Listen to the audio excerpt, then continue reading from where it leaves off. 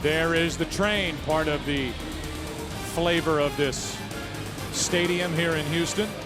This is game 3 of the World Series. White Sox up 2-0. Baseball fans grab a cold, fresh Budweiser. It's game time. The Chicago White Sox don't have the DH, so their lineup looks different. Once again, the starting lineup for Chicago, sponsored by Citi. Podsednik leads it off in left field. Tadahito Iguchi bats second, and Jermaine Dye hits third. Paul Konerko cleans up. A.J. Pierzynski moves up to the number 5 spot. Aaron Rowand is in center. Joe Crede at third. Juan Uribe. And then pitching and batting ninth is John Garland.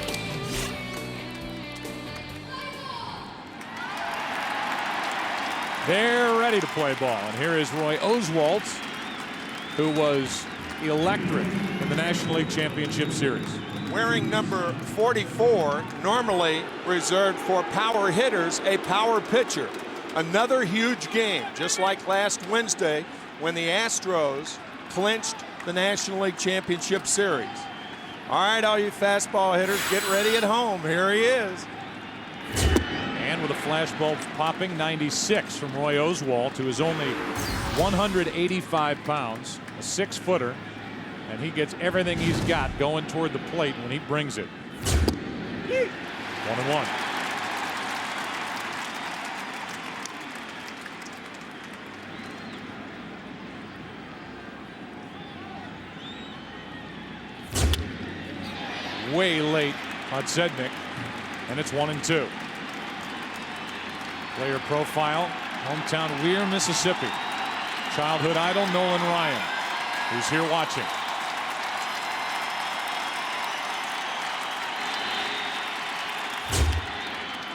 Defensive swings by Podsednik, 97 miles per hour, and Nolan Ryan reminding everybody that he's still got his good stuff. He threw to Bagwell and let it fly.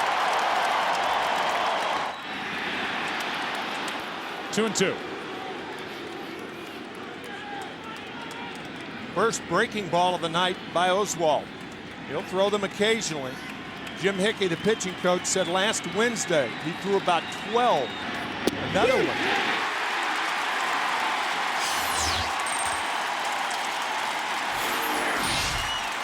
This got everybody. After all those fastballs, a curveball, 70 miles an hour right in there. So already to their feet here in Houston, and with 1 out, nobody on, here is Tadahito Iguchi, who has 1 hit in this World Series. Ball 1 up and away. We've seen Division Series velocity from Oswalt. We've seen NLCS velocity from Oswalt. He was hitting 95, 96, and we've seen him have some World Series velocity up to 97 here in the first inning tonight. Base hit right field. 1 on, 1 out. Jermaine Dye is coming up, and we take a look at how the Astros cover the field. It's brought to you by State Farm. Out in the outfield, it's Berkman in left, Willie Taveras in center, and Jason Lane in right. Mike Lamb gets the start at first. Biggio at second, Everett at short, Ensberg at third, and Brad Ausmus, the terrific catcher, receiving Oswalt. Dye homered in game 1, one of his 2 hits in this World Series so far.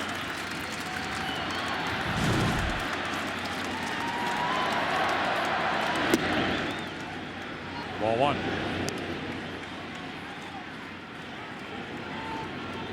It's Dye now. It's Konerko next. White Sox have outscored the opposition 13-2 in the first inning this postseason. And when they've done that, they've gone 7-0.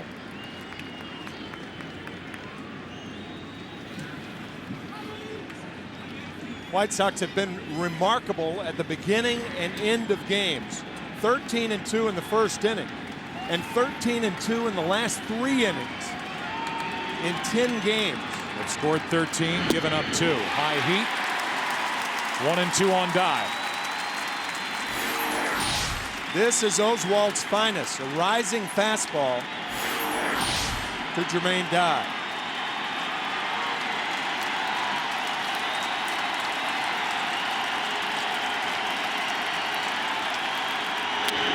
Might be. It is.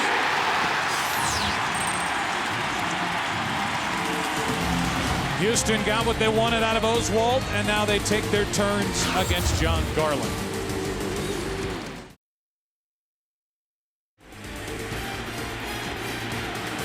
John Garland was fantastic in his lone postseason start. ALCS, Game 3, went all 9, 2 runs, 4 hits. Biggio tried to hold up, could not. Strike one. Biggio, Taveras, and then Berkman. The top 3 in this lineup for Houston. Wouldn't the Astros love to jump out in front? Give Oswalt a chance to settle in. That's low. This is what we have called Will the Layoff Hurt Part 2. He's had 1 start in the last 22 days. 1. 2-1. Bat breaker. That was the backbreaker of the Los Angeles Angels at Anaheim. In Anaheim. Down and in, 3-1. He broke 11 bats in that game in Anaheim. 11.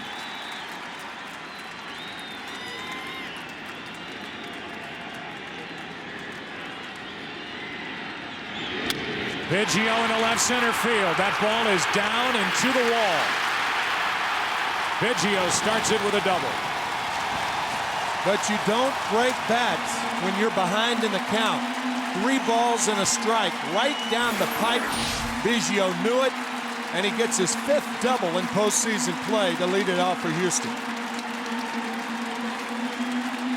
Doesn't it seem fitting that Biggio would be the guy to get the first hit for the Astros in a World Series game here in Houston? Here's Willie Taveras, who is not only surprising the common fan, the media, but he's surprising his manager, Phil Garner, with how he's been swinging the bat. He had a couple of doubles into left center field a couple of nights ago. And Phil Garner said, we're as surprised as you because he has not been hitting the ball like that all year. Even hitting as well as he has been hitting, I think he'll be bunting here. Astros trying to get a runner to third with less than 2 outs. And he pops it up. Easy play for Creedy, 1 out. So Taveras can't get the bunt down, and we look at the lineup for the Astros. It's brought to you by Citi. Biggio first up, you know that. Taveras, now Berkman is coming up, the left fielder. Morgan Ensberg is the cleanup man. Mike Lamb, Jason Lane, Brad Ausmus, Adam Everett, and Roy Oswalt, who swings the bat pretty well.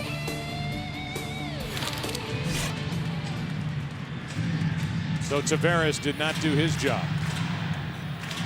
And now Berkman steps in.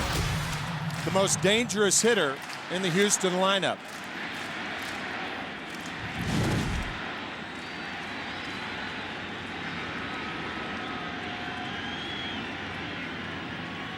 Big hole on the left side of the infield. Garland misses down and in, ball 1. Look where the shortstop Uribe is, almost right behind the bag at second. See that with a lot of left-handed batters, even though Berkman is a switch hitter. Shot from the choo-choo and left.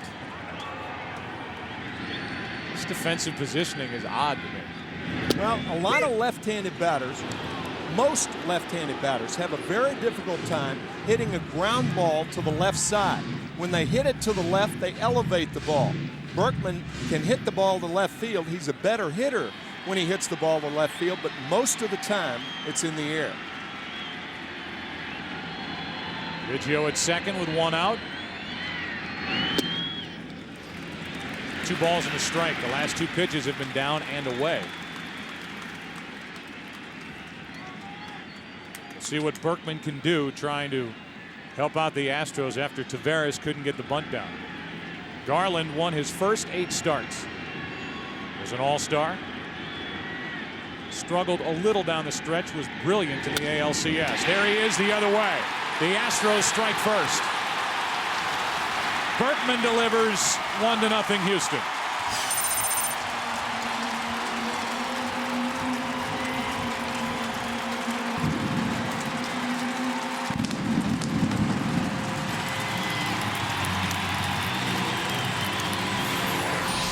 Willie Taveras couldn't get him over, so Lance Berkman gets him in. Tailing fastball, line down the left field line. That is the 5th RBI, make that the 6th RBI of this World Series for Lance Berkman. And the Choo-Choo's happy.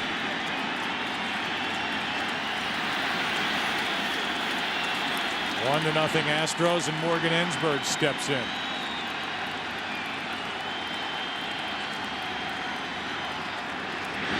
Good rip.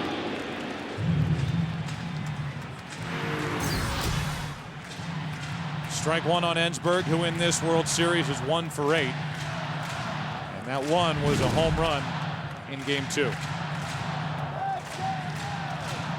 There's that train with our new friend up there waving his rag.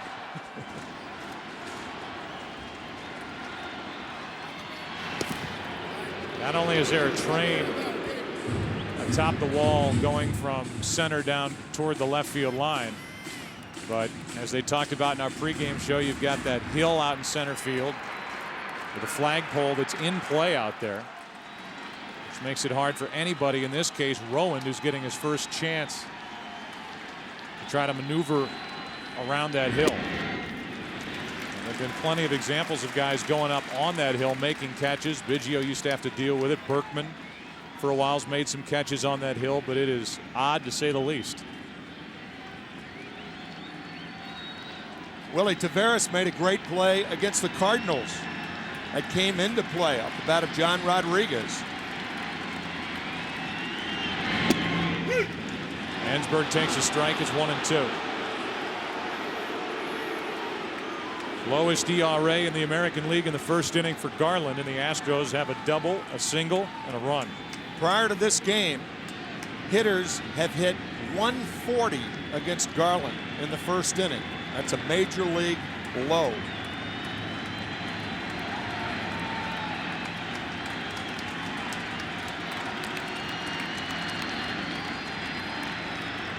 Ensberg with a double play ball to Uribe. Higuchi. Each side turns a double play in the first, but the Astros get a run. Double by Biggio. And a one-out single by Berkman. Train guys happy, 1-0. Houston on top after 1.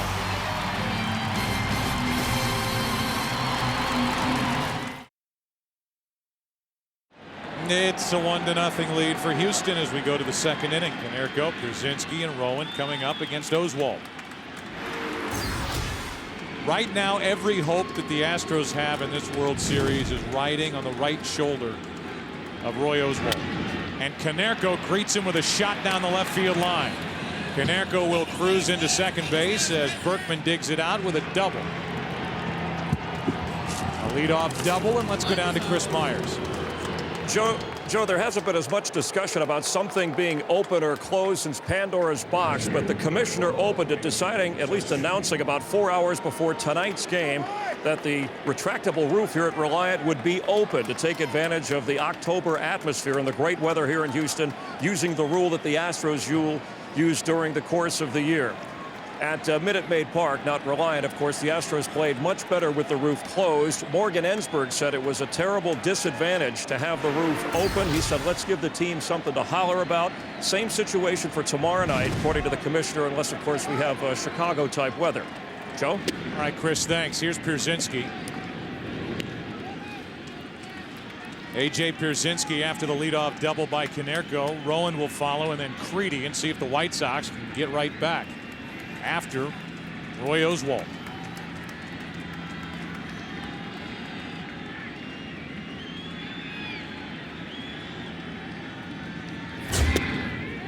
.97 miles per hour. It's 2-0.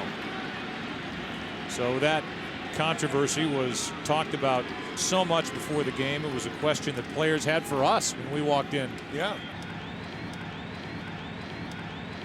And it was something that, to a man, they were all talking about 3 hours prior to the first pitch tonight. Pierzynski is late, fouls it off to the left. You and I are in agreement with each other that if it's been played this way in Houston, especially here in the postseason, you would think that they would be able to continue. Absolutely. And close this roof. Drayton McClain and taxpayer dollars built it, and they should be allowed to either open it or close it according to their whim. Here's a 2-1. 3 balls and a strike.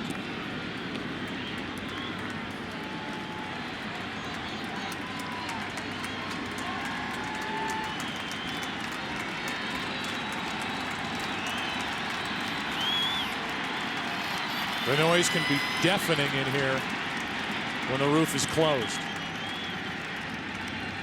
3-1. A double and a walk. A good start to this second for the White Sox. Roy Oswalt from Weir, Mississippi. Population 532. And tonight, capacity over 40,000. They came in here wondering the same thing about the roof. And if you talk to the Houston players, they said, look, we not only played the postseason that way, but down the stretch. They had their final series, a 4-game set against Chicago, where they were fighting to get in as a wild card. The roof was open the first 2 games they lost. They closed the roof the last 2 games they won and secured the spot in front of Philadelphia. It's a pitch up and into Rowan. So baseball players are as superstitious a lot as any you can come across, and the home field advantage is a little more distinct when the convertible top is closed. If you ask Ozzie Guillen about it, he said, I don't care. No. They can close it and they can put another roof on top of the closed roof. It doesn't matter. I think you could say that about most of the White Sox players. They don't care. 1 ball, no strikes. 2 on, nobody out. And Oswald's getting wild.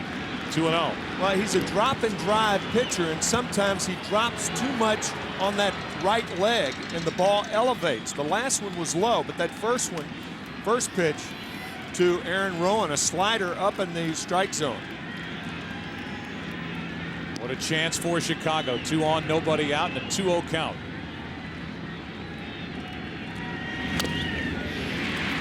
In under the hands, 2-1. What is a drop and drive pitcher? It's a guy who drops and drives. Fairly simple. Drops on that back knee and then drives everything he's got toward the plate. He's not a big guy, but he generates a ton of power. Rowan up on the count, 2-1. Ripped, out, out.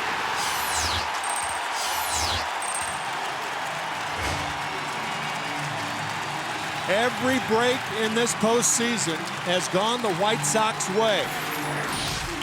Not this time.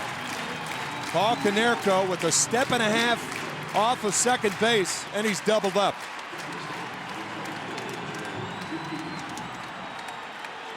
That's not a mistake. Anybody would be doubled up on a ball hit like that. That ball was dented on one side.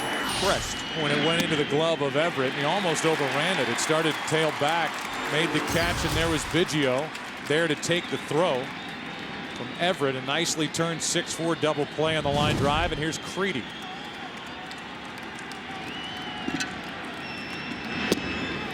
Oh, 2. If you're the base runner, you're going to take that first step and a half toward third. Nothing Konerko could do. Easy double play.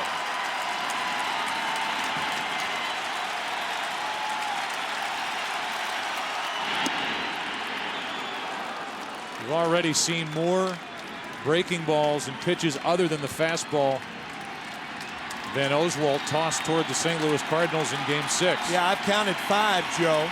And last Wednesday, as we said, he threw 12. So with greater frequency here at the start, the count stays 1 ball, 2 strikes. Creedy has had an October he'll never forget. Since coming off the disabled list on September 10th, he had a fracture his middle finger and his hand. Guy's hitting .337, and he's carried it on into the postseason. Pretty good pitch, but Ausmus didn't make the catch. This postseason, 10 RBIs in 10 games. 4 of the RBIs have put the White Sox out in front. You look at all of his offensive statistics, realize he has played a brilliant third base. Done as much with a glove as he has with a bat.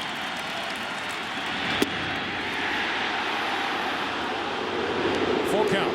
The 2-2 pitch is a very important pitch with 2 outs and a runner on at first base, because now the runner will be going a short single or a long single, short double. He could score. Even Pierzynski. Out of play.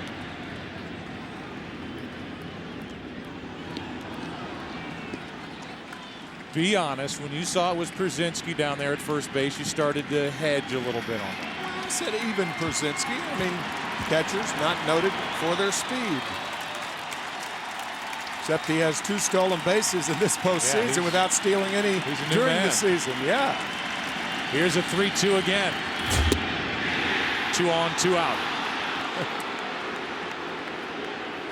2 walks in this inning by Oswalt, and we learn more about this right-hander for the Astros.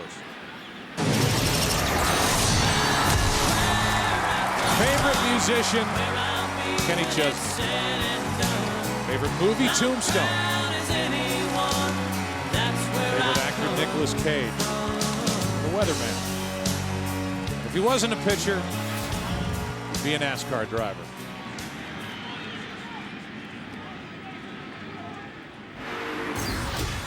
Joe Gibbs took some time off to become a NASCAR driver. Now he's back coaching the Washington Redskins. Team owner, and I mean, he's made a comfortable living doing that. Yes. With 2 on and 2 out, Uribe takes a strike on the outside corner, and again, I mean, he's going away from the fastball as this one caught the outside edge. Well, sometimes a catcher is the best gauge for that, because he's the guy who is catching the velocity. He feels it, and if he feels right going away from it, that's what he does. Back with the fastball. He wanted that one. Jerry Lane is the home plate umpire. Oswalt thought this ball was a strike. Nope, just inside. 2 on, 2 out. Uribe is jammed. 1-0 Astros as game 3 goes to the bottom of the second.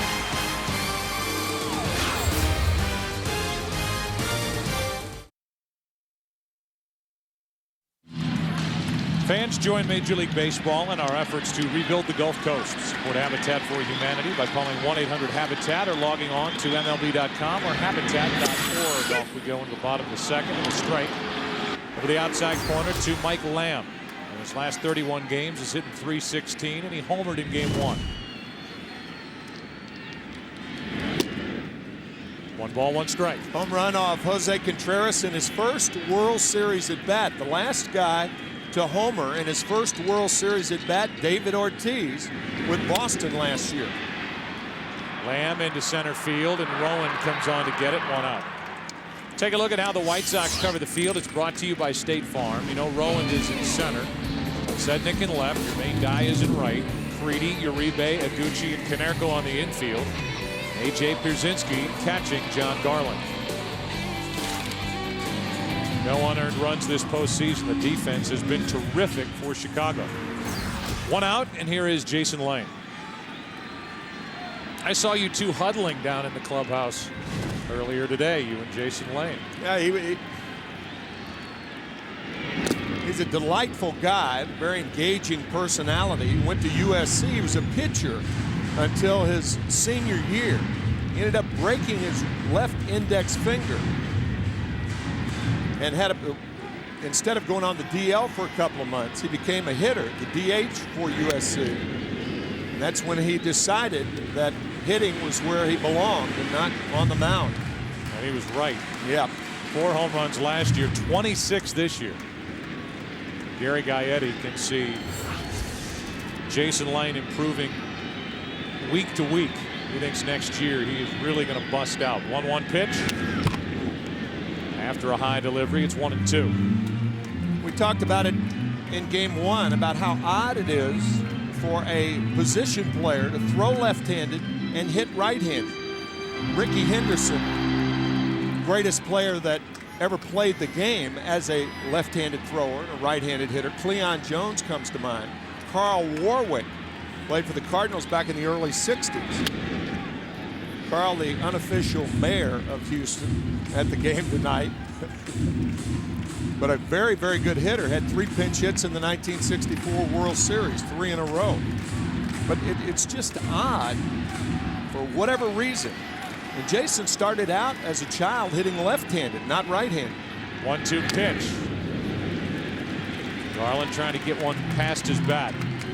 John Garland was originally picked by the Cubs. 10th overall in '97, and then was traded in '98. A trading deadline deal as the Cubs got Matt Karchner. And the White Sox got a guy who finally in 2005 has fulfilled all that promise that he has shown over the years with an 18-win season. Lane's having a good at bat. The count evens 2-2. Still only 26 years old, 6'6", 215. Went to Kennedy High School in Granada Hills, California. Now it's a full count.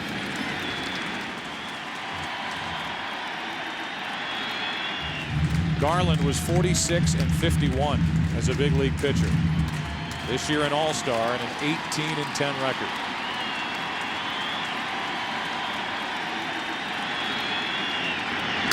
Ripped into left. That's down into the corner. And foul. Just foul off the bat of Lane.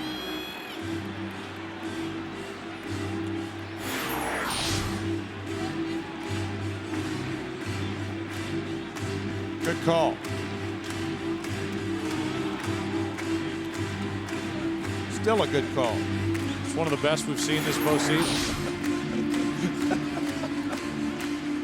Lane broke his bat. So while we have a second, our Lunesta trivia question. After New York, which state has hosted the most World Series games? We asked that since this is the first in the state of Texas tonight.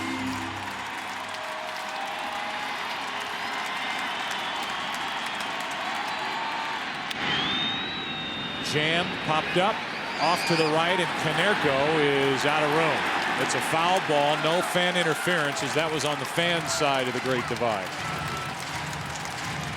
Yeah, once a fielder, of course, reaches into the stands, that is the no man's land. And the fan has every right to the ball as Canerco reaches in with a big mitt and finds another glove there. And the guy who ends up giving Lane another swing gets a glove off his hat and into his face. That's wide and a one-out walk. You could see Garland looking at home plate umpire Jerry Lane, and he's questioning that call, saying, is that pitch outside? It was very, very close. All it has to do is nick part of the plate to be a strike. Well, you talk about hitters selling it to a home plate umpire, whether it was Pierzynski in Game 2 of the ALCS or even Dye to a certain degree in Game 2 of the World Series. Lane just threw the bat away and headed down to first. Now Ausmus up the middle. Uribe waits for it, and another double play. Each side has turned 2, and we go to the third. Game 3 of the World Series, and the Astros down 2 games, lead it 1-0.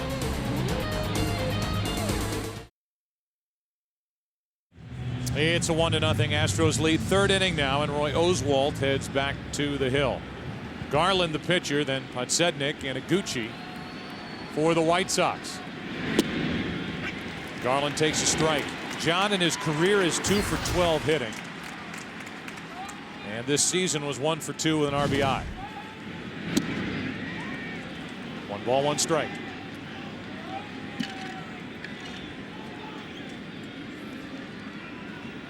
Each side has 2 hits. Each side has turned 2 double plays. 1-1.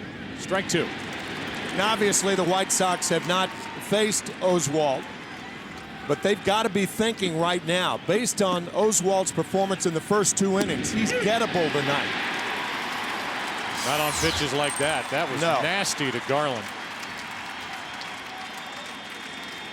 Garland's thinking, come on, I got no chance. Forget it. Strikeout number 2 for Oswalt. And 1 out here in the 3rd inning, but Sednick steps in, takes a strike. Just totaling up the innings that Oswalt has thrown this year, he's at 265 1/3 innings at this point. Through 241 during the regular season, and he has gone at least 7 in every start in the postseason. And again, an atypical start for Oswalt. He is not relying on the fastball so far tonight. To the left side, tough hop. Ensberg, 2 down. During the Jason Lane at bat, he fouled one down the right field line, and Brandon Backey, tomorrow night's starter, was wearing a mic and cheered on the fan. Get out! Get out! No, attaboy, good job, fan! Attaboy! Get in the way of that ball! He will take on Freddie Garcia tomorrow night, and there is that fan.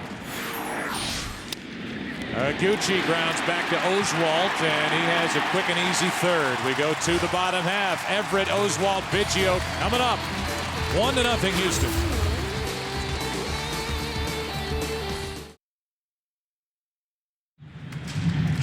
Our Lunesta trivia question: after New York, which state has hosted the most World Series games? Missouri with 59. Everett grounds one foul outside 3rd. You and I would have said California. Of course, we didn't say it on the air because we're not brave enough. Pennsylvania and California each have hosted 57. New York teams, the state has hosted 188. It's Missouri, number 2 with 59. Cardinals 49 games. The Browns 3 back in 1944, and Kansas City 7.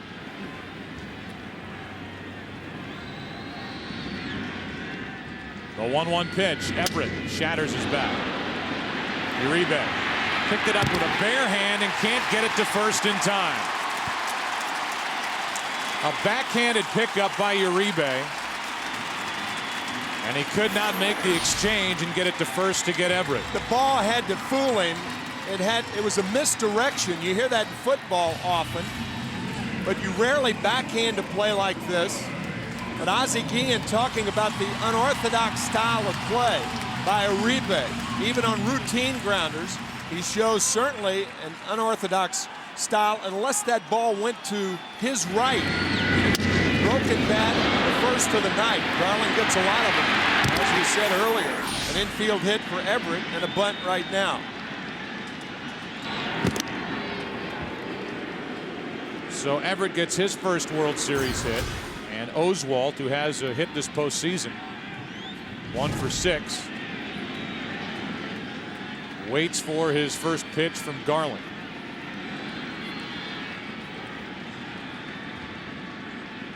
They pitch out, throw down, and Everett caught in a rundown. The throw hits him.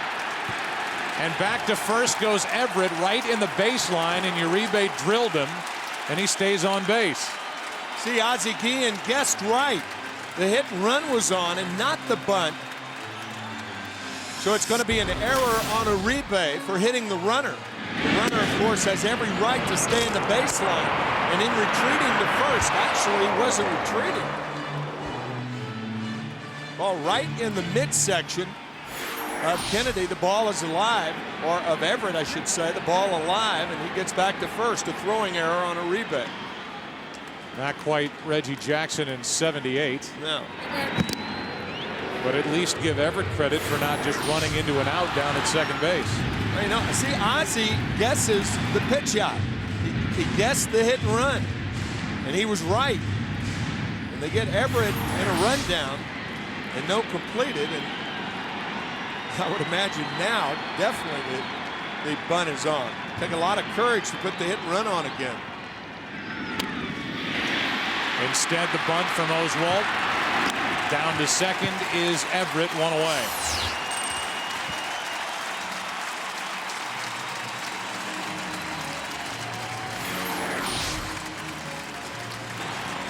Good bunt by Oswald. Pierzynski's only play is to first base with the second baseman covering.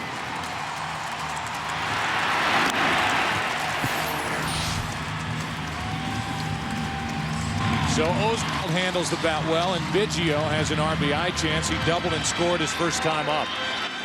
69 RBIs during the regular season out of the leadoff spot for Biggio. He has 4 this postseason.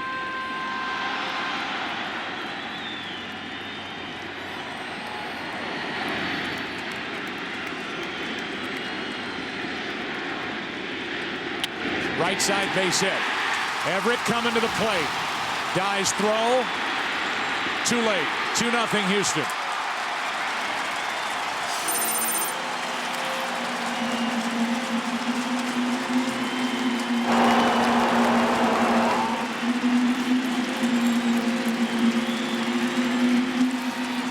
So because of the error on the throw in the rundown, Everett is able to stay on the bases. Oswald moves him to second, and Biggio knocks him in. And the reason that Biggio couldn't go to second base, Dye's throw is close enough to the cutoff man for him to stay at first. Good play by Pierzynski to keep it out in front of him. Biggio had an idea about running, and now he wanted to start again, but Pierzynski jumps on top of it. But again, the break's not going the White Sox way in the early going. Big rip by Taveras, strike 1. So Biggio, 39 years old, an 18-year career, 15 years a teammate of Jeff Bagwell. Played 2,564 regular season games. He's the Astros all-time leader in all these categories, and he finally gets to the World Series. And here in his first home World Series game, he's 2 for 2 with an RBI and a run scored. And if you folks are thinking back there, is that the only helmet that he's worn all year? Yes is the answer. Very superstitious. Ball 1 to Taveras. Not only that, when the team breaks from spring training, they get 2 pair of pants. And even though this is the World Series, those pants are patched. You can see that patch on the right leg. He refuses to wear new pants. The 1-1. Strike 2 on Taveras. Dennis Laborio is the equipment manager of the Astros. He was telling us the other day, he said, look, I've tried it. I've told him it's the World Series. We've got to have a new pair of pants. Biggio said no. And that's the end of it. Right.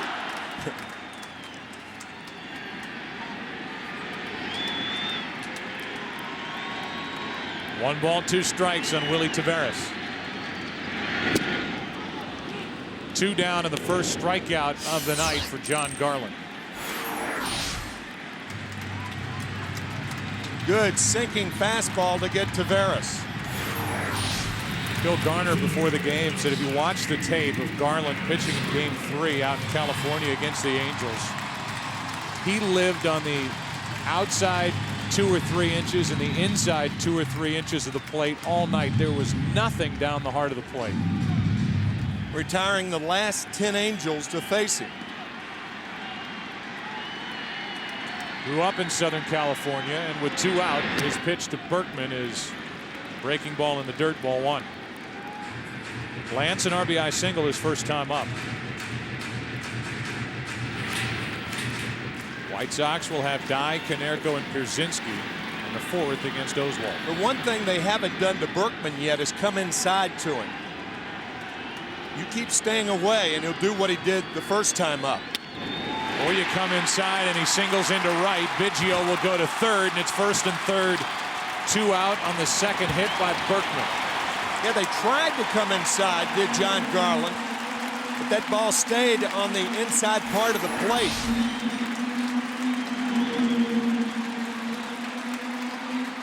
A little farther in than I thought.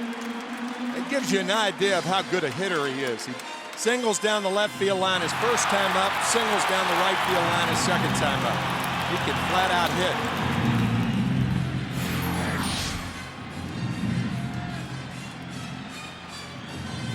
So Don Cooper, the pitching coach, will head out and talk to Garland. here in the third inning. 3 hits, a run. And now Morgan Ensberg, the cleanup hitter for Houston, digs in. Not only was that error costly with the first run of this inning, but it prolonged the inning also. Ozzie Guillen not real happy right now, and that's unusual.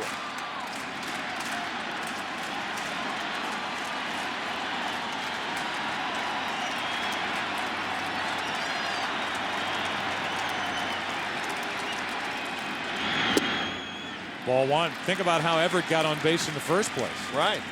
That roller to short that Uribe came in and backhanded. Could not get it to first in time. Everett reached on the infield single. The White Sox guessed right. They pitched out. The throw by Uribe hit Everett.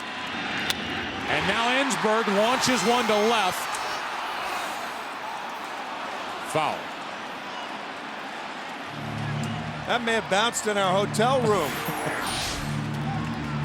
Out of the yard, isn't it?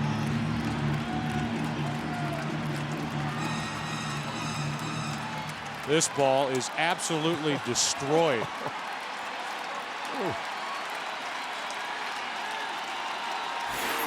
The 1-1. Left side base hit. 3-0 Houston.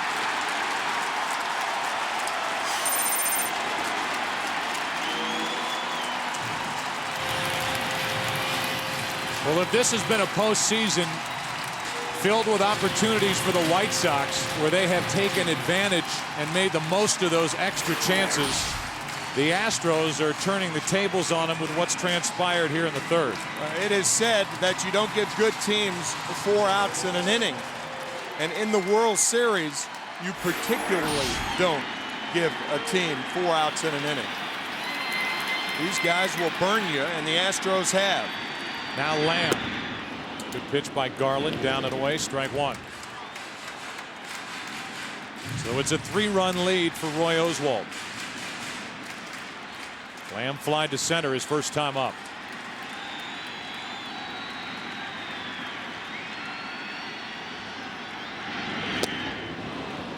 Oh, 0-2.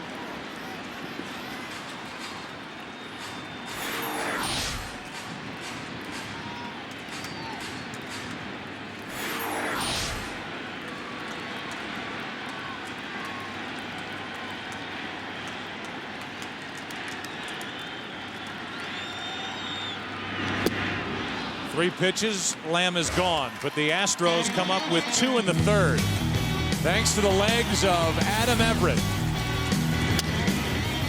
Broken bat, infield hit by the throw, eventually scored. 3-0 Houston.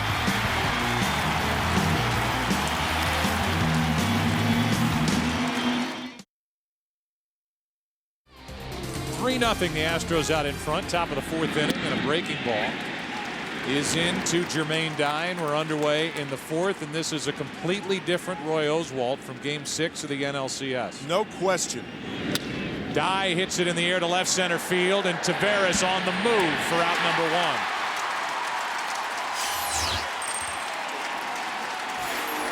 Last at bat, a fastball in the wheelhouse of Jermaine Dye. And Scooter can explain the fastball in the wheelhouse. This is Scooter. When Scooter really wants to scoop, it's time for a little heat. The pitcher just rears back and throws me as hard as he can. A good fastball comes in so fast, that hitter has no time to react. Stay right. So with 1 out, here's Konerko, who doubled his first time up and then was doubled off second on a line drive hit by Rowan. He's jammed, and that's into center. Taveras can close in a hurry. 2 down.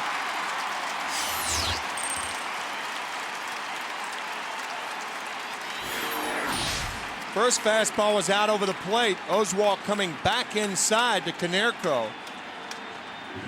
Where American League pitchers try to pitch, Paul, is inside. When he can extend his arms, he does like he did in Game 2. Grand slam home run, the 18th in World Series history.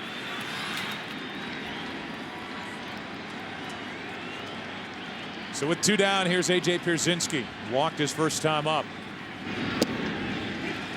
Breaking ball is in for a strike. It's almost like in the NFL when so many different offensive coordinators and defensive coordinators study tape and they look for tendency and they look for trends. Thinking the same thing. They try to put a game plan together, and you feel like Oswalt said, all right, I know they're going to watch what I did against St. Louis in Game 6 of the NLCS. I'm going to reverse it completely. And he has so far. 1 ball, 1 strike on Pierzynski. It really just proves how good Roy Oswalt is. That you can go into one game and just dominate with fastballs and just say, here, hit it if you can, and they couldn't. He had a great fastball and a pretty good curve. And then you come out in your next start and you start moving the ball around, breaking balls, changing speeds. And here's a guy, Roy Oswalt, who is number 4 in baseball with the most wins since 2001, one better than Curt Schilling. Pierzynski is up on the count here, 3-1.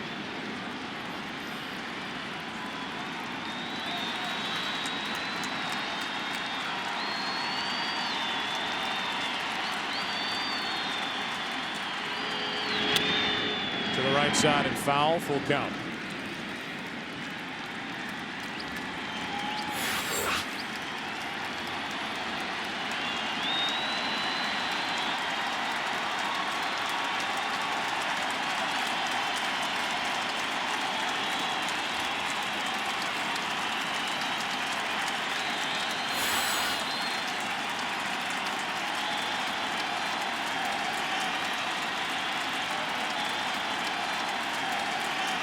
Slice down the left side, out of play. What you just said is absolutely true and a very good point, because what it says about Oswalt is that not only can he throw the fastball, but has the ability to adapt to different situations and be flexible enough to do it. No macho stuff here.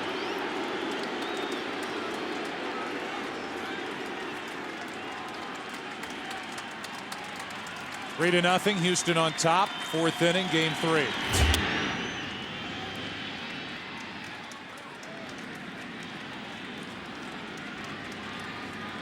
At home, Roy Oswalt dominated this year, including the postseason, 13-2.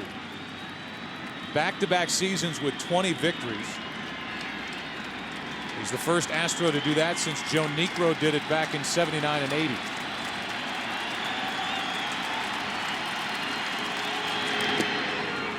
A breaking ball on 3-2 and a 2-out walk. That's 3 walks handed out by Oswalt.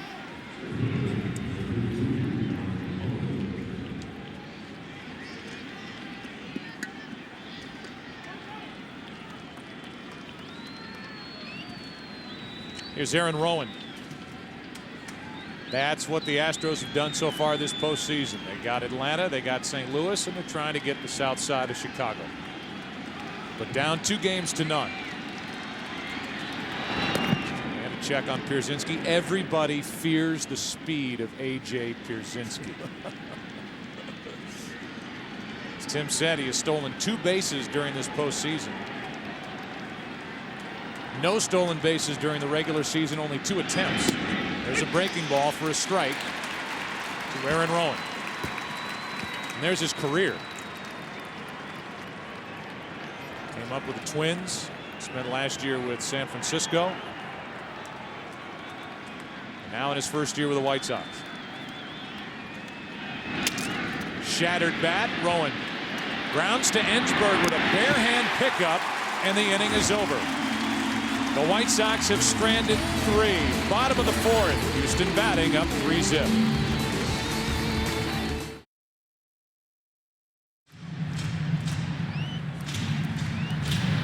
There's your pitching matchup for tomorrow night. Freddie Garcia on your left, Brandon Backey on your right. Backey this postseason, the 27-year-old, no record.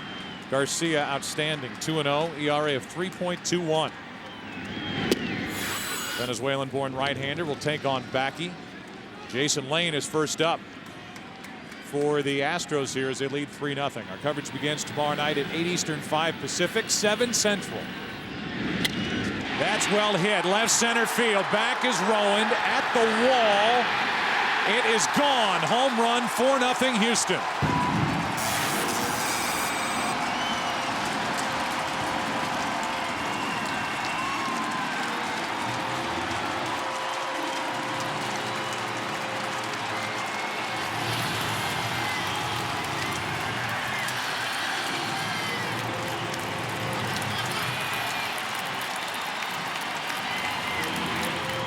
If you're watching a game here in this stadium for the first time this season and you wonder why that was ruled a home run, we'll show you the quirky yellow stripe that's out along the outfield wall and then up onto the wall above the wall. It was to the right of that L.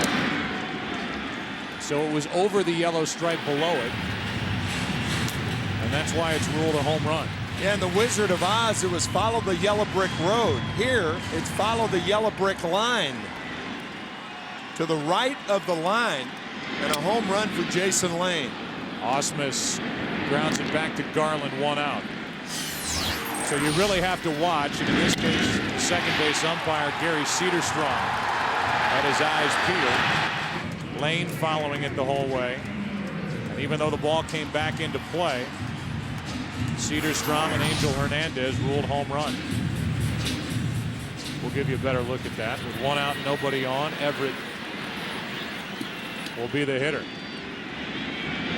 Adam, an infield hit his first time up. Caught in a rundown and then was hit by a thrown ball from Juan Uribe. Stayed on the bases, and after a bunt by Oswalt, scored on a hit by Biggio. 1 hop, Uribe. 2 down, and we go back to the home run and show you exactly where it hit off the bat of Jason Lane.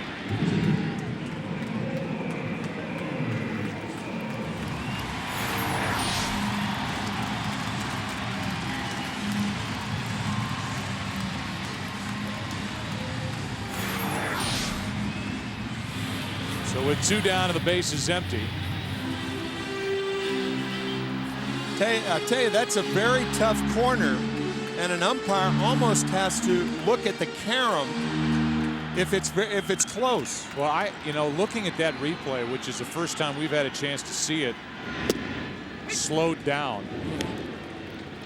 Closer than initially thought. Yeah, I'm interested in seeing it again. Yeah. Well, it was the carom back to center field that sold it to me, and I think sold it to Gary Cedarstrom. 1 ball, 1 strike on Oswalt. Because if it hits to the left of the yellow line, it would have caromed toward left field. If it hits to the left of that yellow line, not a home run. It's not a home run. Right. And it caromed back to center field, which meant that it hit to the right of the yellow line. It looks to me like it hits that blue billboard. Let's look at it here. Well, you lose it, at least I do, when it gets toward that billboard, but it looked like it was awfully close to being to the left of that yellow line. And we'll get another look at it as we continue on. This game goes to the 5th inning. It's game 3 of the World Series. Home run by Lane. 4-0 Houston.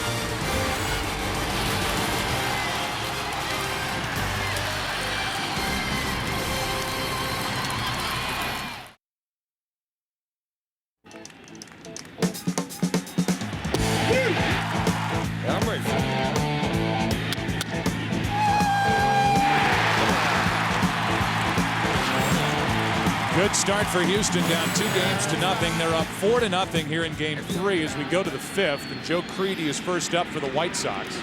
And he takes a strike. So much has been made of all the calls that have been controversial this postseason.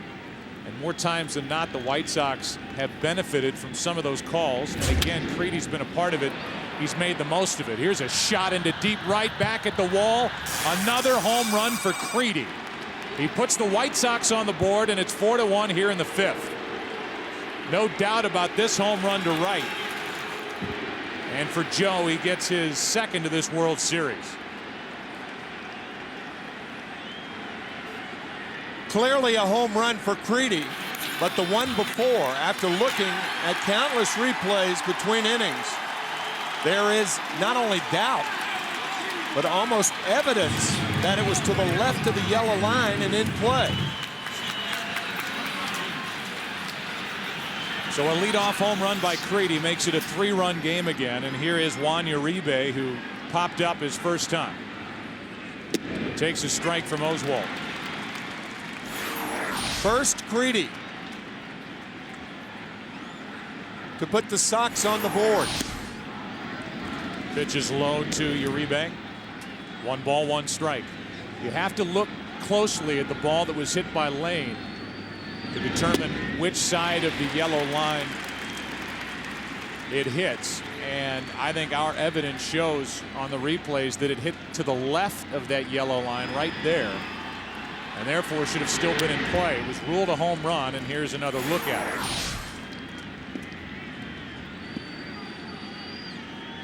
It hits in the white area to the left of the line. Yep.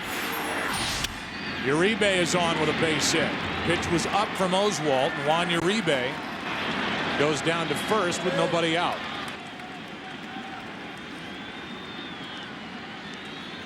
You might be thinking about a pinch hitter in this particular situation. There is no one warming in the White Sox bullpen. If it were the 6th inning or later, I think Ozzie Guillen would pinch hit. But now I think he'll leave Garland up there and try to bunt him over. Garland struck out his first time. Ball 1. We saw 97, I think as high as 98 in the first inning from Oswalt. But his fastball has consistently been at 94 since.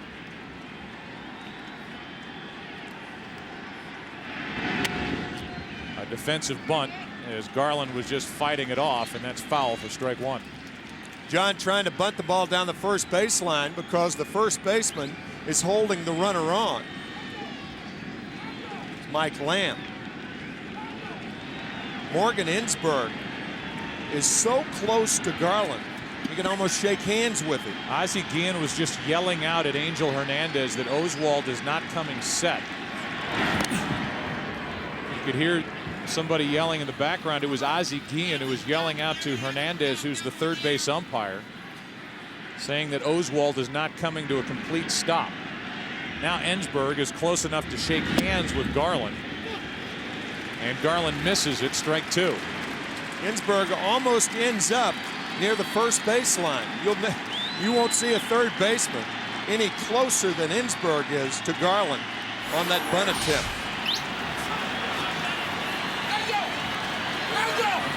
There's Ozzie trying to alert Hernandez that Oswalt isn't stopping. He's got a point. Oswalt is coming awfully close to not giving it a full pause before he starts to the plate, which makes it harder on that runner at first to get a jump.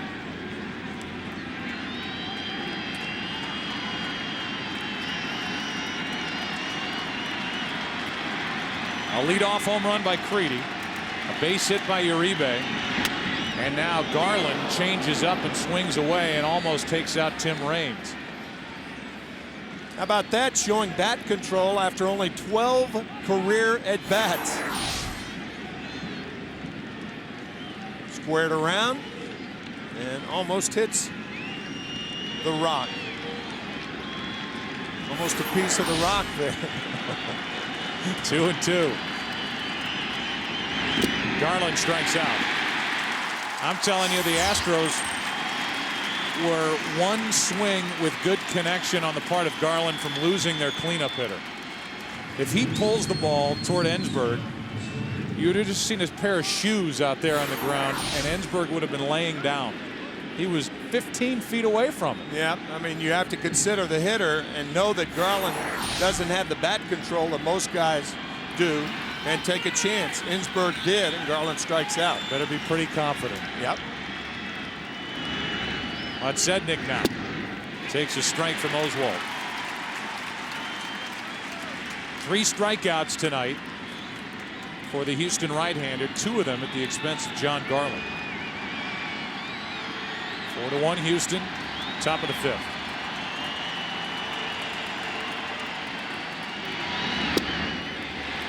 Oswalt doesn't get it and bends down to fix the bottom of his pants out of frustration.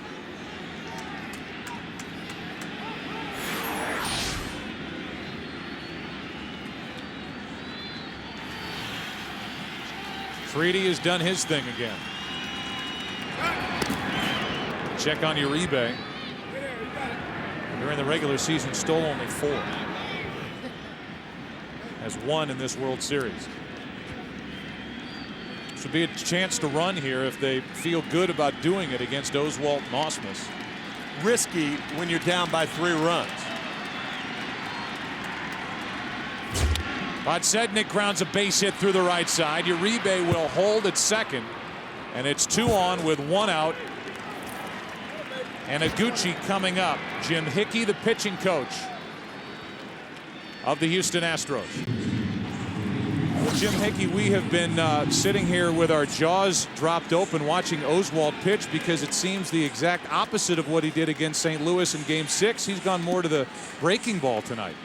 Well, I don't know if my jaw is dropped open, but I'm a little bit surprised that he's kind of gone this route right now. But I also wouldn't be surprised to see him turn it back toward the other way and go a little bit more, hard stuff here. But, I'm always preaching to him, too. If it's not broke, don't fix it. So, right now it's not broke, so maybe he doesn't. Well, we were saying it just points out how talented a pitcher this guy is, that he can rear back and blow it by you, or he can get outs with pitches other than the fastball. Exactly. I think he's one of the few guys in the National League and probably baseball in general that could pitch the entire ball game with a fastball, and maybe just mixing in a changeup or a slider here or there. And he can also go the opposite route and throw a majority of off-speed stuff with success also. Jim, thanks for your time. All righty.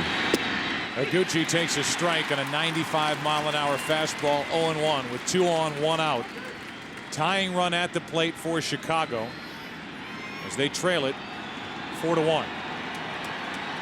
With speed on, Uribe and Podsednik. 1 ball, 1 strike.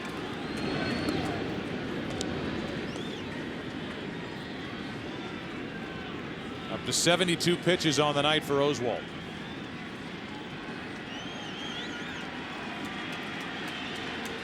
Oswalt would like to be the setup man tonight for Brad Lidge. A 1-1. Into center field, another hit. Uribe will come to the plate. The throw by Taveras is into the ground, and it's a 2-run game. 4 hits in the inning, 2 runs, and it's 2 on with only 1 out, and Dye coming up. What a jump Uribe had at second base to score easily. Taveras throwing that ball, as you said, Joe, right into the ground. Do you know there's a reason that Oswalt is going away from the fastball? The reason is it doesn't have the electricity that it had last Wednesday against the Cardinals. They've determined that early, and he has been consistent with pitching so differently than he did last Wednesday, and Jim Hickey's out to talk about it. Many highlights from that game watching Oswalt pitch. You saw that fastball almost riding up and into right-handed hitters, tying Pujols up in the first inning. And when we talked to Phil Garner about it, he said once we saw Oswalt force Pujols into that type swing, we thought we've got a real chance of ending this series right now. But tonight, the fastball looks different. And with 2 on, the tying runs aboard, 1 out. Here's Jermaine Dye. Talked about it a couple of innings ago that the White Sox had to feel like Oswalt was gettable tonight.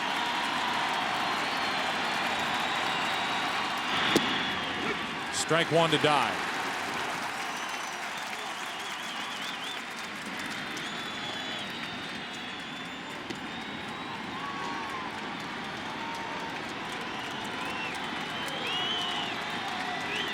It's that last foot or so of the fastball that isn't exploding from the right hand of Roy Oswalt.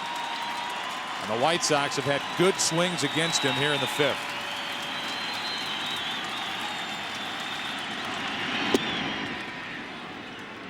One ball, 1 strike.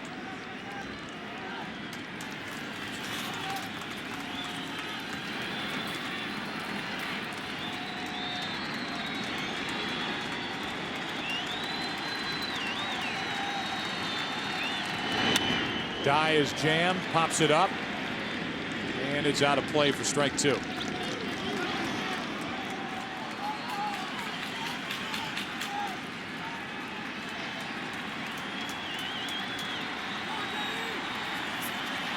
Think about this inning. Oswalt has been hurt on pitches away in the strike zone. The home run by Creedy, the single by Uribe, the single by Podsednik, and then the single by Iguchi. All of them were away. So he tried to come back inside to Dye. Back in there, and it did not hit him. The count's 2-2. Wasn't trying to hit him, but was certainly trying to come in off the plate, and he succeeded. How Dye got out of the way of that ball, I don't know.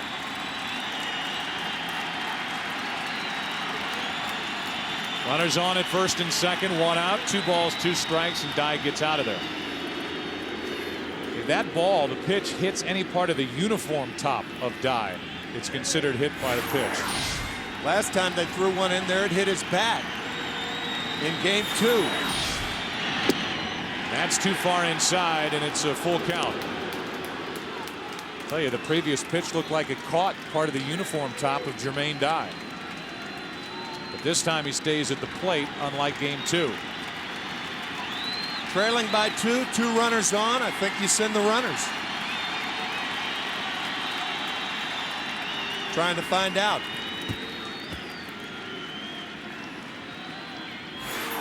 Go back 2 pitches.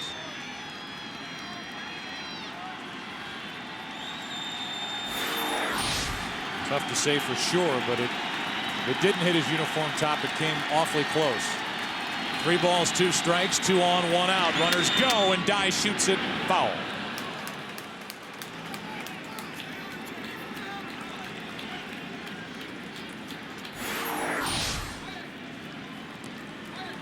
Osmus wanted it up. He got it up, and Dye got it up, but foul.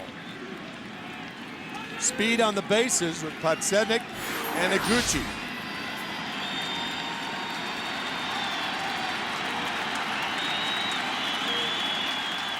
Konerko on deck.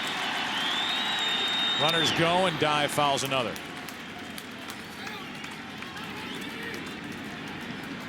Tell you, Joe, at the expense of holding the runner on, I think Biggio's giving too much of the right side up. I mean, Dye can hit the ball the other way. You're not going to throw to second base. Last 2 pitches, Jermaine Dye has come around with his backswing and clipped Osmus, who's popping up hoping to get a chance to throw down to third and end the inning. The runners have taken off on the last 3-2 pitches.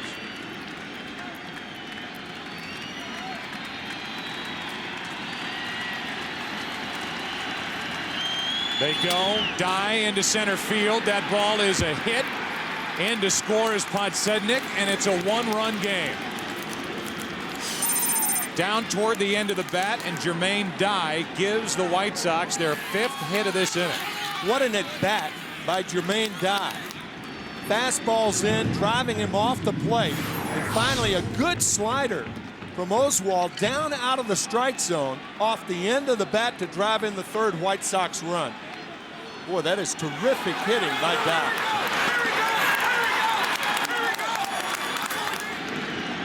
Big Frank Thomas cheering down in that dugout for the White Sox, and Jermaine Dye, who we saw as a 22-year-old rookie for the Braves in the World Series in '96, has made it a 1-run game. Now Konerko. Strike 1. An 8-pitch at bat, and Jermaine Dye ends it with a base hit to center. Konerko tonight is doubled and flied to center field.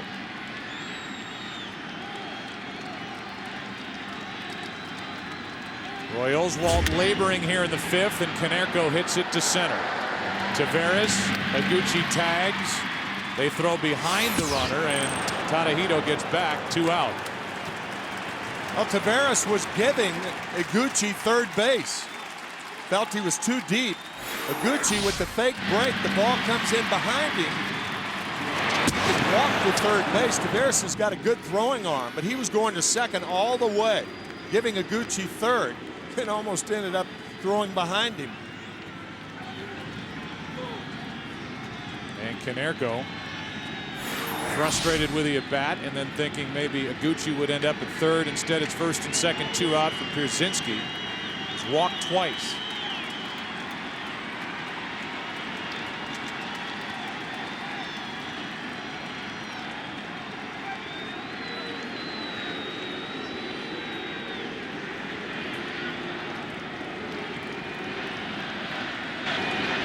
Feel the anxiety here in Houston, sensing vulnerability out of their best pitcher.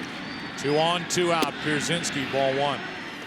Roy Oswalt, who won 20 games, lost 12, suffered only 1 5-hit inning all season. And the White Sox have put 5 hits together here in the 5th. And the tying run at second, the go-ahead run at first. 2 out. Pierzynski in the air to center field. That ball is popped. This ball is up against the wall, and the White Sox are going to take the lead. In to score Iguchi. In to score is Dye, and Chicago is out in front. 5-4 here in the 5th.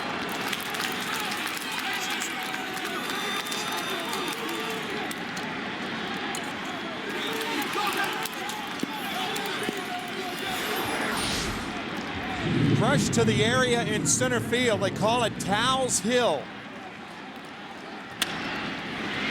And Pierzynski puts the White Sox up for the first time tonight. Dye scores easily. Too far to run for Taveras. Now Rowan, as the White Sox have batted around here in the 5th inning. It started on a home run by Creedy. The White Sox in this inning have put together 6 hits and 5 runs against Oswalt. Runner at second, 2 out. Ball 2 on Aaron Rowan. The Astros in the bottom of this 5th will have the top of their lineup. Biggio, Taveras, and Berkman.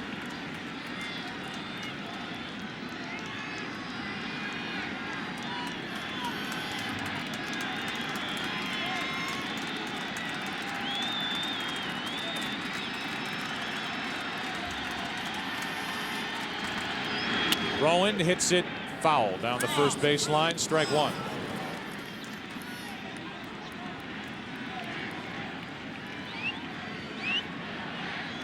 The Astros with a run in the first, 2 in the third, 1 in the fourth.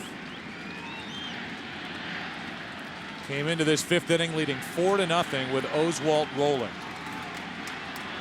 Now they trail 5-4. The 2-1. 2-2.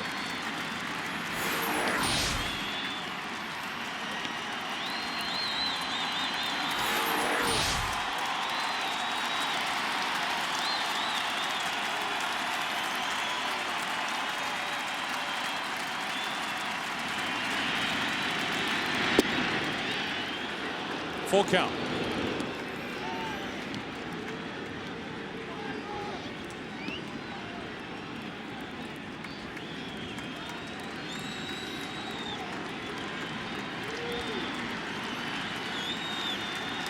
Rowan 3 for 9 in this series. 3-2 pitch. Another walk. That's 4 handed out by Roy Oswalt. 37 pitches this inning, and the Astros have to start thinking about getting action going in their bullpen. Not only 4 walks, but a lot of deep counts. And Jim Hickey on cue, calling the Astro bullpen. So now Oswalt will deal with Creedy, who started this inning with a home run to right. 2 on, 2 out. Strike 1. 4 3-2 counts in this inning alone. We heard Jim Hickey say that he's always told his pitchers, and Oswalt in particular, if it isn't broke, don't fix it. It broke here in the 5th. He's trying to figure out a way to put it back together. With 2 on, 2 out, breaking ball is in for a strike. It's 0-2.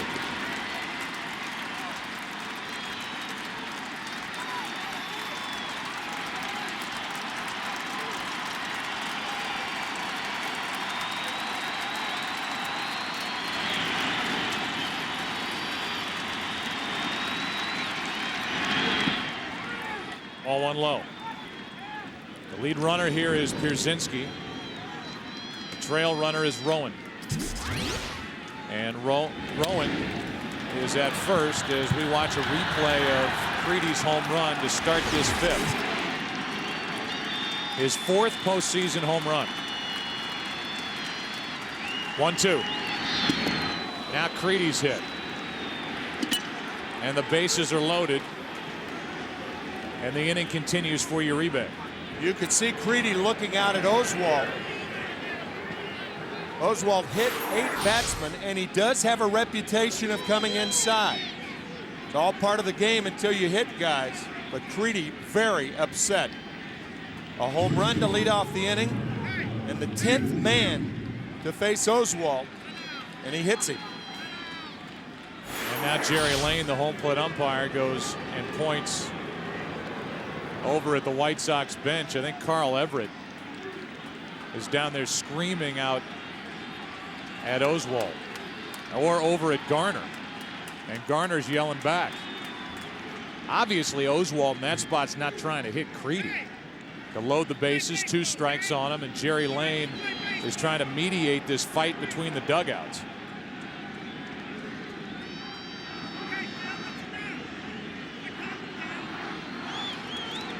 So with that pitch, the series has taken a different turn.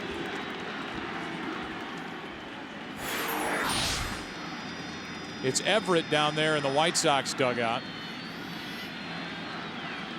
And this is after Creedy was hit by the pitch.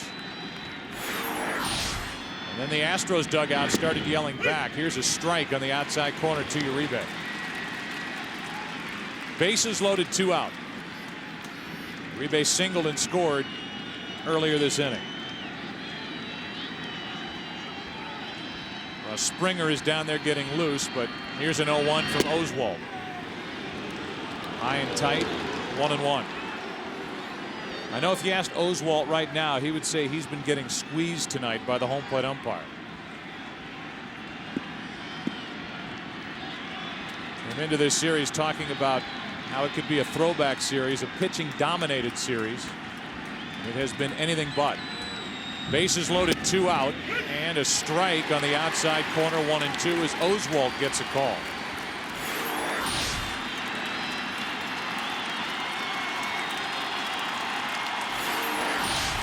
Now the crowd tries to climb back into it.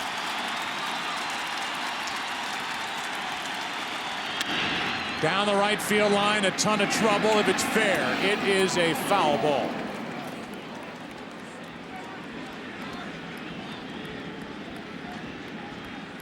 Talk about a team adjusting to a pitcher. The White Sox in this inning, with a couple of at-bats against Oswalt earlier in the game, adjusting, and they have been hitting good pitches. That is a pitch right on the corner that Uribe hits very well. Oswalt staying with the breaking stuff, and the White Sox have adjusted to it. Bases loaded, 2 down, 1-2 pitch. Popped into right center field, and Lane is there. The White Sox came into this inning down 4 runs to Roy Oswalt. They come up with 5 in the 5th, have their first lead of the night. 5-4 Chicago after 4½. This date in baseball history, October 25th, 1986, with the Boston Red Sox 1 out away from their first World Series title since 1918. The Mets rally for 3 runs, capped by Mookie Wilson hitting a ground ball through the legs of Bill Buckner to end Game 6. For more Major League Baseball information, log on to foxsports.com on MSN. Keyword Budweiser. Top of the order for Houston. Biggio's been a big part of the night for the Astros. 2 for 2, a double, a single, an RBI, and 2 runs scored. See how the Astros respond as they trail for the first time. Creedy to his left. 1 out. So Biggio retired for the first time, and Willie Taveras steps in. Taveras tried to bunt his first time and popped it up, then struck out in the third. He came into this game hitting .400 this postseason, but 0 for 2 tonight.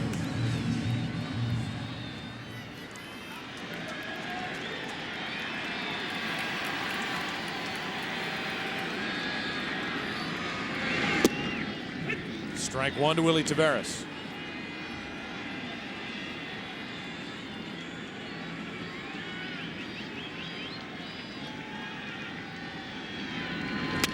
Taveras floating one for Iguchi. 2 down. Talk about new life for a pitcher like John Garland, trailing 4-0. And actually hit the last half inning. We were talking about the possibility of a pinch hitter should it be the 6th inning, but Garland with new life sees the White Sox score 5 times in the 5th inning. Now with 2 out, nobody on, Lance Berkman will step in, and you can feel the tension in this stadium, and these fans are wondering what happened. Came on the air talking about this being the biggest game in franchise history, down 2 games to none with Oswalt on the mound, and now the White Sox lead 5-4 in the 5th, and Oswalt is already the 100-pitch mark. A 46-pitch 5th inning. Wow. 100 total on the night.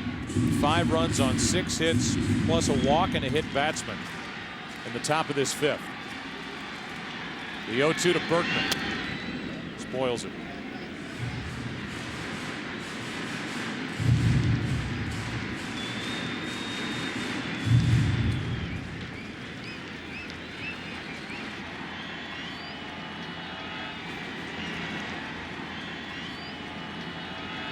Base is empty, 2 down, 0-2 pitch. Ball 1.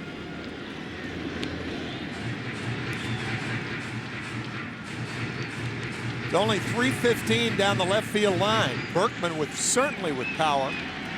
Homered over the left field fence in the NLCS. Wide again, 2-2. Hit it off Chris Carpenter of the Cardinals. That was the Pujols game when Albert hit the 3-run home run to win it for the Cardinals in the 9th. On 2-2, Berkman fouls it. What that Pujols home run did to the Astros was not just force them to win it on the road in St. Louis and not do it before this frenzied crowd here in Houston, but it forced them to use Oswalt again prior to the start of the World Series. So instead of starting game 1 of the World Series, he's relegated to a game 3 start. That's into left center field. Rowand is going to it and is there for the out. A 1-2-3 5th for Garland. 6th inning, game 3, 5-4 Chicago.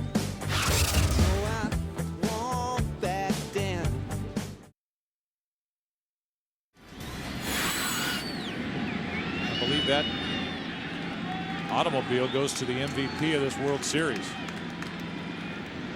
as Garland leads off and grounds it to Everett. 1 out. Moments ago, we had a chance to visit with Ozzie Guillen, the manager for the White Sox. Lane, what was going on in the top of the 5th inning? What was that yelling about? Well, you know, after Creedy got hit, I think Creedy don't like getting hit, and Garner was a little excited. I don't blame him. You know, you got to protect his players. So do I. But I think it's it's over. Ozzie, there was no warning issued both benches, was there? No, not yet. I think the umpire's in the middle of the thing, and he got to do what he had to do. I think he did a great job to make those bench to be quiet, and I think he did a tremendous job doing that. Meanwhile, your team comes off the deck, gets 5 runs in the 5th inning. What a great rally you guys put together against Roy Oswalt, as it seemed you started to figure him out a little bit. Well, I think we did a good job just taking the pitch and making him throw strikes. Get the right pitch to hit, and we did it. I think the key to this kid is just make sure it's over the plate, because this is good enough to beat you. Ozzie, thanks for your time. Thank you. Vaya Venezuela. Shout out to Venezuela from the 41-year-old manager of the White Sox, Ozzie Guillen. Meanwhile, 2 out, nobody on, and a strike into Iguchi. He's 2 for 3 tonight.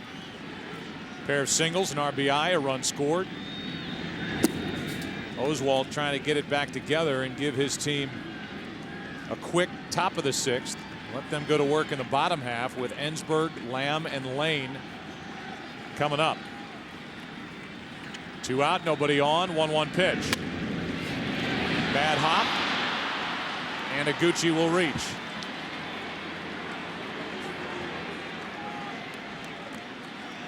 Looked like the ball came up and hit Ensberg in the left wrist, going to his left. Glove down. Watch the ball take that hop Joe was talking about. Hit him in the inside part of the left wrist. And they've given Ensberg an error. Tough error. Right here, it hits, goes up, and Ensberg couldn't make the play. So the inning continues, and Jermaine Dye fouls the first pitch away for strike 1. Dye had one of the more important swings of that 5-run 5th. A long at bat, and it ended with him hitting a slider down and away into center field for an RBI hit. He later came around to score on the 2-run double by Pierzynski. 0-2 on Dye.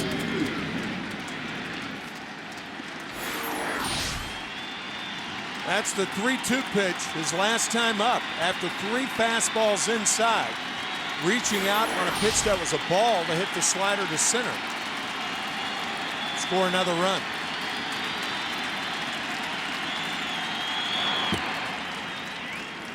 Crowd trying to get back in it. A check on Iguchi.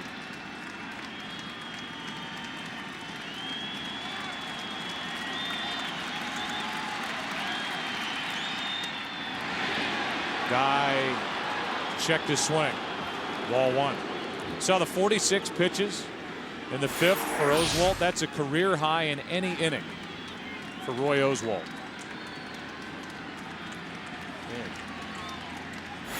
And it happens here in the 3rd game of the World Series. Guy pops it into center. Taveras sends us into the bottom of the 6th. It will be Ensberg, Lamb, Lane for the Astros, who trail Chicago by 1.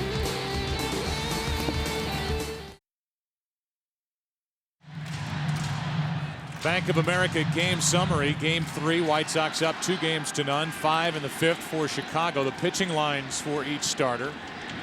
Berkman, Biggio, Ensberg have all been involved. Lane is homered, so is Creedy for the White Sox. And leading it off is Ensberg here in the bottom of the 6th with Houston down by a run. Ensberg tonight 1 for 2. Part of our game summary, the RBI single he had in the 3rd. Garland with a 1-run lead. 0-2 on Ensberg. And came back and got Jerry Lane. It is so hard to hit with the stance of Morgan Ensberg. Players see the ball better because they're looking at it with both eyes, but there's so much to do with the front part of the body to get in the proper hitting position. You can see a wide open stance, and hitters have to hit close, so you have to bring that left leg around. Andres Galarraga, Tim, went to that late in his career, and it gave him another 6-7 years.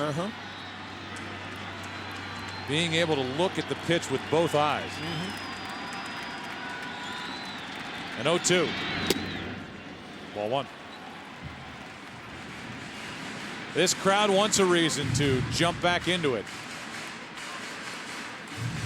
Ensberg with 2 hits in this series. Foul.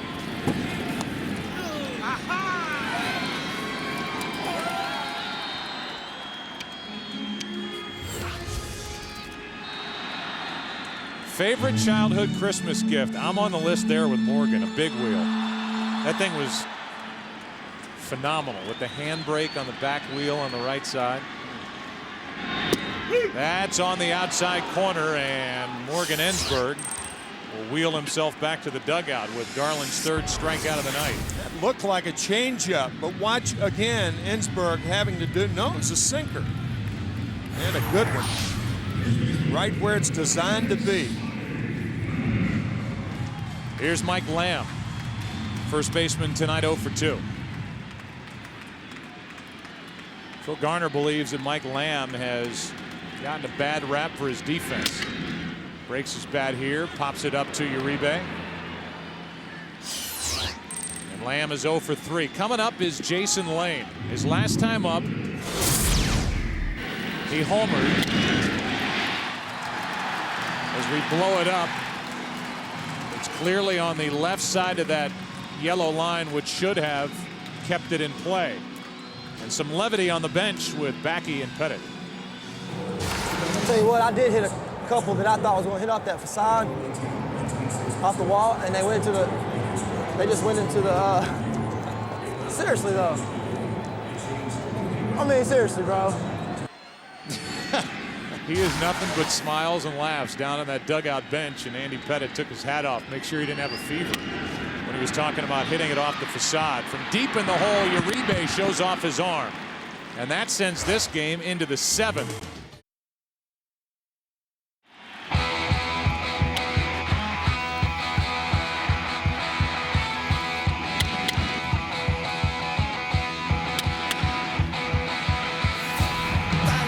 Well, how's this one going to end? 7th inning, game 3. The White Sox leading thanks to their 5-run 5th, 5-4. Oswalt deals high, ball 1. Konerko, Pierzynski, and Rowan, the hitters for Chicago. Feel pretty safe saying that this game is going to end without the starting pitchers in it. Yeah, that's really climbing out on a limb. Yeah, thank you. It's too far inside. It's 2-0. There's more action for the Astros in their bullpen as Springer gets up again. Right now, the White Sox pen is quiet. Wow, is he throwing 130 down there? On 2-0, Konerko takes ball 3.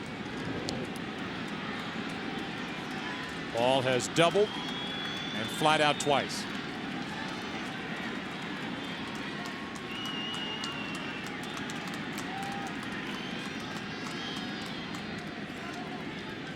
On 3-0, a 4-pitch walk. That is the 5th walk of the night handed out by Oswalt. And that's going to be it for the 28-year-old right-hander. So Springer is coming in. Oswalt is going to exit. And the right-hander, who has been so good all year, a 20-game winner, 3-0 in the postseason, is knocked out in the 7th.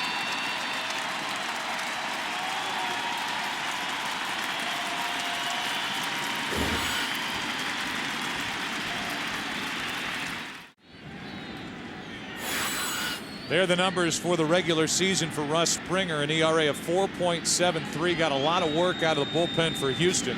Pierzynski slaps at it foul down the left side. I think you could raise an eyebrow at Springer being in the game as opposed to Wheeler or Qualls. In this spot, down 2-0, already trailing with the likes of Pierzynski, Rowand, and Creedy coming up. The Astros can't afford to fall any further behind. Pitcher spot is due to bat 3rd in the bottom of the 7th.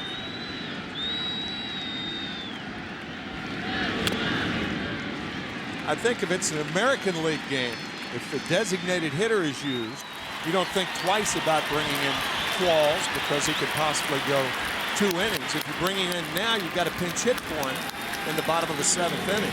Or you double switch, and at this point, Garner doesn't want to take Lane, Lamb, or Ensberg out of his lineup. It's only the 7th inning. Because you're looking for offense, too. Pierzynski takes a ball down and in. It's 1-2. But defensively, you've got to try to slow down the White Sox, who put up 5 in the 5th and have a 1-run lead, already up 2-0 as we play here in the 7th. Springer was brought into the 8th inning of game 1 and gave up a run as Pierzynski is sawed off in a pop-up. is caught by Springer. One away. Won't matter if Springer does his job and gets through a scoreless inning in that 8th. A 2-out RBI triple hit by Podsednik off Springer made it a 5-3 game and took a little bit of the edge off when Jenks went back out there for the 9th. But that night it didn't look like he was going to give up anything. He had a 1-2-3 9th inning, and it was a 5-3 win for Chicago. Here's Rowan.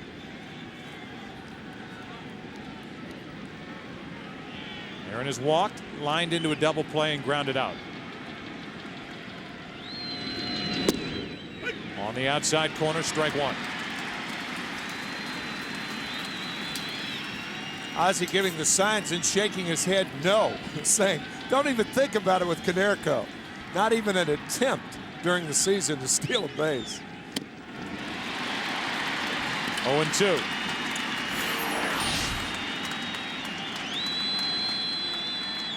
That's a scouting report on Aaron Rowan.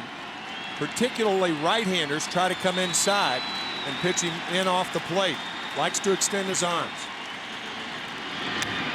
Same pitch, and Rowan got a piece of it.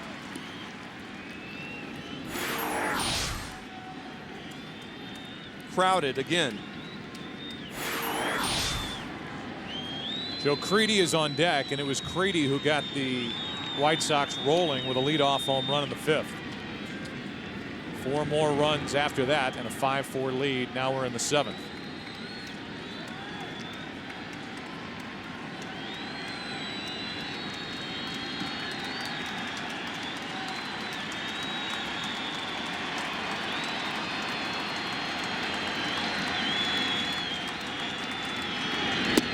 Two down.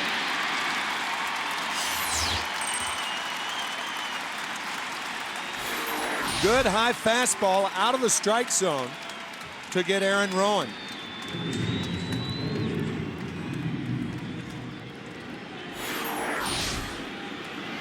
Here's Creedy, who they're booing here in Houston, and if you're Joe Creedy, that's a good sign.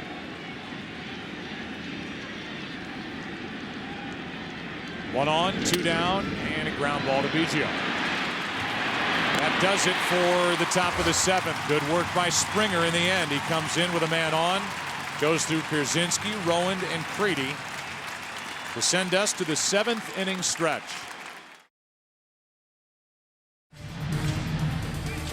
Our in-game box score brought to you by John Hancock for the Astros. Biggio's had a nice night, 2 for 3. Same for Berkman, has an RBI. Home run for Lane.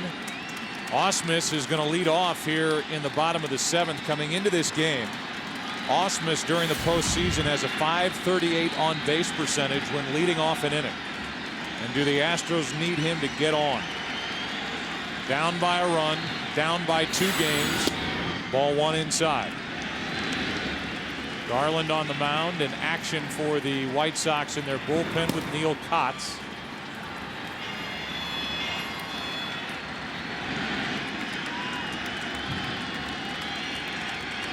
The 1-0. 2-0.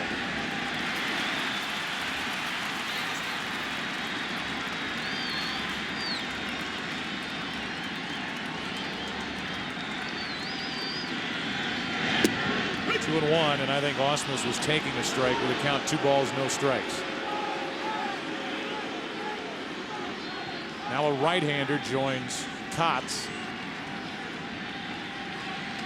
Luis Vizcaíno is getting loose for Chicago in their pen, and now time is granted just prior to the pitch by home plate umpire Jerry Lane.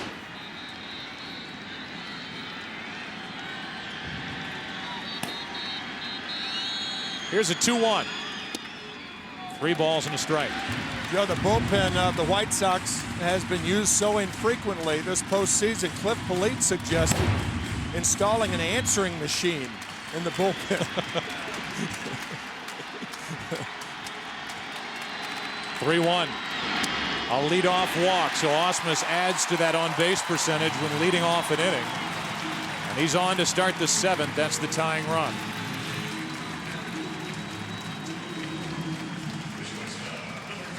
Now it's Everett. Well, it's proper to bunt to tie when you're at home. And I think Adam Everett will start out the at-bat bunting, and Phil Garner, if he falls ahead in the count, or if Garland falls behind in the count, perhaps change it then. Everett hitless. Make that one hit tonight, but hit 1 for 9 in the series.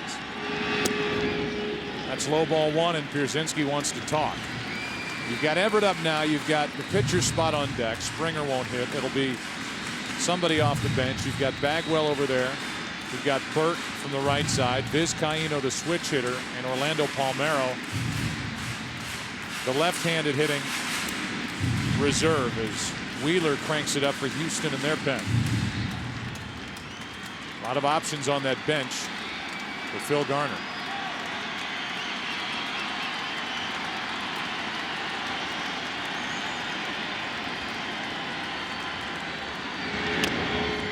That's a fair ball, and the only play for Pierzynski down to first. Thing was 3 feet out in front of home plate, and Pierzynski was very close to firing down to second. That's an excellent jump on the part of Brad Osmus, getting to second base, because as you said, Pierzynski had a shot, but elected to take the sure out. And so with the tying run at second and 1 out, it's one of the all-time favorites here in Houston, Jeff Bagwell, coming up. This move is interesting because you think, okay, right-hander on the mound, you go to the switch hitter Vizcaíno or the lefty Palmeiro, but then you get Kotz most likely coming out of the bullpen. That's why you'd opt for the switch hitter instead of the left-hander, because if you bring in the switch hitter, obviously Vizcaíno could go around to the other side. But Phil Garner electing to go with Bagwell. And so Bagwell, it appears, will deal with Garland. 2 of a kind. Frank Thomas, Jeff Bagwell, born on the same day, both drafted in '89. Both won the MVP award in '94, and they are 1 career home run apart. Bagwell with 1 more than Thomas. Ball 1 low. 1 scoreless inning for Springer with a strikeout. Good work by the veteran right-hander. Ozzie Guillen is electing to stay with his starter Garland, keeping Vizcaíno and Kotz out in the bullpen.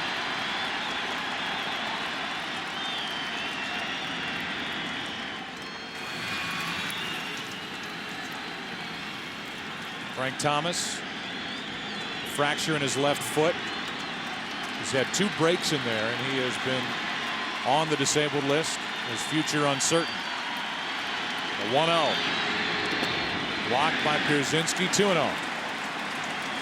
Pierzynski almost popped up. Just able to get a piece of that. And it got a big piece of him. Tying run at second, 1 out, 2 balls, no strikes on Bagwell.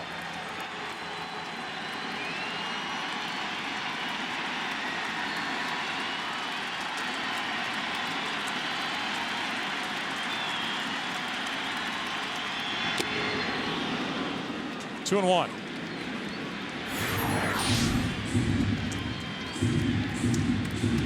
Right down the middle, and Bagwell swings through it. Bagwell had a second surgery on his injured right shoulder. That was in May.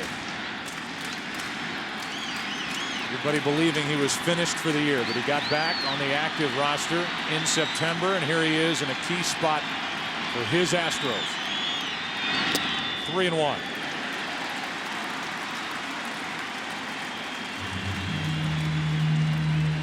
Bagwell, 37 years old. Played 2,150 games before getting to the World Series and starting game 1 as the DH in Chicago.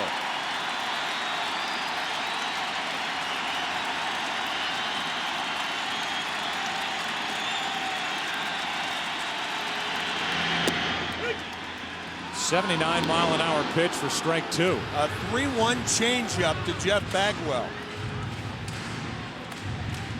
It was not a good pitch. It was a strike, but up in the zone. So a full count.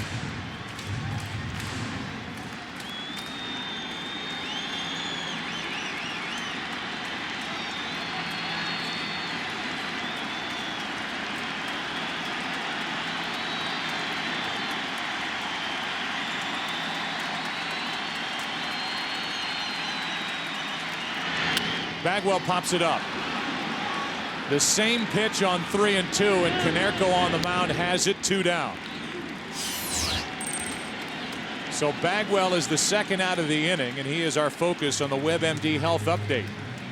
Check out your own symptoms as well as learn more about common sports injuries at symptom.webmd.com. Focus on that right shoulder, which prevents Bagwell from playing defense. He can't throw the ball. Another changeup to Bagwell, and Jeff pops it up.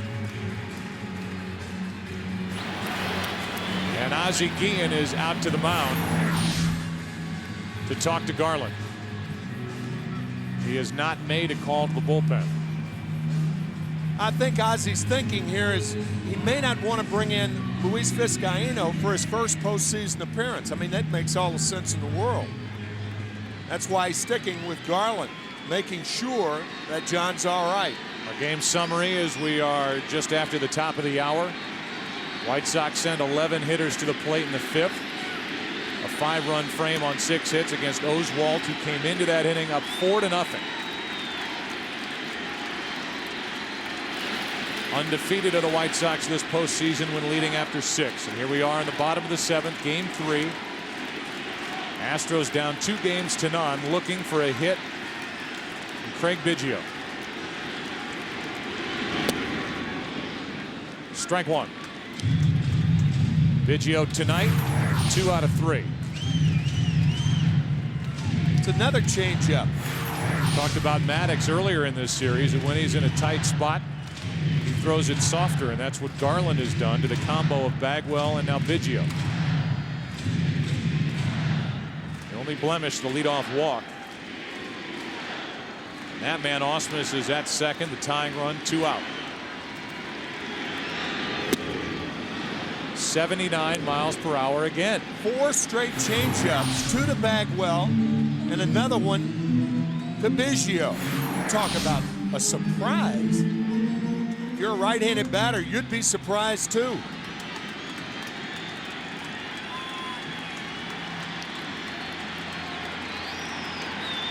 Oh and 2, runner at second, 2 out. Bottom of the 7th, 5-4 White Sox, and this time Biggio lays off. Ball 1. Talking about a guy who throws a 93-mile-an-hour sinker. Yeah, the one thing, if the Astros tie it or go ahead, you don't want to get beat on something other than your best.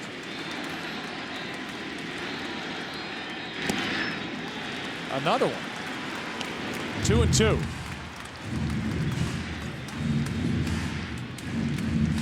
They used to say you don't throw back-to-back changeups, and that's all he's thrown. Yeah. It is an odd assortment to Biggio. Tying run at second, 2 out. On the outside corner to end the inning, a 94-mile-an-hour fastball. So he went back to the number 1. Bagwell's frustration. The Astros and their fans' frustration as we go to the 8th, game 3. White Sox leading at 5-4.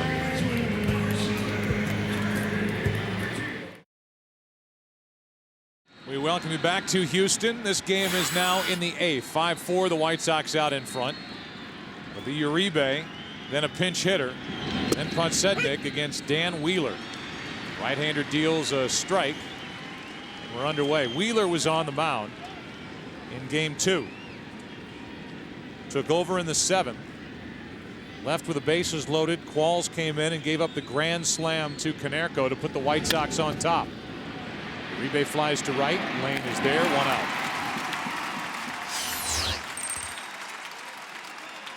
Uribe 1 for 4. And Carl Everett's going to come off the bench and bat for John Garland. What a remarkable job Garland did in coming back to hold the Astros scoreless after that home run by Jason Lane in the 4th inning. Everett, who used to play with the Houston Astros and was the player dealt to get Adam Everett, their shortstop, to the Red Sox. digs his way in. Cliff Polite, who appeared in Game 2, is getting loose for a Game 3 appearance. He will have his work cut out for him in the bottom of this 8th. Everett takes a strike. It'll be Willie Taveras, Lance Berkman, and Morgan Ensberg. If anybody gets on Mike Lamb, what could be the most important half inning of this night for Houston?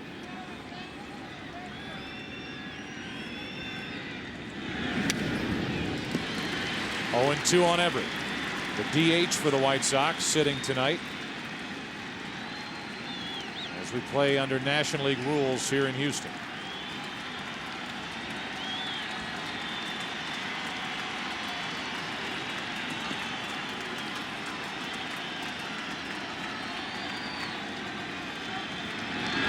Everett, base hit.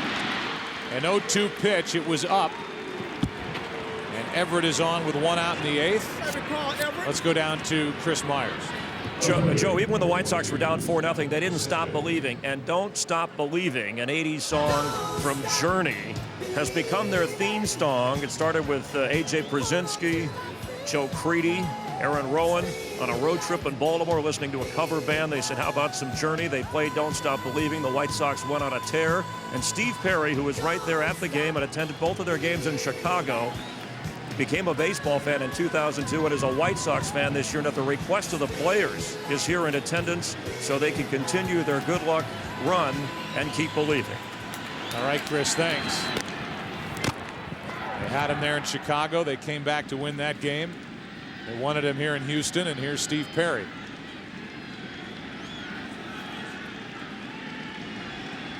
Here is Podsednik. A pinch runner, Willie Harris, is on at first, running for Everett, who reached on a hit.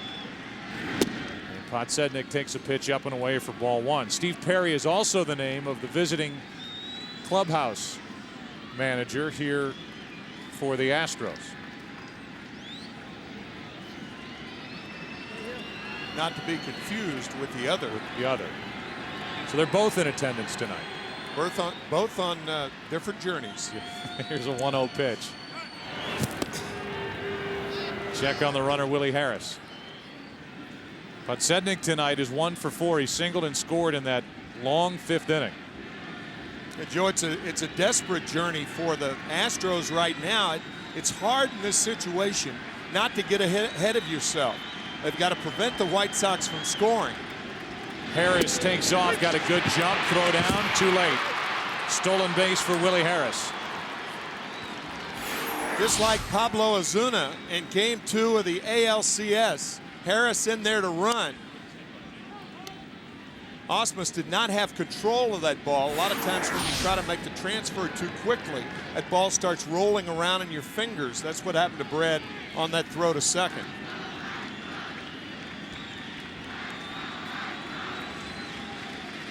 So Harris in scoring position at second, 1 out, and a 1-ball, 1-strike count on Podsednik.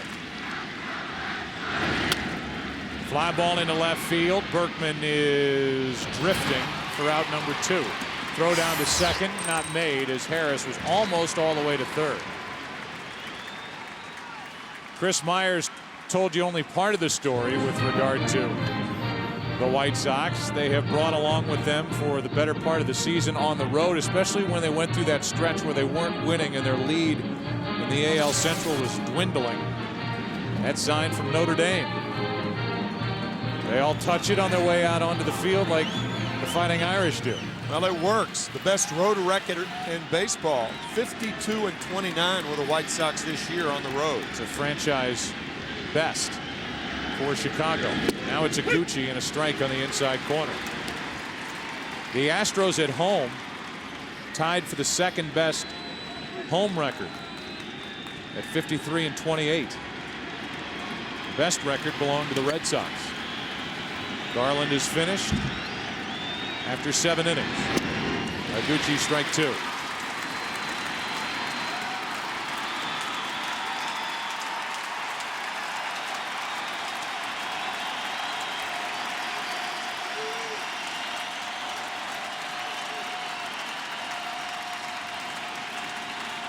Wheeler gets the call tonight again over Qualls. Eighth inning, trying to keep it a one-run game. Ball one.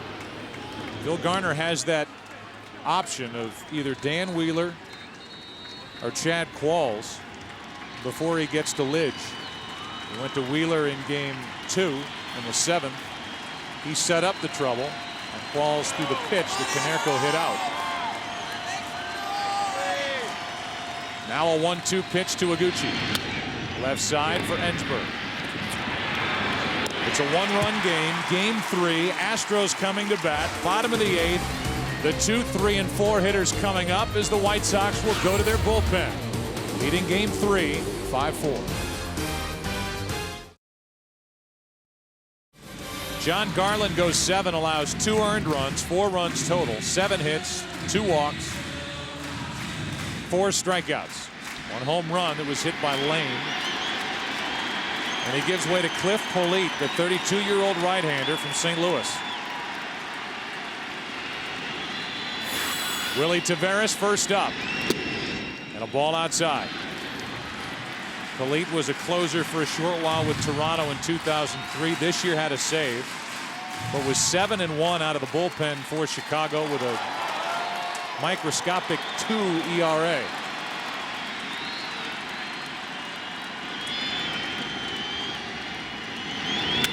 Taveras pops it up.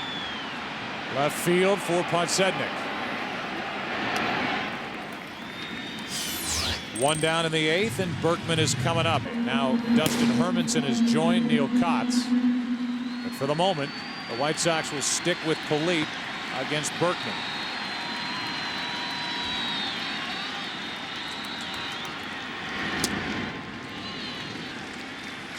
Berkman has the ability to find the Crawford boxes over that 25-foot high wall down the left field line. Check Paul Canerco down at first base guarding the line. It's about a step from the right field line to protect against the extra base hit. Here's a 1-0. Ripped foul.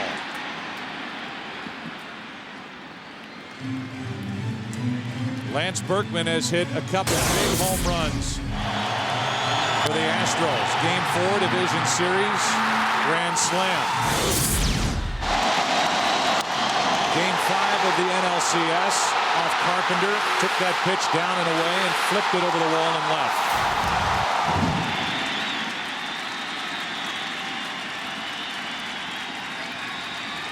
.24 home runs during the regular season. 1-1 pitch. Ball 2.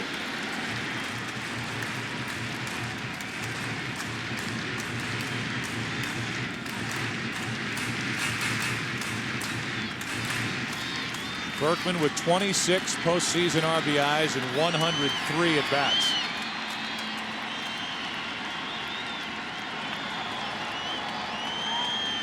Two hits tonight, 5 hits in this series in 10 trips.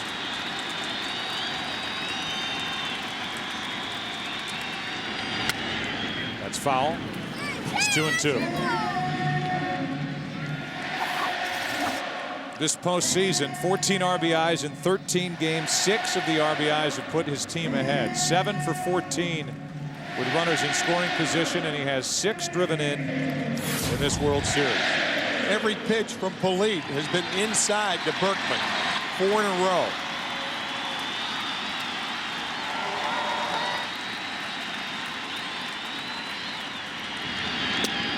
Back in there again, full count. It's remarkable how precise these White Sox relievers have been, considering the lack of work.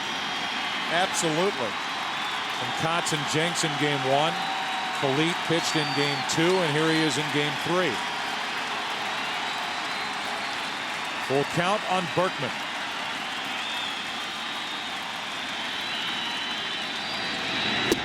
Two down.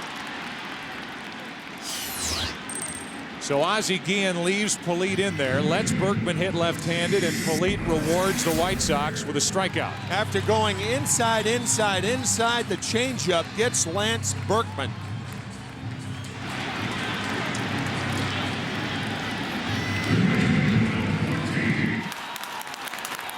little different in that White Sox dugout with 2 out, nobody on. Here is Ensberg, an all-star this year, 36 home runs during the regular season. Homered in game 2. Takes the ball.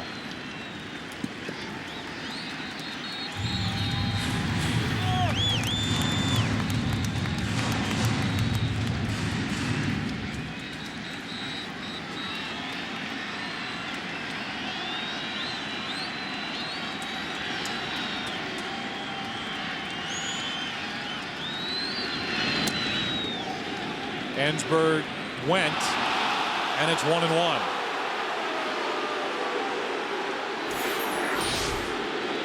First base umpire Darrell Cousins says he went.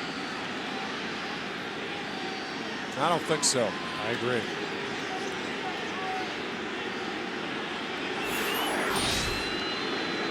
Instead of 2-0, it's 1-1. 2 out, nobody on. 8th inning.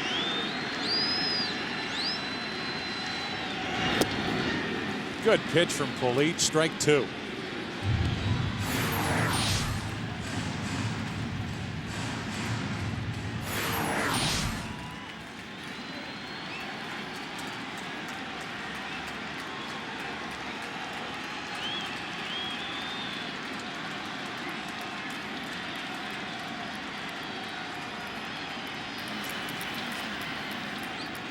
With the bases empty, Ensberg takes just outside, and Polite put that pitch right where he wanted. Yeah, that inviting porch only 315 feet away down the left field line. Makes a right-handed hitter pull happy, and that's the case with Ensberg right now. Polite has not made a mistake this inning.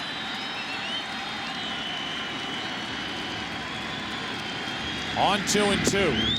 Low. On deck is Lamb, and in the bullpen is Kotz, the lefty.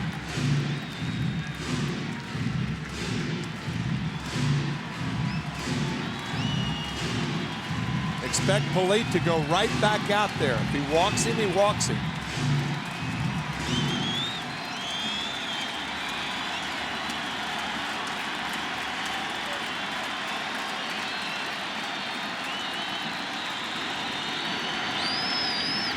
A 3-2. There's the walk. The tying run is aboard for Houston. And now with Lamb coming up, we may see Kotz come out of the bullpen.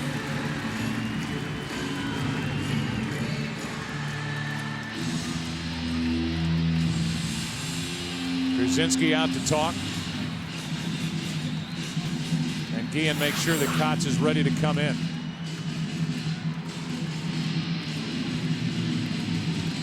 And here comes Neil Kotz, who has been so good this postseason for the White Sox. The hard-throwing lefty will take over, with Lamb the scheduled hitter and the White Sox leading by 1 in the 8th.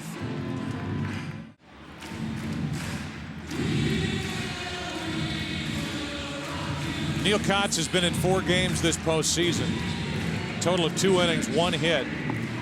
No walks, 2 strikeouts, and during the regular season, lefties hit only .206 against him. He will face a left-hander as Lamb will stay in the game. No Burke, who could come off the bench and hit. Lefty on lefty. Ball 1 high. Hermanson and Jenks are now up for the White Sox in their bullpen with 2 out here in the bottom of the 8th.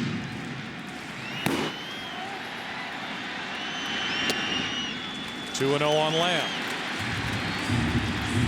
Mike Lamb, his last 31 games, hitting .316 with 8 home runs. He has 3 home runs this postseason. And he has power the other way. And it's 3-0.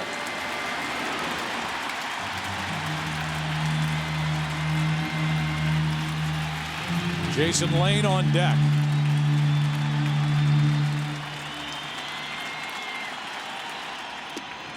3-1.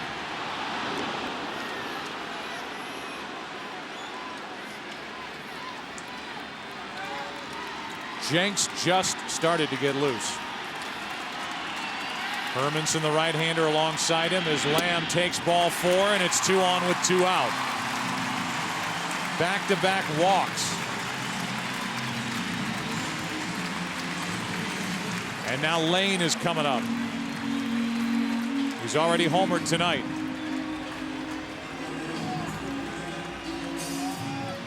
The last hit that the Astros had was the leadoff home run hit by Lane in the 4th. Kotz. It's the little skinnier guy. That means Hermanson's coming in. It's the first time Hermanson has pitched this entire postseason. And he takes over with 2 on and 2 out in the 8th, up by 1.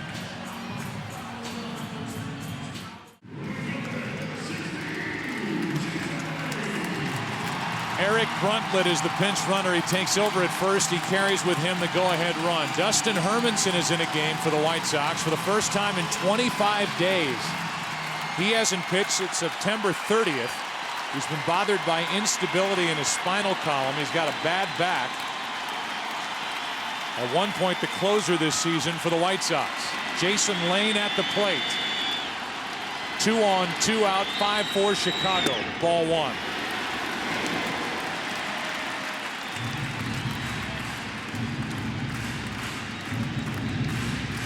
Lane is walked, homered, and grounded out.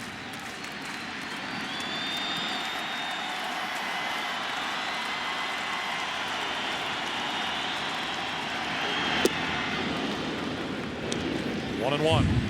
Good slider from Hermanson. You have got to say that Ozzie Guillen has a ton of confidence in his bullpen.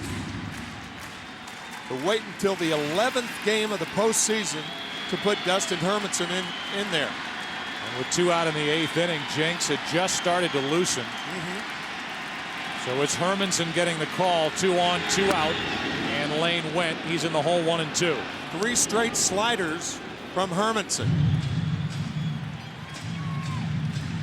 One of those situations where you're not even thinking about setting a hitter up. On a check swing, you go right back out there. You pitch Lane the same way Polite pitched in Innsbruck. 2 on, 2 out, 1-2 pitch is ripped fair. It hits the billboard. 1 run scores. Bruntlett is to third.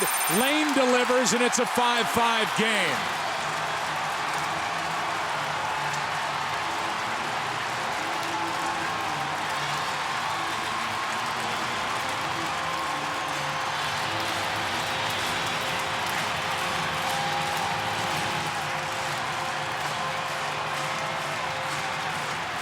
Roof or no roof, this place just got loud on the double by Lane. The slider misses, the slider hits.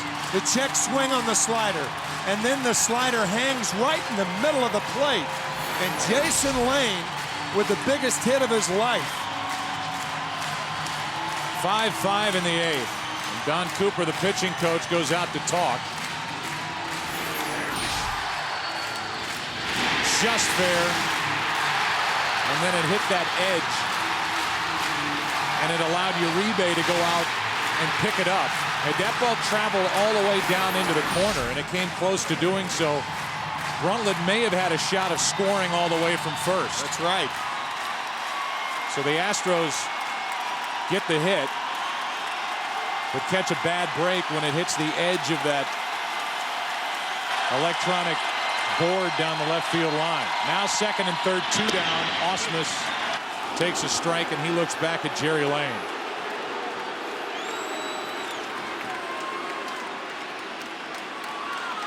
Ausmus this postseason is 2 for 17 from the 7th inning on. He bats here in the 8th with a chance to put his team back on top. It's 0-2.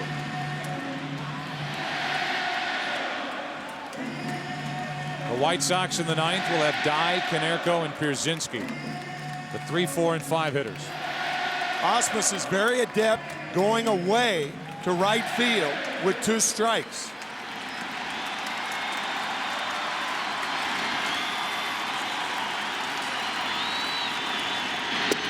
Inside, ball 1. If you talk to Hermanson about his bad back, he says what it is not allowing him to do is finish his pitches. He's trying to get used to pitching with a bad back, but that little extra whip at the end of his pitch is gone. It's what happened on the slider to Lane. Got him on the inside corner. Ausmus argues again.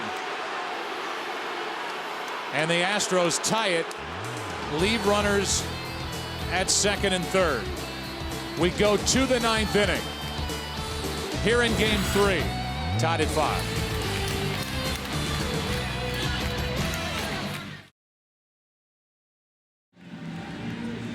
Lance Berkman moves in from left field to take over at first base. And Eric Bruntlett, who came in as the pinch runner, is in the game in left field. Dan Wheeler is still on the mound for Houston.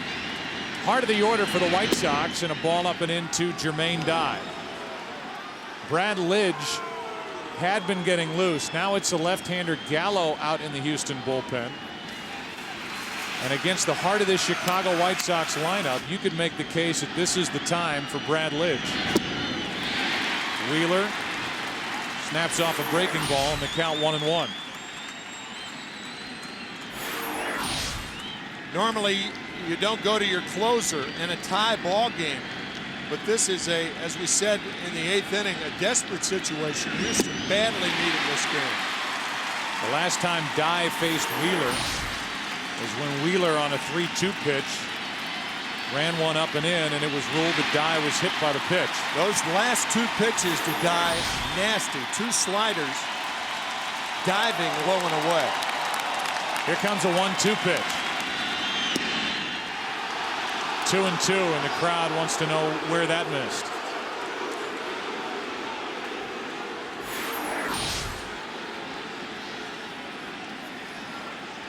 The answer is a little low.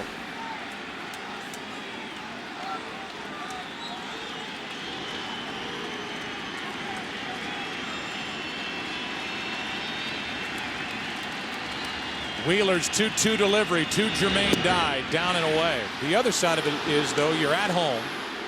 You're in the 9th inning already. There isn't going to be a save situation. You just got some momentum back by tying the game with 2 out in the bottom of the 8th. You can see the hard-throwing Lidge take over and try to keep that momentum. And make sure you keep it a 5-5 game. Here's a 3-2 pitch. Dye goes up to chop at it. Everett, tough play, good pickup, 1 out. That was not easy. Fine play by Adam Everett. That last hop, kind of an in-between hop, nicely done.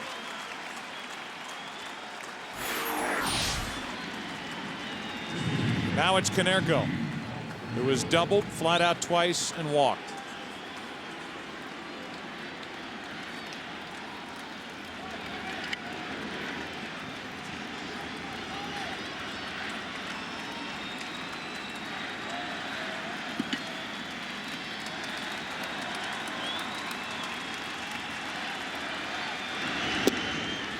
Down and away, ball 1. The pitcher spot is due up. Second in the bottom of this 9th inning. As we look at the game summary, Jason Lane has homered and tied it with 2 out in the bottom of the 8th. The Astros and what they've done with runners in scoring position and 2 out in the World Series. And the White Sox had that big 5-run 5th. That's high. 2-0 on Konerko.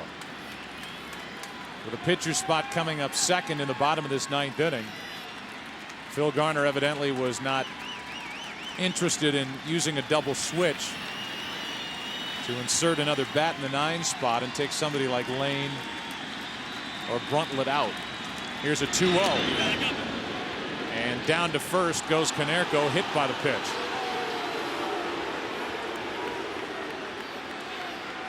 Had a backup slider that stays inside. It looked like it caught Konerko on the left arm.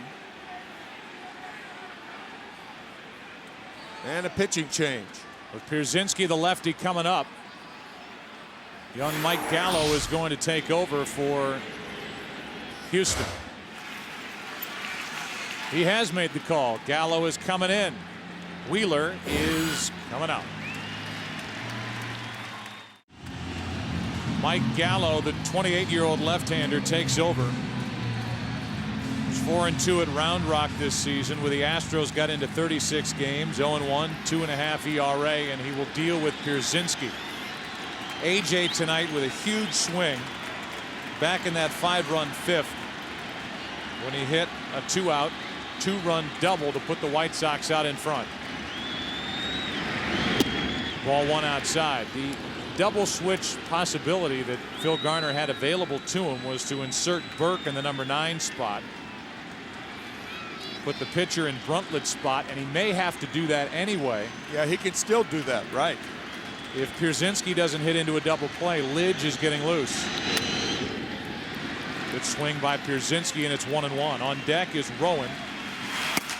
Getting ready for Aaron Rowand is Brad Lidge. And the reason they would make a double switch, not try to get ahead of ourselves, but the reason they'd make it is to keep Lidge in for more than 1 inning. Should it go into extra innings.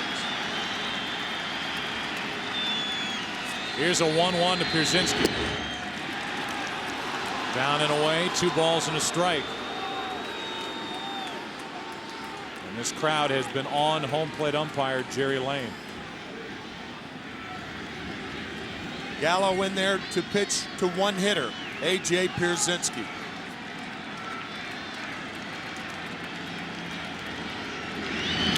Good pitch down and in. 2 balls, 2 strikes. Fastball, foul tip.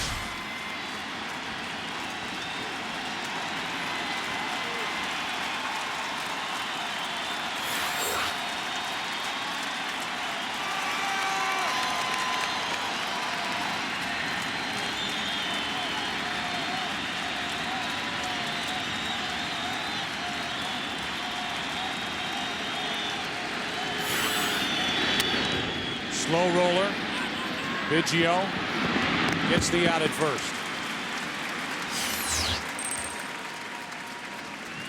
And now with Aaron Rowand coming up, he's not even walking to the plate. He's looking into the Astros dugout where he sees Phil Garner come to the home plate umpire to make a double switch.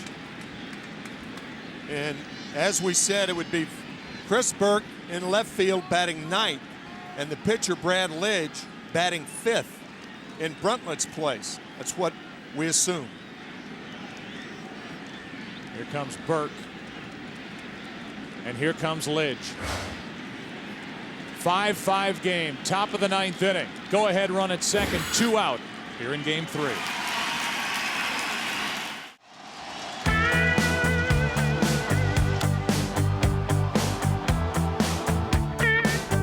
The Pujols home run, and then World Series game 2, the Ponsetnik walk-off home run.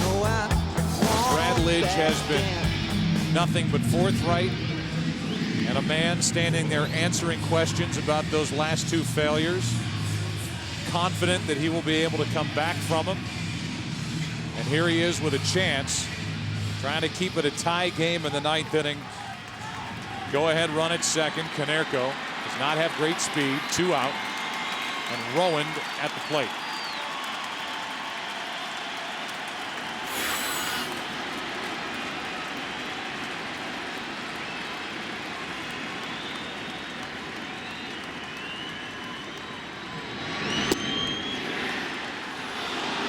Ball 1.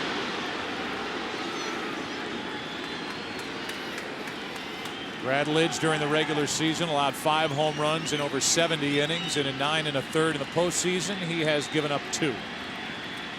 Right now the White Sox just looking for a little old hit.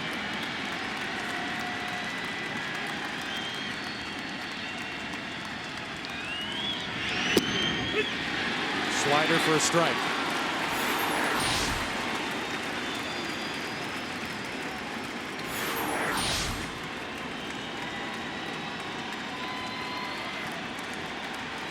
Jenks and El Duque. Orlando Hernandez getting loose for the White Sox in their pen.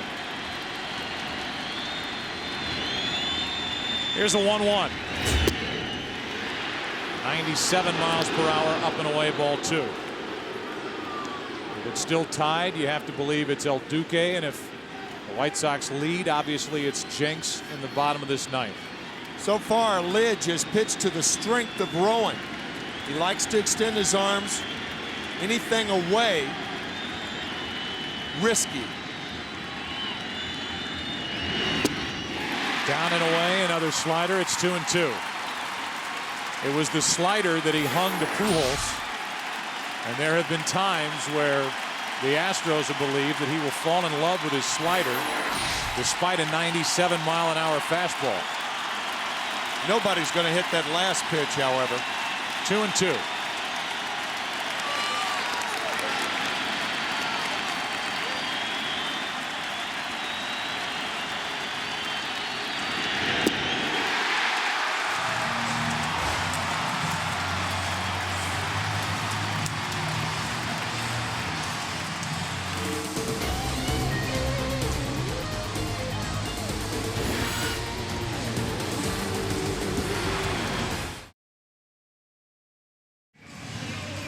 El Duque, who hasn't pitched since he came out of the bullpen in the divisional series, game 3 in Boston, and shut down the Red Sox with the bases loaded,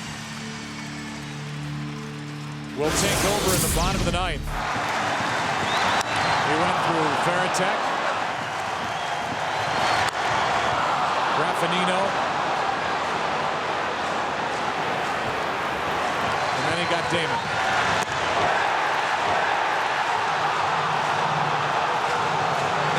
Ian has employed the double switch.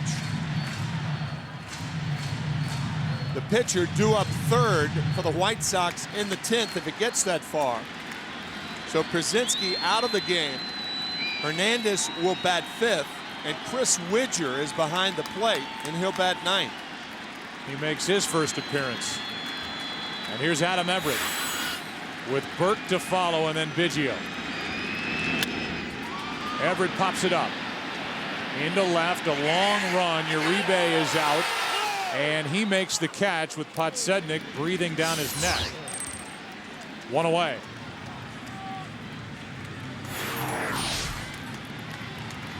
Oh, had a lot of hang time. Uribe in foul territory, and he makes the play. Podsednik seeing it just at the last minute.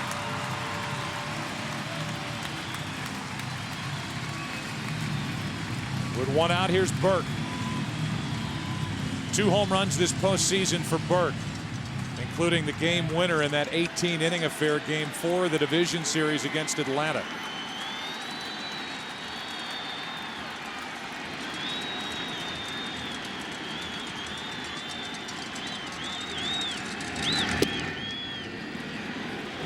In the history of the World Series, in case you're wondering, it has never happened where back-to-back games have been won with a walk-off home run.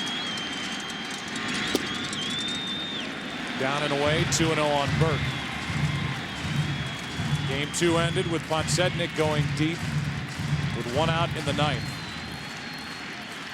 The Astros tied this game in the 8th, and Burke is up on the count 3-0.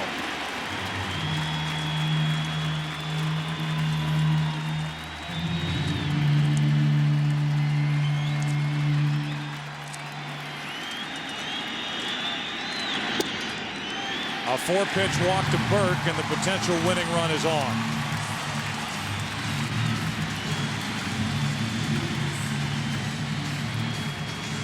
Here comes Biggio. And running out to talk to Burke.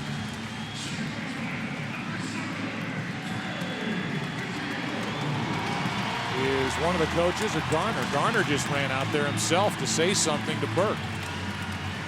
Right when he got to first, he turned around and his manager was there to tell him something. Biggio now, who has 2 hits, has scored twice and driven in a run. Burke was almost picked off. Had the throw been there, he would have been. He was going to second. Watch the right foot. Had that throw been a little to the right, he would have been picked off. So he has his heart restart, and he waits with 1 out. Now the White Sox pitch out. After the walk, Burke got down to first, and Garner didn't want to have to relay any messages to his coaches, and Jose Cruz, he went out there and just told it whatever he wanted into Burke's ear.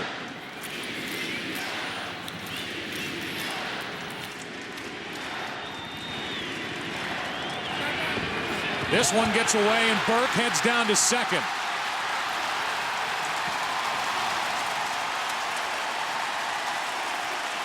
And what Phil Garner did was definitely call more attention to first base and Chris Burke than perhaps normally would have been called. I don't think Orlando Hernandez throws over there a couple of times, and in the process the ball skips off the body of Burke, squirts between the legs of Konerko, and a throwing error on Hernandez.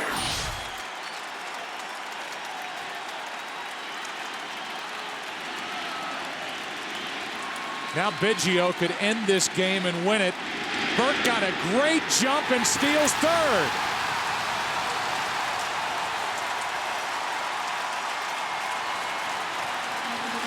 Now you've got to walk Biggio.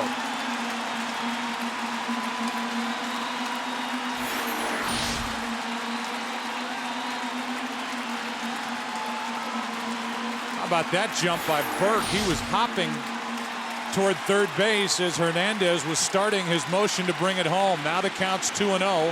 The infield is in. 3-0. Taveras, the rookie, on deck. That pitch was intentionally high. Ozzie Guillen thinking about walking him. Taveras has no power, but he's a good bunter. I think you got to put Biggio on right here. And if you don't, you have to throw him a high fastball out of the strike zone. You wonder if part of the instruction from Garner to Burke was about that high leg kick that Maybe El Duque has. Yeah. And he wasn't waiting around. Now the count's 3-0 on Biggio. Infield is in. And it's first and third, one out. 2 walks in the inning, an error and a stolen base. When there are less than 2 outs of a tie game in the bottom of the 9th inning, you not only bring the infield in, but you bring the outfield in also. Sacrifice fly that's deep enough, you win the game. Taveras, an excellent bunter, so the squeeze is certainly an option for Phil Garner. El Duque with a ton of postseason experience while with the Yankees. 9-3 in postseason games. The infield is still in. First and third, 1 out, tie game, bottom of the 9th, and Taveras strike 1.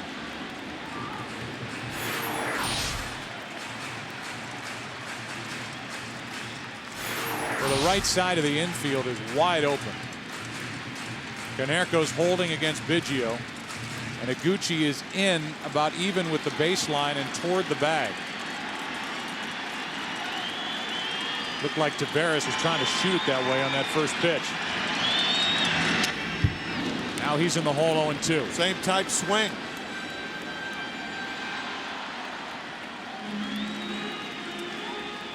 Everett popped up. Burke walked. Went to second on an errant pickoff throw. Stole third. A walk to Biggio, and now an 0-2 count with 1 out to Taveras.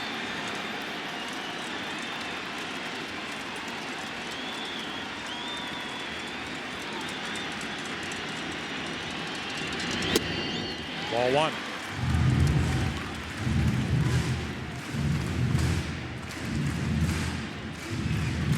The rookie Willie Taveras, 0 for 4 tonight, but 4 of 11 in this World Series.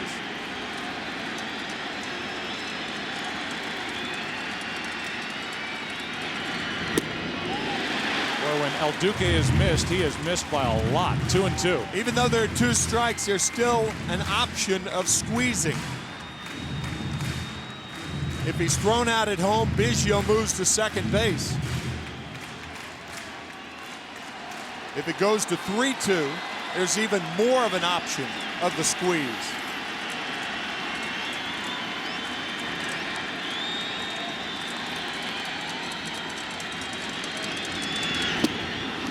2 out. An off-speed breaking ball, and swinging over the top of it was Taveras, and it's up to Berkman, who's walking to the plate. First and third, 2 down. So the breaking ball gets him. And here comes Ozzie Guillen.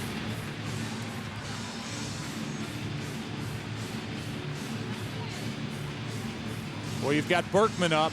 You've got a base open. You've got the right-handed hitting Morgan Ensberg on deck. The bullpen is quiet, so they're talking to El Duque about what he wants to do with Berkman with regard to Ensberg next. I don't see how you can pitch to him right here. Before game 2, Ozzie Guillen saying, I think El Duque is saying, hey, walk him. I don't want to have to pitch around him in this situation. You try to pitch around him, you throw a wild pitch, the game's over. Ozzie Guillen telling us that the one guy in the lineup they don't want to beat them is Berkman. With that in mind, you almost have to walk him, don't you? I would think. Well, El Duque has been sitting since game 3 of the division series. He's been a little erratic here in the 9th inning. He's been off for 20 days. And with runners at first and third, 2 out, they are at least going to squat down and pitch to Berkman, who could win it for Houston.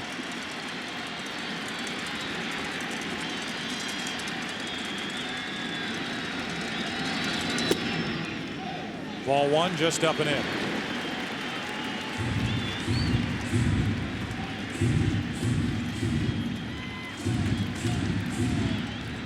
Berkman, 26 career postseason RBIs, and his biggest yet is Burke over at third if he could drive him in. 2-0. And he might not get the chance.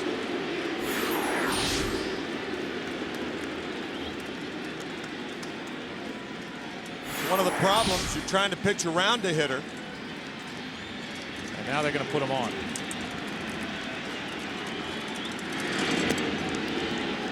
So it's going to be up to Morgan Ensberg with the bases loaded, 2 out. This will be the 3rd walk of the inning.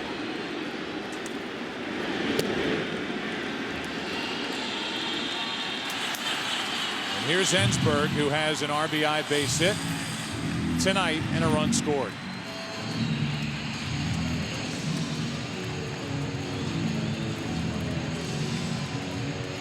Here is Houston's chance to get back into this World Series, down 2-0.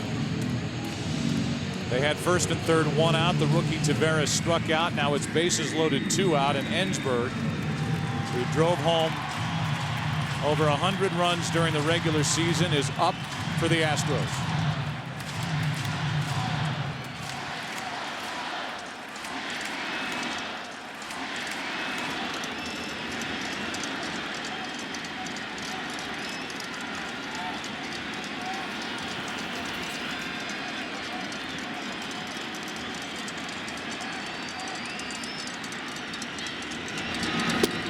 A slider for a strike.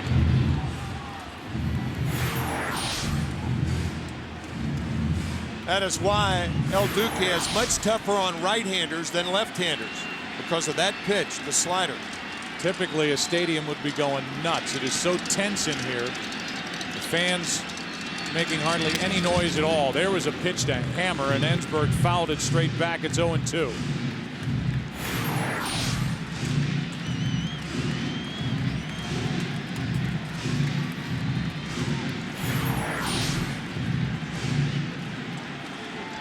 Two out, 2 strikes.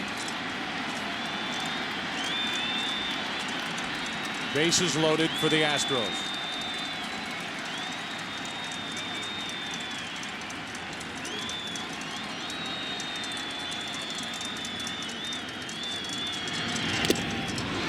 Ensberg just got a piece, and Widger could not hang on.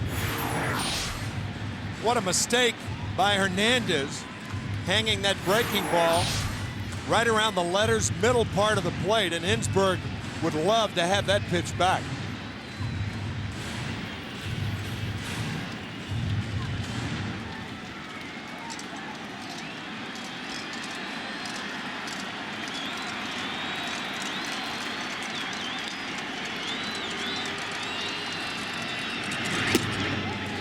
Ball one.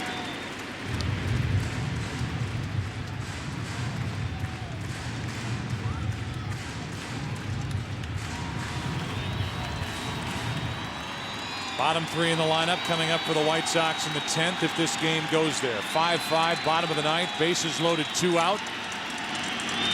2-2.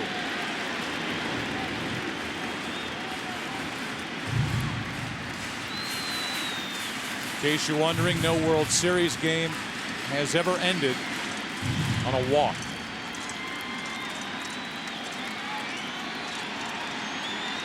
Two balls, 2 strikes. Bases loaded, 2 out.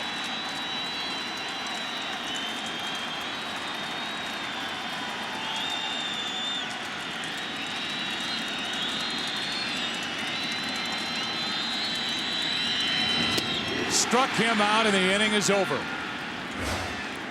Hernandez strikes out Taveras and Ensberg. A nasty pitch and off we go into the 10th. Game 3 is tied at 5.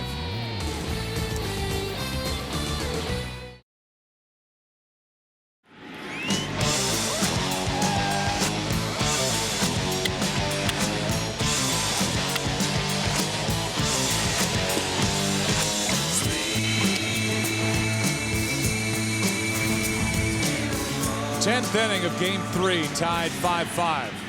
First up, Joe Creedy off the end of the bat. Biggio charges it. That pitch, 1 out. How about this World Series fact? This is the 55th extra inning game in World Series history, and the last 6 have been won by the home team. Phil Garner and the Astros had a big chance in the bottom of the ninth. Now we're in the 10th, and Lidge, who's on the mound, is due to lead off. His spot comes up first in the bottom of this 10th for Houston.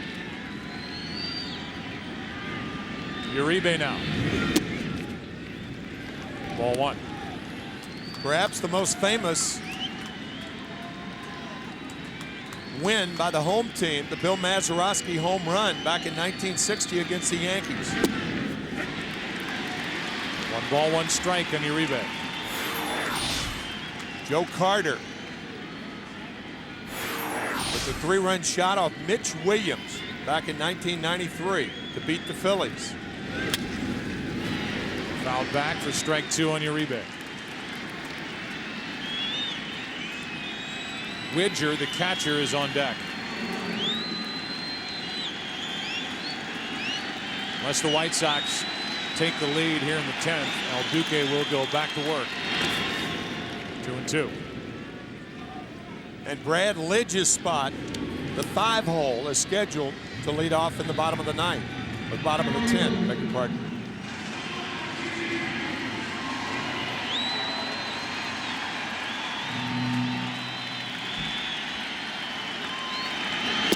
Two out. For more on Brad Lidge, let's go down to Chris Myers. Joe, Brad Lidge went to Notre Dame. His teammate Morgan Ensberg, USC. And when the Trojans and Fighting Irish played in football a couple of weeks ago, they had that friendly bet where the loser wears the other team's sweatshirt. Lidge put on the USC sweatshirt and since gave up the Albert Pujols homer and the Scott Pasednik homer. Ensberg told me that he told Lidge it's time to take that sweatshirt off. With 2 out, nobody on, Widger. The backup catcher in 45 games, 141 at-bats during the regular season, hit .241. 4 homers, 11 RBIs.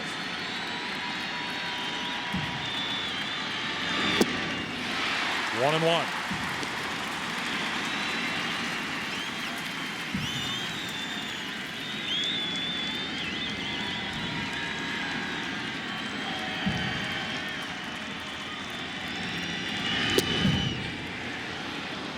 Ball 2. You wonder if Lidge breezes through this 10th inning, if Phil Garner would entertain the idea of sending him up there to start the bottom of the 10th, just to keep him in. Sure. The way he's throwing tonight. In essence, give up the out, hope you start a rally after Lidge, and then you keep Lidge's arm in the ball game. Right now, these fans in Houston want Lidge's arm to end the top of the 10th with Widger at the plate.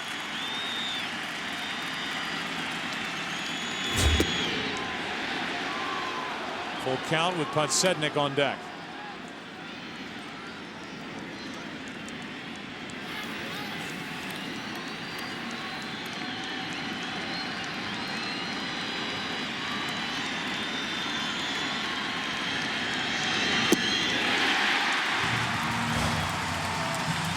Five, bottom of the 10th. Back after this from your local station.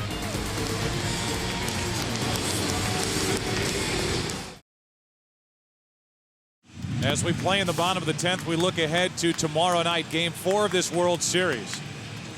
What will the tally be? Right now, the White Sox are up 2-0. Our coverage tomorrow night begins at 8 Eastern, 5 Pacific, 7 Central. As Marte and Vizcaino get loose, Qualls is getting loose for Houston. He would work the 11th if this game goes there. Orlando Palmeiro off the bench to bat for Lidge. And Palmeiro had it flash through his mind, trying to somehow get in the way of that pitch, down and in. Ball 1. It missed him. Lane, who's been a hero tonight, on deck. 2-0. Walks got El Duque into trouble in the 9th with 2 strikeouts. Got him out of the woods.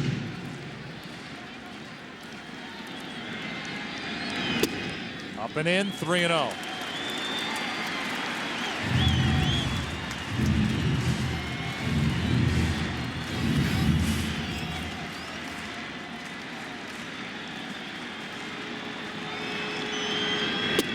Ball 4, a 4-pitch walk. And the Astros put the lead man on here in the bottom of the 10th. That's 4 walks in an inning plus handed out by El Duque, and Ozzie Guillen's going to bring his trainer out to make sure that Hernandez is healthy.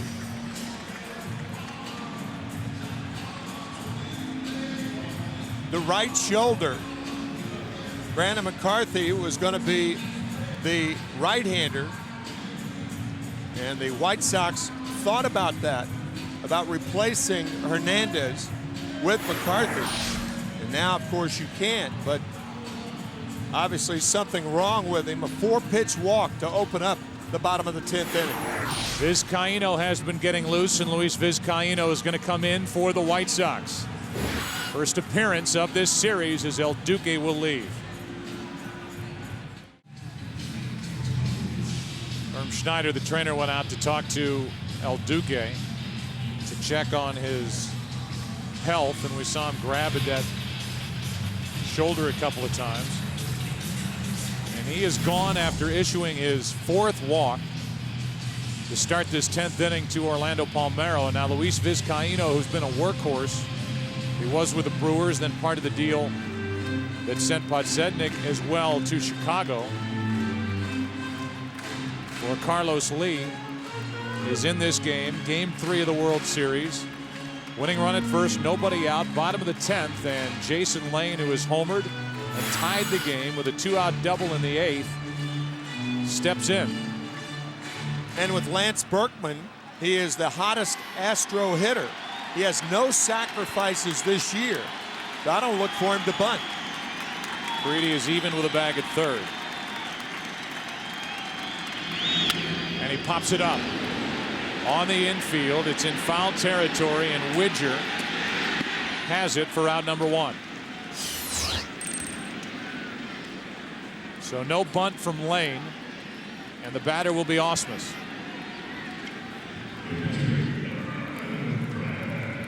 There's Ausmus and his numbers in this World Series: 3 hits. He drew a walk leading off in the 7th, but was stranded. He's 0 for 3 tonight.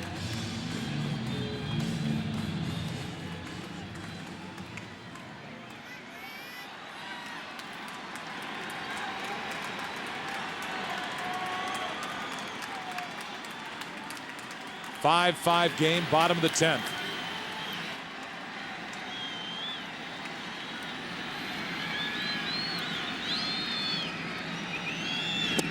Ball 1.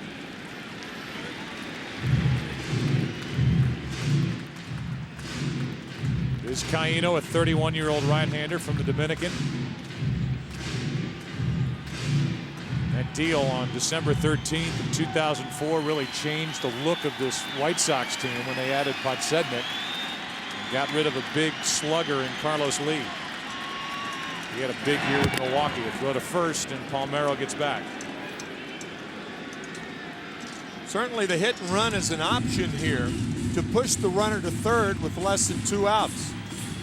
If Osmus can find a hole.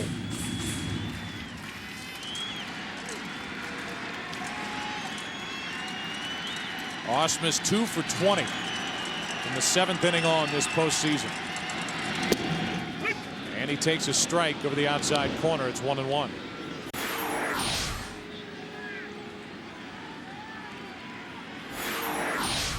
Joe, you were talking about it during the break about how odd this World Series is, seeing so many pitchers for the White Sox with their first postseason appearance in the World Series. Here's a guy who hasn't pitched in 3 weeks. What a jump. But Osmus swings at the pitch and pops it up. Palmeiro was all the way down, I would say 3/4 of the way to second base. Osmus swung at the pitch on 1-1 and flies to center, 2 down. Well, he's a right-handed hitter. He can see the jump by Palmeiro. There would have been no play on Palmeiro. He swings anyway and pops it up. That is a huge mistake by Brad Osmus. And a big out picked up by Vizcaíno. And now Uribe, the shortstop, comes in. You see Garner react because they had second base stolen easily. Uribe comes in to try to remind Vizcaíno to pay more attention to Palmeiro at first. Yeah, now the element of a surprise is gone. Here's Adam Everett. So Vizcaíno comes in here in the 10th inning, gets Lane, gets Osmus, and now pitches to Everett.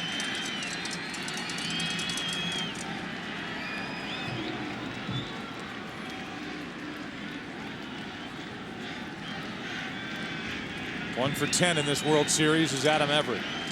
That hit was an infield hit back in the 3rd tonight. Ball 1. Palmeiro got a jump but decided to come back as the ball squirted away from Widger.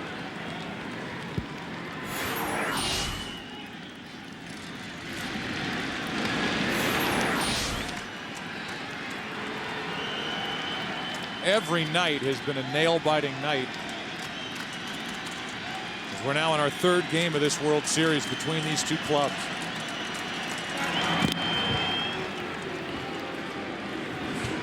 White Sox won Game 1, a final of 5-3. They won on a walk-off home run by Podsednik in Game 2, 7-6. After the Astros came back in the top of the 9th to tie it on a 2-out, 2-run hit by Vizcaíno. Now tonight the Astros tying it in the 8th. Here we are in the 10th. Ball 2, 2-0.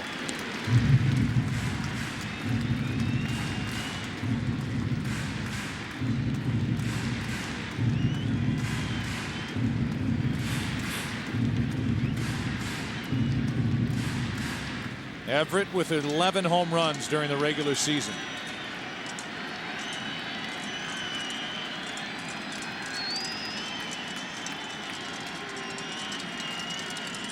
A 2-0.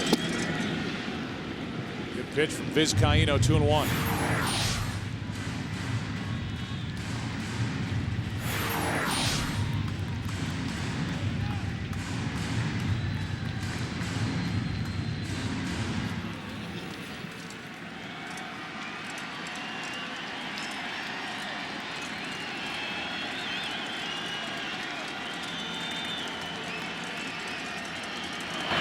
Check on Palmeiro, who has a short lead. Palmeiro trying to give Vizcaíno something else to worry about other than the hitter.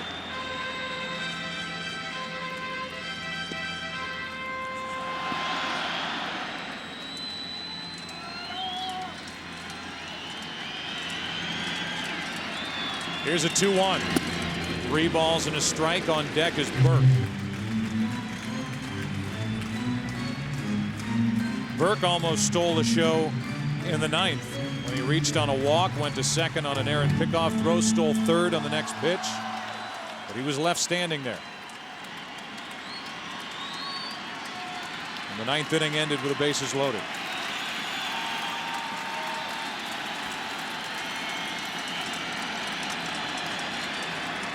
Here's a 3-1.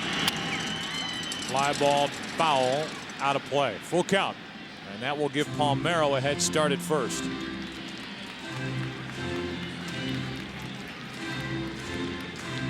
Normally the first baseman would play behind the runner here, but I think it's a smart move on the part of the White Sox to have Konerko hold Palmeiro close.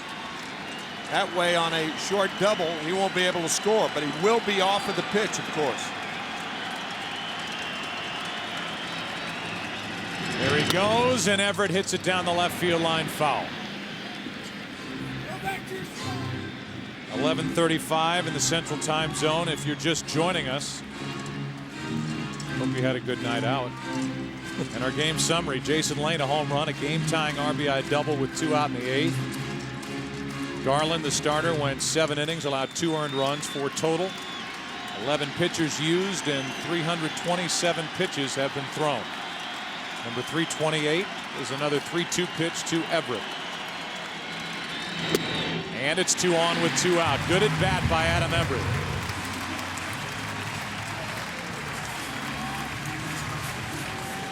Here comes Don Cooper, the pitching coach. And here comes Chris Burke.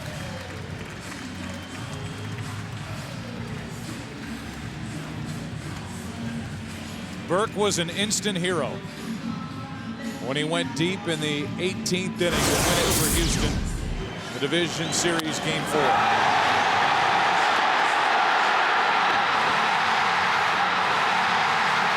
On to the NLCS, and now in the World Series. Up with 2 on and 2 out here in the 10th.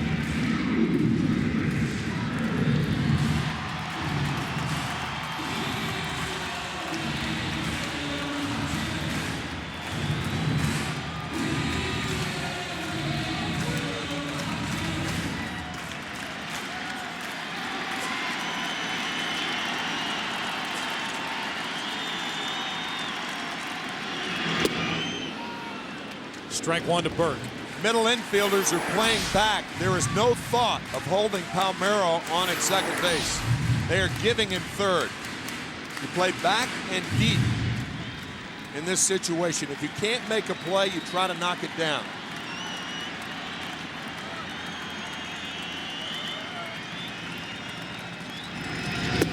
Stabbed by Widger. 1-1. Good play on the backhand by Widger. Chris Burke, a first rounder back in June of 2001, an All-American in Tennessee.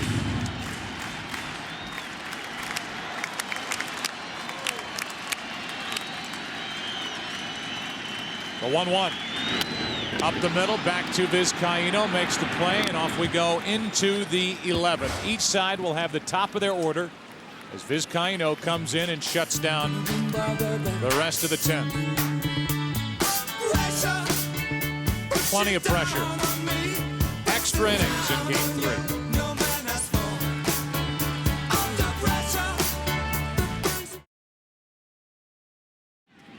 Now it's Chad Qualls into the game for the Astros. 11th inning, top of the order for the White Sox. Orlando Palmeiro stays in the game, plays left, so he'll remain in that number 5 spot.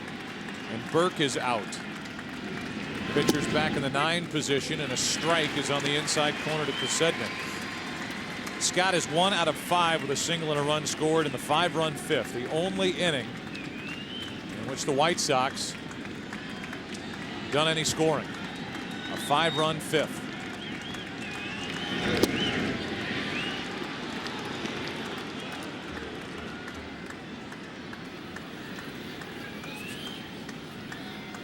There's what's left on the bench for Phil Garner, his backup catcher, and Vizcaíno. 3 left for Ozzie Guillen. That's in at the knees. It's 1-2.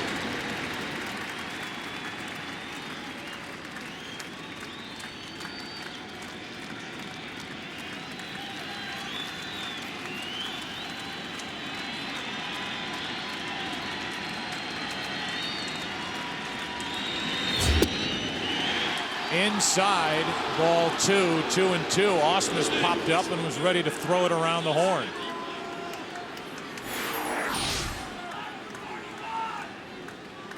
And you can see why.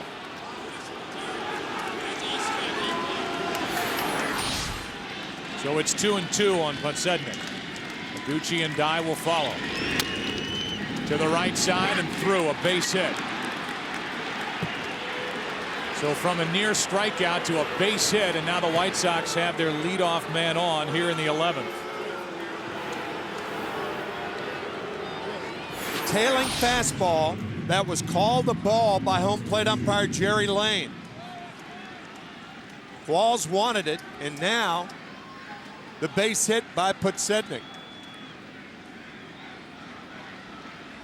59 stolen bases on the year.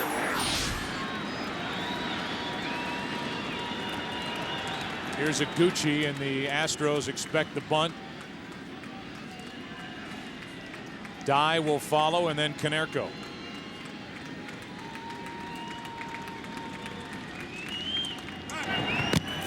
Check on Podsednik, and here is that pitch that was called ball 2. Tailing fastball from Chad Qualls.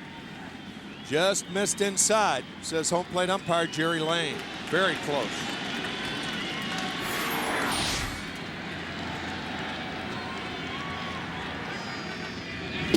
Iguchi missed it trying to bunt. Strike 1.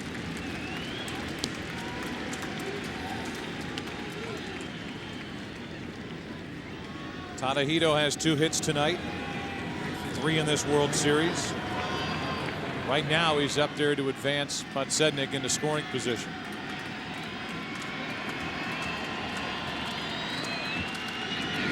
And he bunts foul. Strike 2.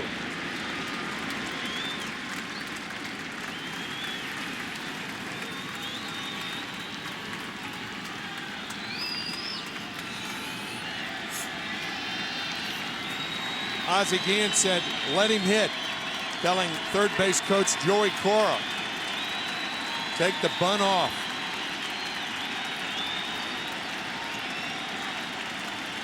Ensberg backs up at third. No balls, 2 strikes.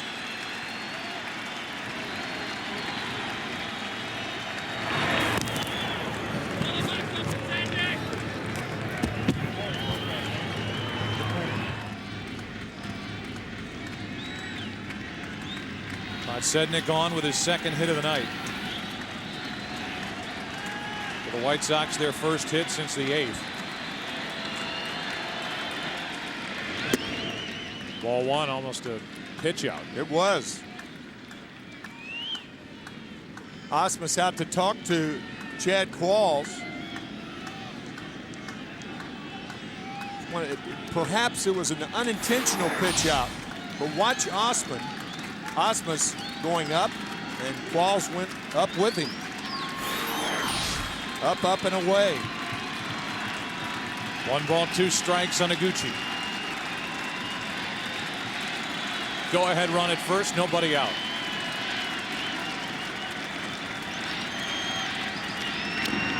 Iguchi got a piece, and then it got a piece of him. If you're Podsednik at first base, you try to pick a slider on which to run.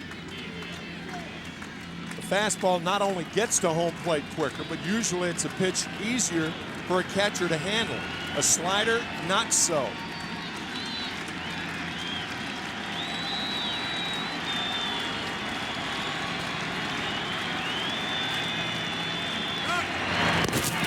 Close, but safe.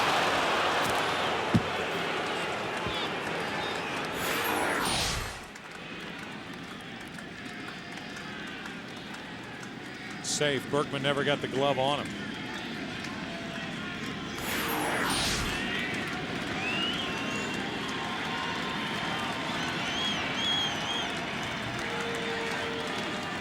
And now Qualls is really bothered by Podsednik over at first. Qualls is still a rookie,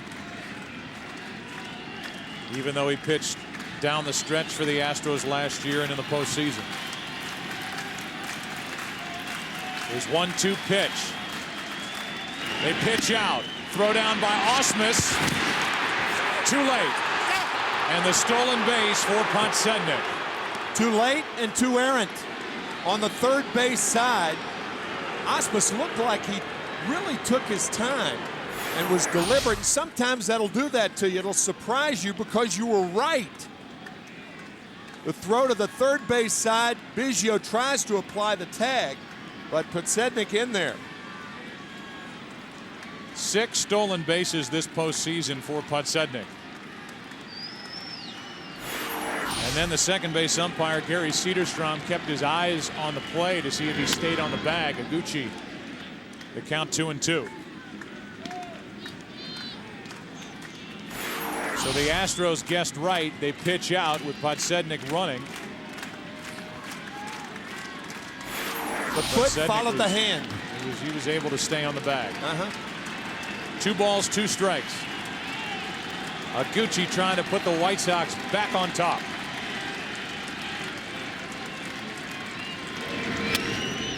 In the air to right. Podsednik will tag. Lane's throw is airmailed, but it stays in play. A break for the Astros as that ball hit up against the fencing and then kicked back toward third base. And had that ball been thrown in the stands, then Podsednik scores. It would have been 2 from the field, 2 bases. Airmail that hits the base of the wall. Karem's back. Everett alert. Podsednik back to tag. The fake break hurried the throw from Lane. And the Astros with a huge break. So now Jermaine Dye. Dye tonight, his only RBI came back in that big 5th inning.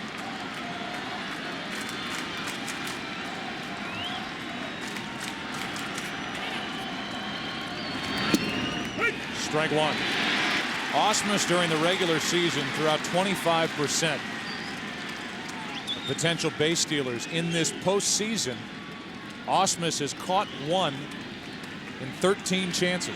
I get your drift. Podsednik with 18 of 19 stolen bases, of 3rd this year. 94 miles per hour, 0-2 on Dye.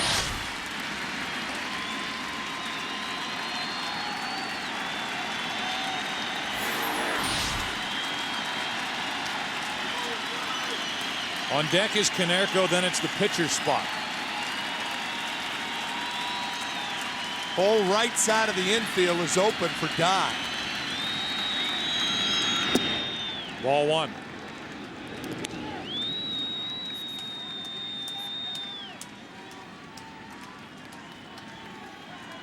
Biggio very close to second. He has to be with the speed of Podsednik.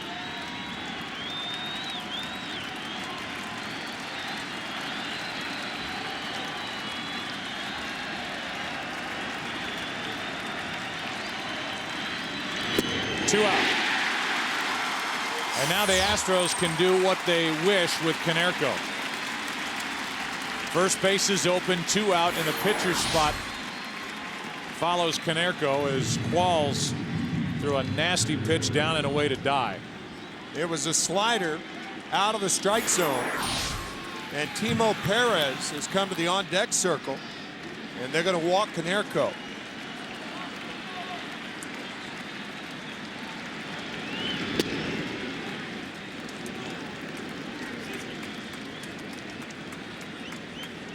Bobby Jenks is getting loose for the White Sox in their pen.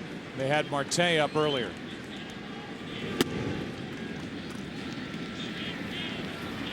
And it'll be up to Timo Perez here in the 11th with 2 on and 2 out. Here's ball 3. Luis Vizcaíno will end up going 1 inning. He walked 1. No hits or runs.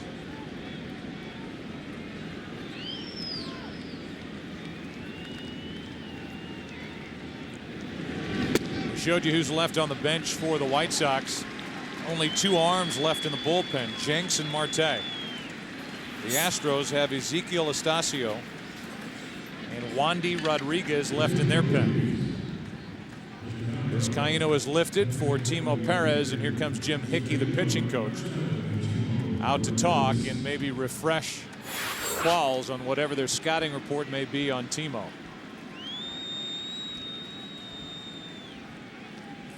Timo Perez with World Series experience. He played for the New York Mets back in 2000 against the Yankees. He does have a tendency to hit the little flares to left field. Of course, in this ballpark, it's going to be normally for a base runner at second base tough to score, but not with the speed of Podsednik. In that World Series in 2000 for the Mets, Perez was 2 for 16. The meeting is over, and Qualls will deal to the pinch hitter with 2 on and 2 out. This place couldn't be quieter, as these fans are wondering if their Astros are going to stay in this series. Already down 2-0. It's good news for that kid. Sleep. 5-5 game in the 11th. To the right side. Berkman to the bag. Qualls keeps it tied going to the bottom of the 11th. The crowd erupts. Is the kid awake? Still sleeping. Bottom of the 11th. Top of the order coming up for Houston.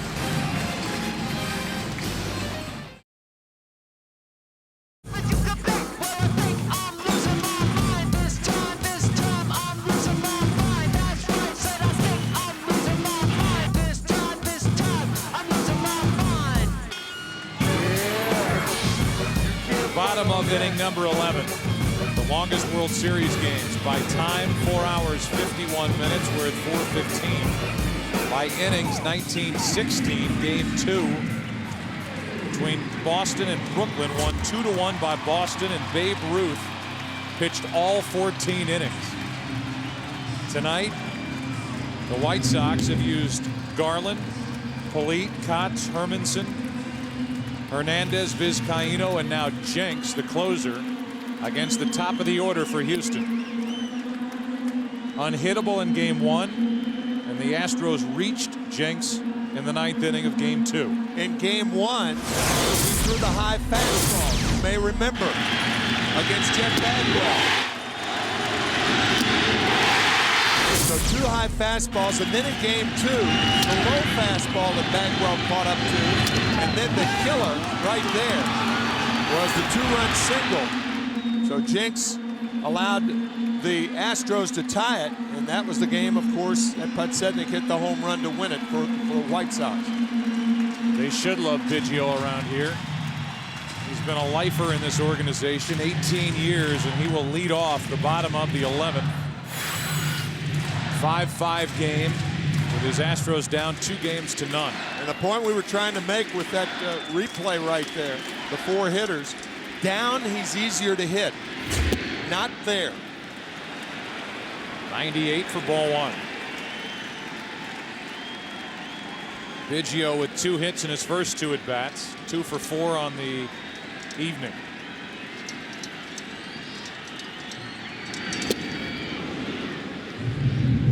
When the White Sox got the home run from Podsednik to win game 2, Ozzie Guillen said he fought his way through the crowd, and the only person he was looking for was Bobby Jenks to try to pump him up. Jenks was heartbroken and distraught after blowing the save in game 2.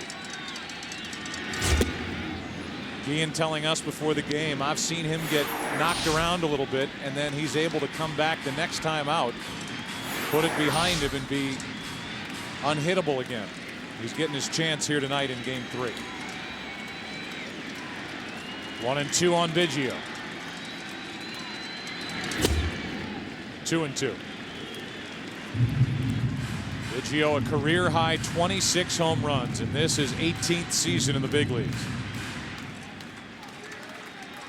He has not gone deep in the postseason.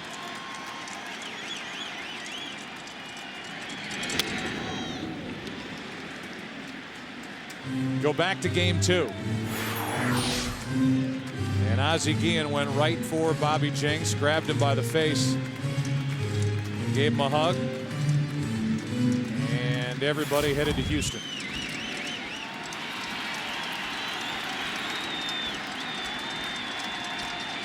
A 2-2. First breaking ball, and it's low, full count. The heck of a time to do it with a 2-2 count. Pitchers have to be patient, just like hitters have to be patient. One away.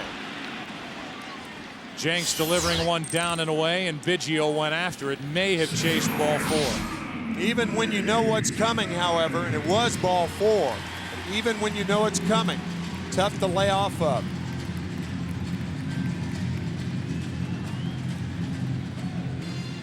And then Biggio with a turn and asking Jerry Lane if that was a strike or a ball, and it was clearly down and away. The Astros have been handed 5 walks in the last 2 innings, but have not been able to take advantage of them. Here's Taveras. The rookie takes ball 1. I think the strategy here is to make Taveras take a strike. Hope that Jenks is wild out of the strike zone. Get his speed on at first base.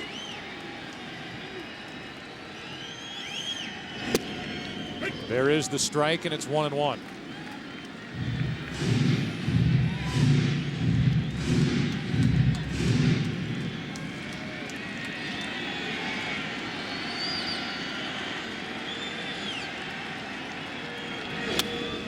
Taveras shoots one foul, and he's in the hole. 1-2. It is midnight. So the first World Series game in the state of Texas is going to start on Tuesday, October 25th, and end on Wednesday, October 26th.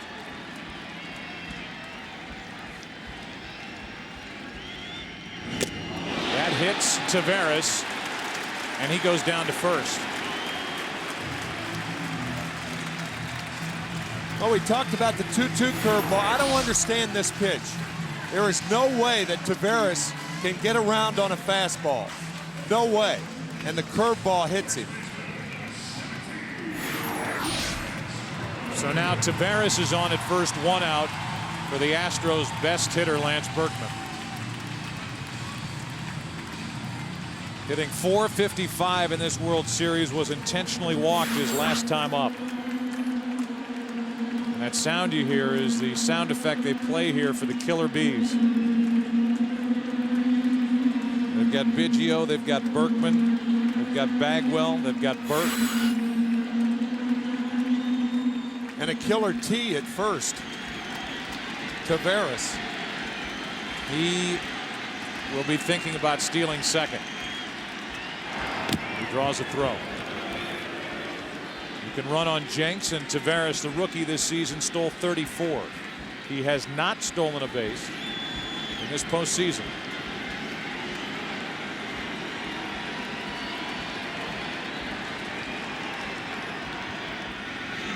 Pitch out, and the White Sox guessed wrong.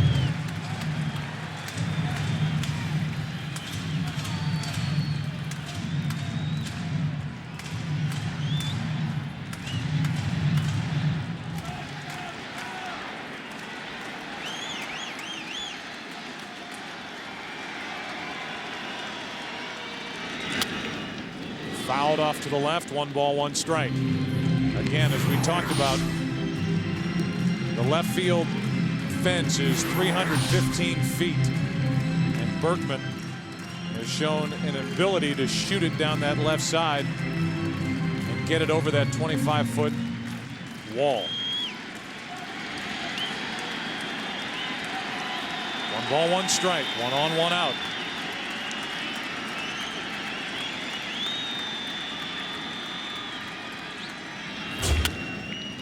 Strike 2.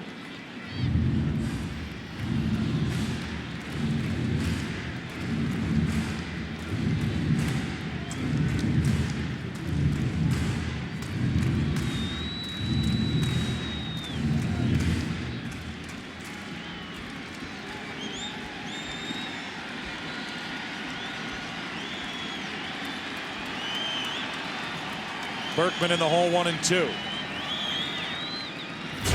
2-2.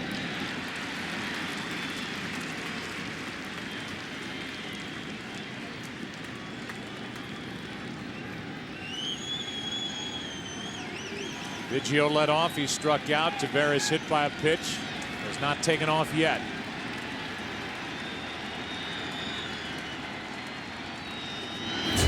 Three and two.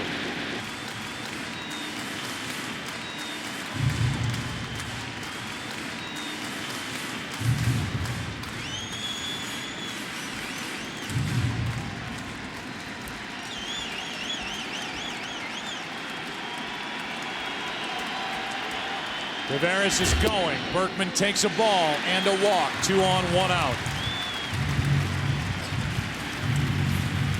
And now Morgan Ensberg will be the hitter. And again, Don Cooper is out to talk. I would imagine, excuse me, Joe, I would imagine that one of the things that Don wants to talk to Jinx about is Taveras on at second base. You can see he looked immediately to Widger. He's looking out towards second base. Taveras with 34 stolen bases. So not only is Don out there to calm down Jinx, but to also remind him about Taveras at second base. We've been on the air for 4.5 hours. You can cut me off anytime you want.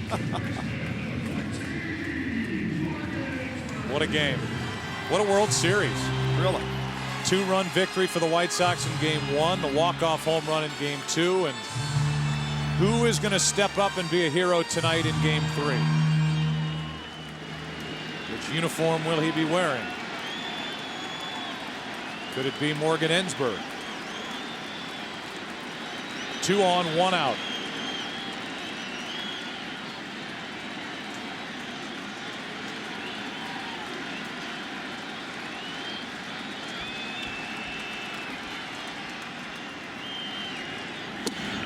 Ball 1 low.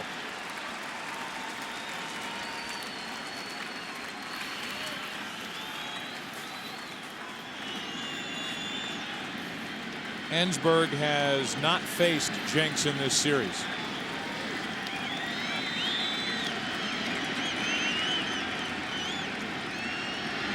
It was almost a balk. Almost. You can fake to second and to third, not to first or home. But you have to turn all the way around. Yeah, that left leg coming up. Clearly worried about Taveras. Ensberg takes a strike. 1-1.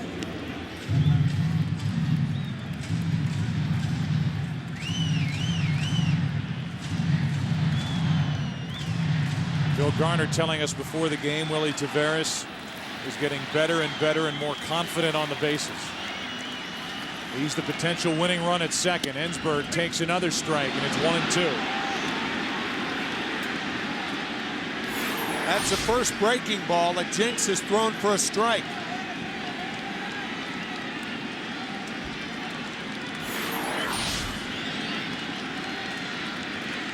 Orlando Palmeiro on deck. 1-2 pitch. Ensberg checked it. 2-2.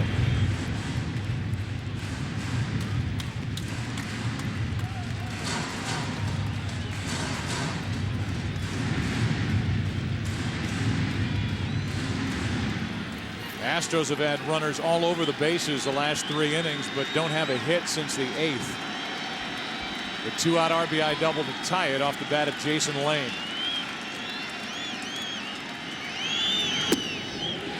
Full count.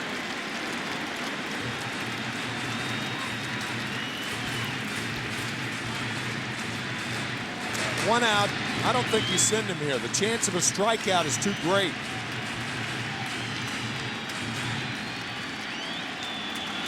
The 24-year-old Bobby Jenks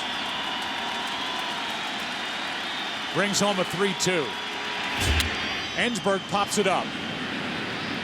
Down the left field line, and Uribe is out, the shortstop, for out number 2. And now it's up to Orlando Palmeiro, or this game is going to the 12th.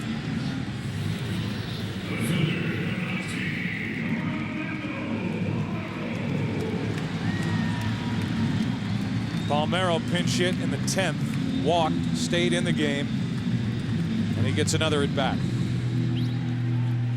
If we go to the 12th, the White Sox will have Rowan, Creedy, and Uribe against Qualls. Ozzie Guillen pulling in the left fielder. Podsednik. Palmeiro takes a strike. 99 miles per hour from Jenks.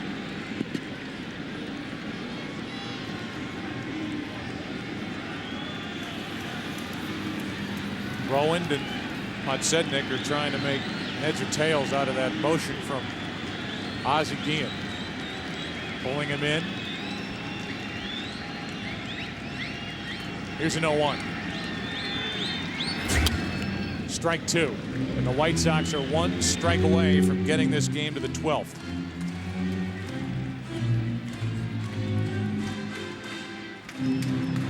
Astros left 2 on in the 8th.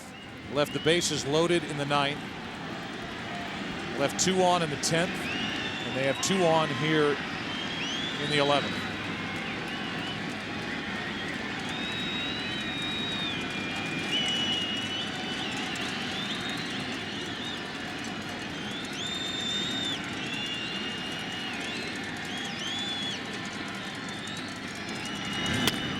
Just staying alive. Go back to our conversation with Ozzie Guillen before the game. He said the other night when Jeff Bagwell got that hit off Jenks in center field, that Rowan was too deep. It was his fault. He accepted the blame, and he's trying to not let that happen again.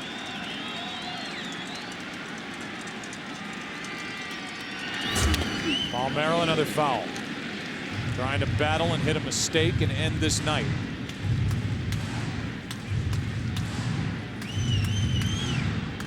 We've seen 375 pitches, and Jenks trying to get around a hit batsman and a walk here in the 11th.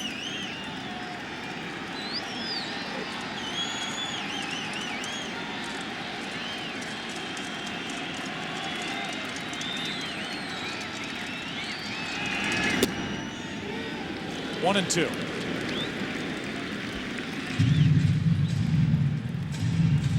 Palmeiro, part of the championship with the Angels in 2002. He's been a good pinch hitter over the years.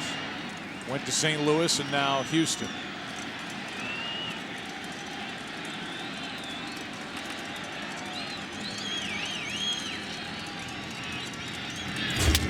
Broken bat, back to Jenks. We're going to the 12th. The Astros have stranded a dozen. We go to inning number 12. Still tied at 5.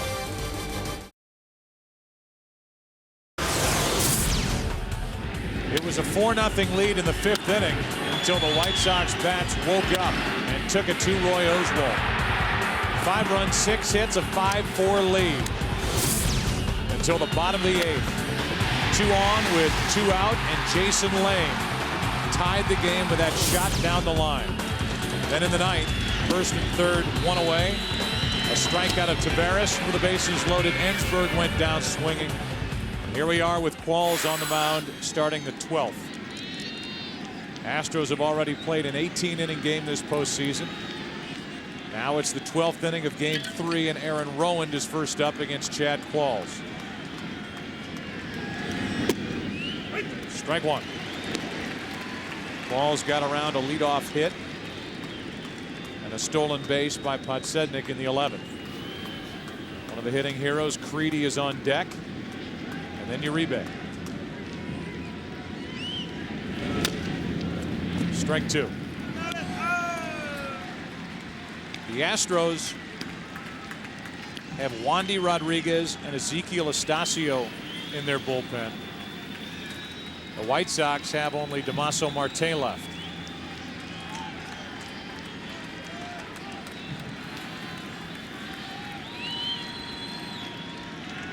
An 0-2 pitch. Rowan strikes out, 1 away. Good sinker from Qualls.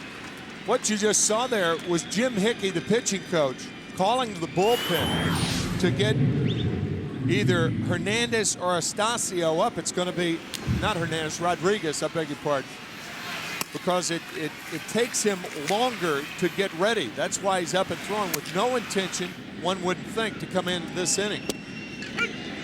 But should it go to the 13th, he'll start the 13th. Big reason why is the pitcher's spot for Houston. Qualls is due up 4th in the bottom of this 12th. Wandy Rodriguez suffered the loss in Game 1 of this World Series after taking over for Clemens. To his left, Everett. 2 out. Freedy is gone.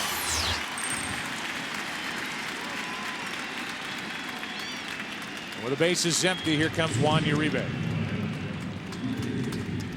We were talking to Ozzie Guillen before the game about Uribe and his at-bat in the 9th inning prior to the game-winning home run by Podsednik. I said it looked like Uribe came close to driving a ball out. He said he just got under it, but he has got a ton of power. He hit 16 home runs during the regular season, and he takes a ball down and away. He has 1 postseason home run. Guillen impressed with the way the ball just jumps off Uribe's bat. He's got an inconsistent swing. That's his problem. No swing is the same from at bat to at bat. A 1-0 from Qualls. Broken bat pop up. Qualls has done his job. Everett takes it in. We go to the bottom of the 12th. A 5-5 game in Game 3. Back after a word from your local station.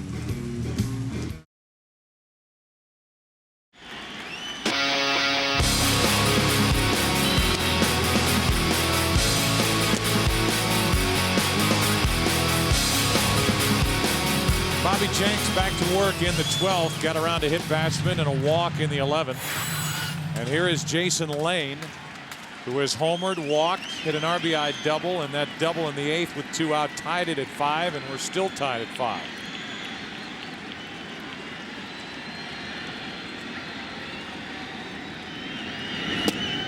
Ball 1 from Jenks. Once again, if you're a Houston hitter, down in the strike zone from Jenks is easier to hit than up in the strike zone. 4 hours and 40 minutes since we started this Game 3. 1 ball, 1 strike.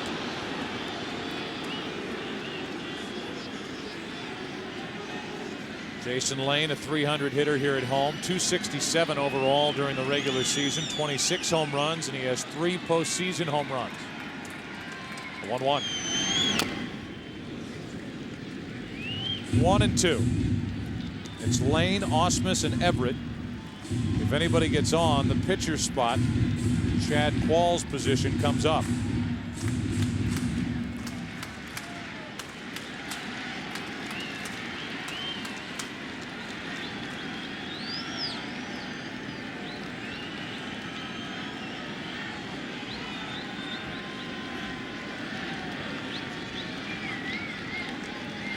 A 1-2. Lane pops it in the air to left center field, and it will be played by Podsednik. 1 out. That brings in Ausmus. It's almost as though Houston, since the pitcher is 4th up in this inning, is thinking, well, if we're not going to score, let's go 3 up, 3 down so we can keep balls in the game. No, it's a weird way to think, but well, if they end up with that spot and they take Qualls out, the Astros will be left with Wandy Rodriguez on the mound in the 13th inning. Damaso Marte is getting loose for the White Sox in their pen. The White Sox are in a position now where you've got Jenks on the mound. He's trying to get through 2 innings, and he may not be in a position to come back out and close it in the 13th. 0-2 on Ausmus, and he did not have a good swing at that pitch. That swing is just so indicative of the type of electric fastball that Jinx has. I know you hear that term a lot nowadays in baseball. Well, this guy, Mr. Electricity right here. On a hitter so quickly. And 0-2. 2 down. 96 miles per hour. And the second strikeout for Bobby Jenks. The official word on El Duque, who left in the 10th. Tightness in his neck. And his status is day-to-day. 2 out here, and Adam Everett steps in with Vizcaíno in the on-deck circle.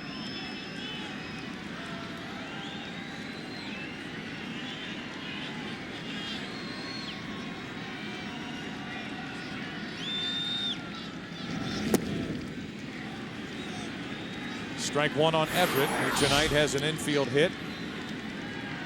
And that's it. This game is like swimming through syrup. It is. I think.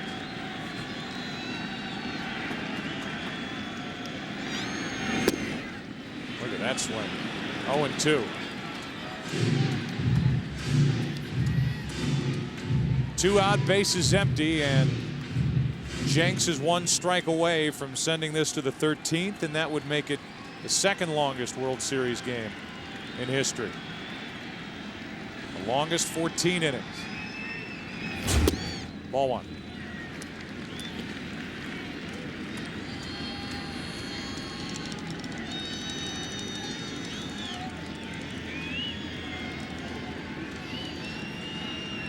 White Sox in the 13th. We'll have Widger, Mutsednik, and Iguchi. If the game goes there. Still 1-2 on Everett.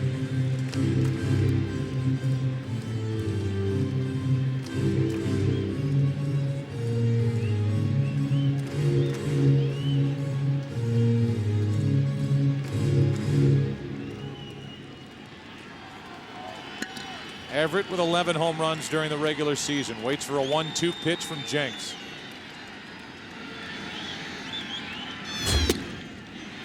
Two strikeouts in the inning, 3 on the night in 2 innings of work.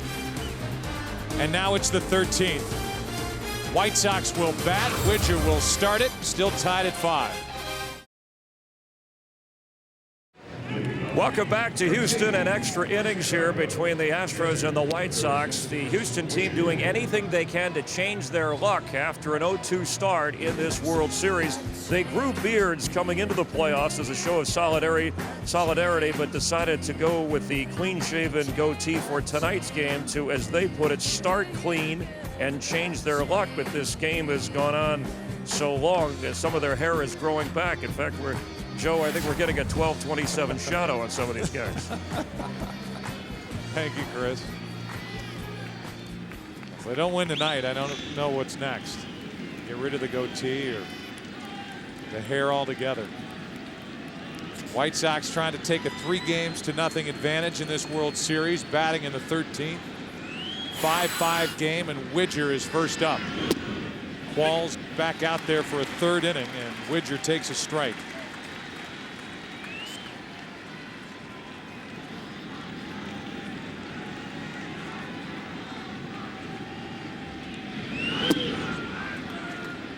That's low. 1 ball, 1 strike. Once again, the Astros trying to look at it from the positive side. Since they didn't score, at least they went in order, and that kept Qualls out on the mound. Marte is still loosening for the White Sox, and now Astacio is getting loose for the Astros. Good pitch by Qualls. 1-2 on Widger. Big difference there, and looking ahead is Astacio is primarily a starting pitcher, and Marte isn't. 1-2. 2-2. Ezequiel Astacio started 14 games this year for Houston. Had 8 appearances out of the bullpen, was 3-6. And that's what the managers are trying to do right now, is think, well, we may have to have a guy who's another starter in there. Big rip by Widger, and the count stays 2-2.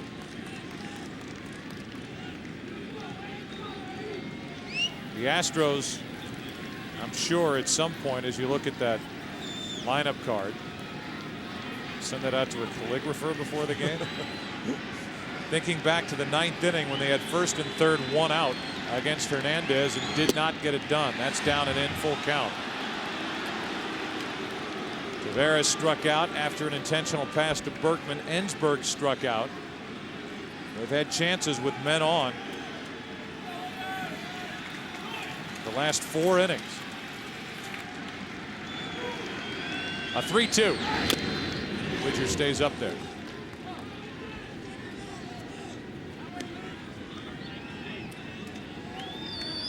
Widger struck out his first time. That was against Lidge. After Widger, Qualls will get into hitters that he's already faced tonight.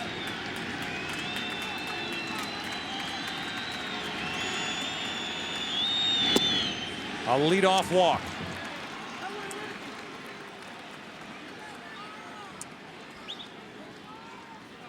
Our guys at Stats Inc. are working overtime tonight. First World Series game in Texas by the numbers. Bill Webb, our terrific director, has called for 1,605 camera cuts, and they're adding up as we speak. 428 replays, 24 Fox promos, and 10 game summaries. How many bunt attempts? We're going to see one here. I think so. But I don't have a figure for you.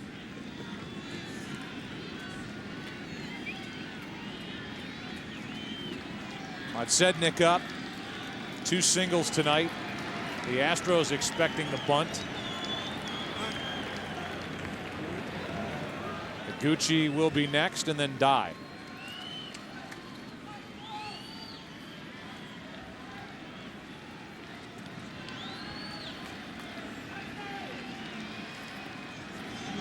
The bunt attempt, and the ball down and away, ball 1. So he squared around and took it. Now looking down at Joey Cora, the third base coach for the White Sox, to get the sign.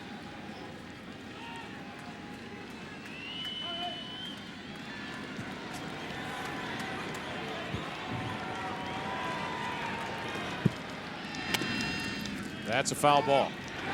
Foul ball, strike 1.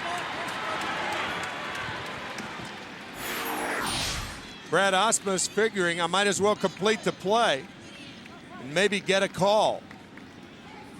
You never know this postseason. That is correct.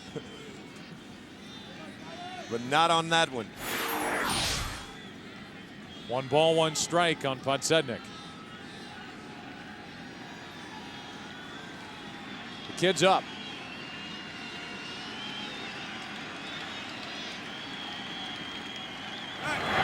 Kid was sleeping from the 8th inning through the 12th.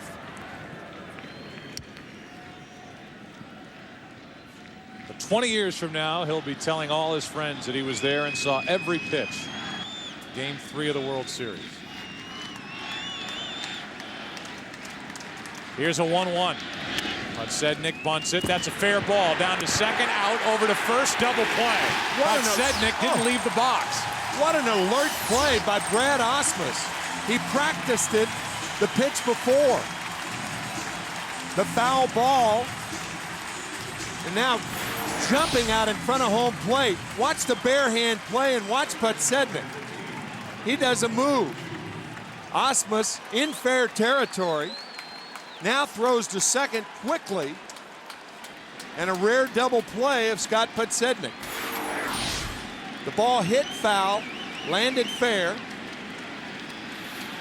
and brilliantly turned by Osmus. Now Gucci with the bases empty, 2 out, strike 1. Here's a guy in Osmus who, while we're making jokes about how many promos and how long, for almost 5 hours he's been every half inning squatting down, calling pitches, trying to think his way through this game.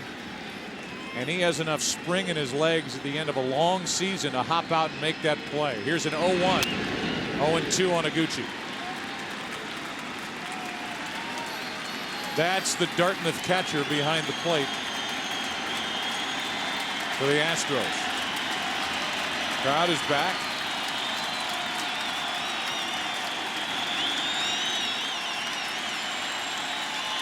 Oh, 2. We go to the bottom of the 13th. 9-1-2 coming up for the Astros. Tied at 5.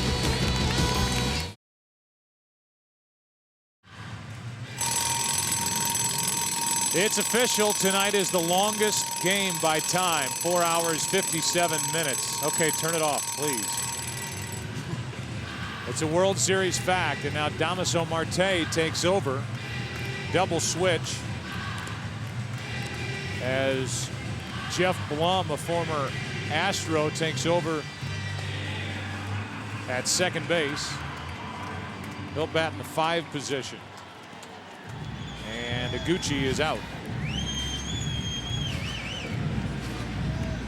Iguchi and the pitcher occupying the number 2 spot in the White Sox lineup. We're in the bottom of the 13th.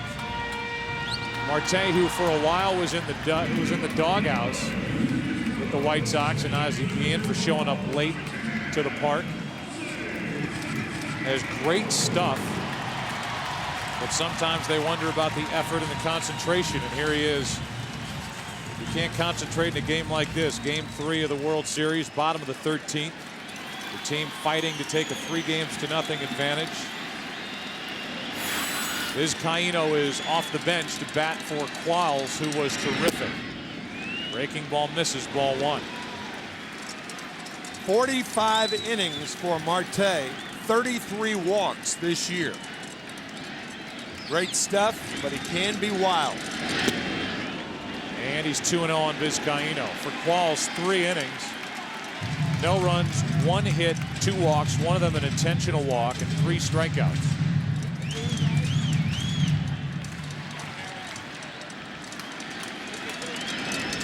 Vizcaíno fouls away strike 1.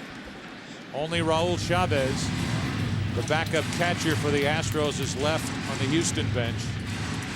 The White Sox have only Pablo Ozuna on their bench.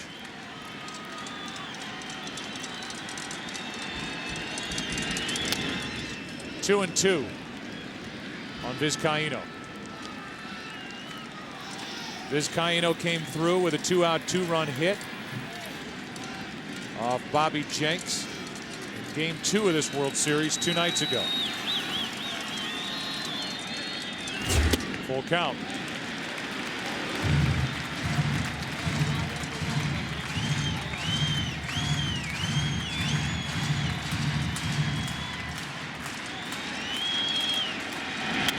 Vizcaíno hanging in there.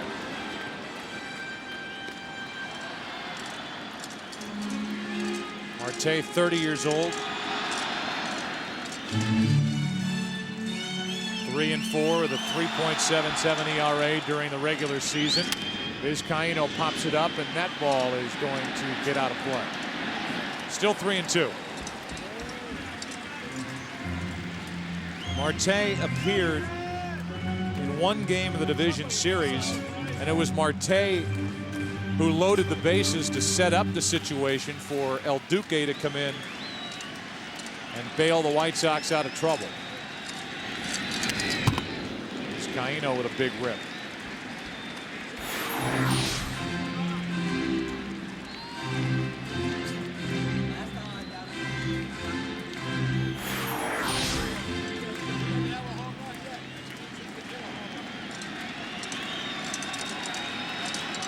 Another 3-2. A leadoff walk.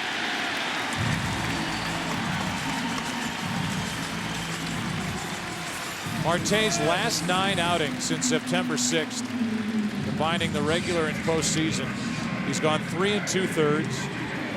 Opponents have hit .421 against him, and his ERA is 12.27. And this long night of baseball is in his hands. Seems like whoever wins this game is going to have to do it unconventionally. Normally you'd bunt here with Taveras on deck. I don't think Phil Garner will. Nope, showed bunt.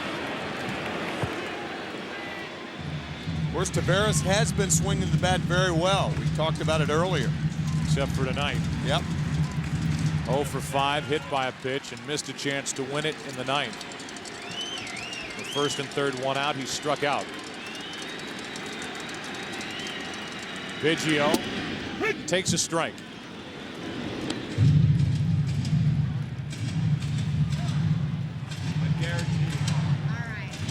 Jenks 2 innings, 1 walk, 3 strikeouts, hit a bat.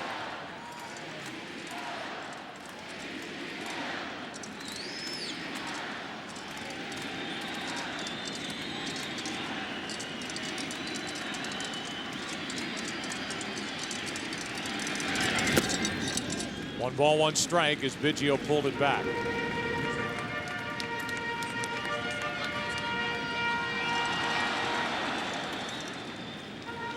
What a fight for game 3.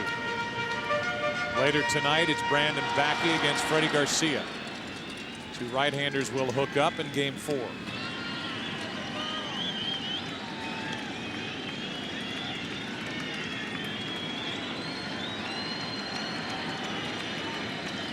See if Phil Garner takes off the bunt and employs something other than that.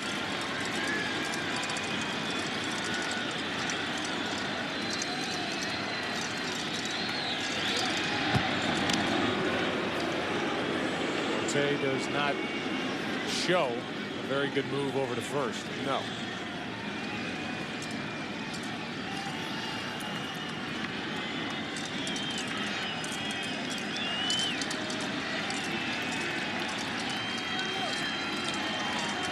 A 1-1. No bunt, swing and a foul back, and now Biggio in the hole 1-2. Turned him loose. He had a good pitch to hit, fouls it back.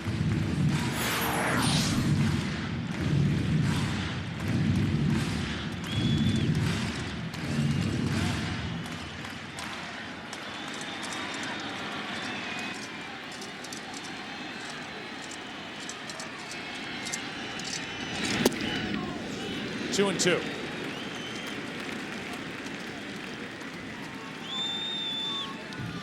The Astros have been handed 9 walks since the 8th, including the 8th inning when there were 2 walks. 9 times the Astros have taken a free pass. It helped out in the 8th, but from the 9th inning when they were handed 3 walks, 2 more in the 10th, a walk and a hit batsman in the 11th, and now a leadoff walk in the 13th. They've done nothing with it.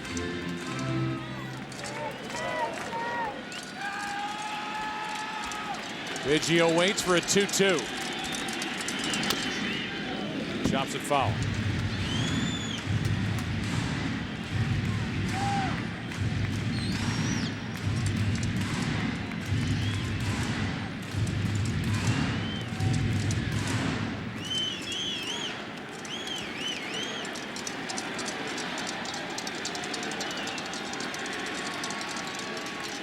The 2-2 pitch. Got him on the inside corner, 1 on, 1 out. Second time in a row that Biggio has struck out here in the extra innings. Good fastball from Marte. Right on the inside corner. Willie Taveras digs in. Willie does not have a hit tonight. Came in 4 out of 7 in the 2 games in Chicago.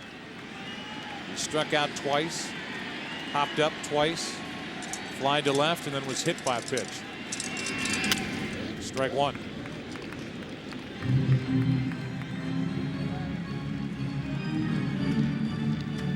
With Taveras at the plate, the White Sox outfield is shading him to go the other way. We've seen Willie in this World Series already plug the left center field gap with 2 doubles.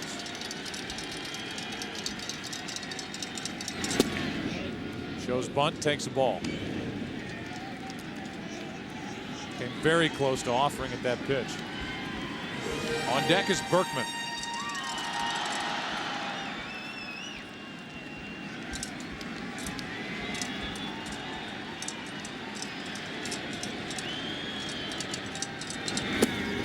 Nasty pitch. Taveras went after it, 1-2.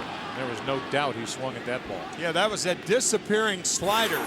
Disappearing out of the strike zone. Taveras goes way too far.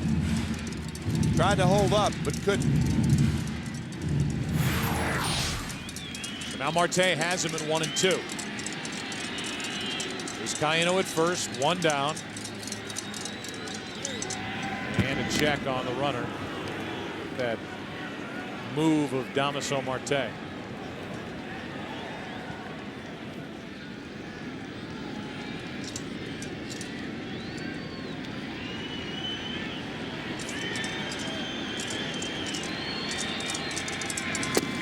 Got him looking. 2 outs. Almost an identical pitch that he got Craig Biggio on. The fastball, little above the knees, inside corner. Now it's Berkman. If this game goes to the 14th, the White Sox will have Dye, Konerko, and Blum. Facing Ezekiel Astacio.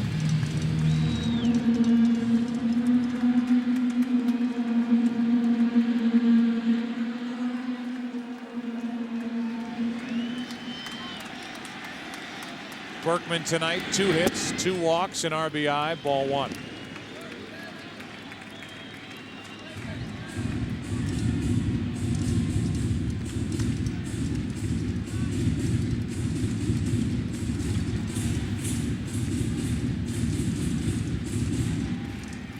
Nolan's still here. The all-time strikeout king. Strike 1 on Berkman. So Ozzie Guillen down in the dugout. It's almost time to talk to the managers again. Ozzie. We have our pregame meeting in a few minutes for game 4. 5 hours ago, Nolan Ryan threw out the first pitch.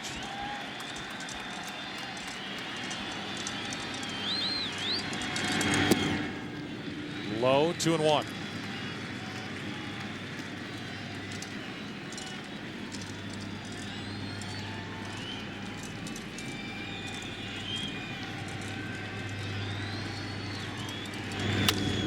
To the shortstop, Uribe.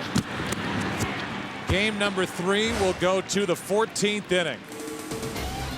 And it will at least tie for the longest game innings-wise in World Series history. Here comes Astacio.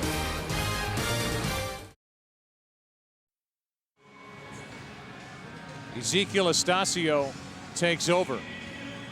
Astacio, as we mentioned, made 14 starts for Houston this season. 3-6 record, a big ERA, and Vizcaino stays in the game, plays second. They're trying to buy every spot they can in the order before the pitcher's spot comes up. Biggio's out, that's where the pitcher will hit. And here is Jermaine Dye to start the 14th inning. Dye, Konerko, and Blum against Astacio, and a bender is in there for a strike. So the White Sox getting their first look at Astacio.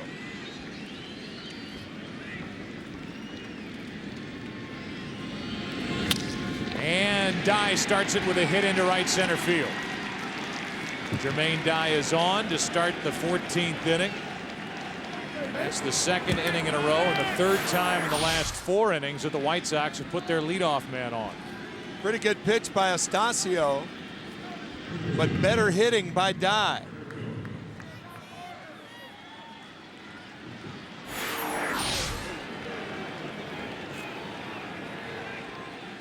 So now Konerko.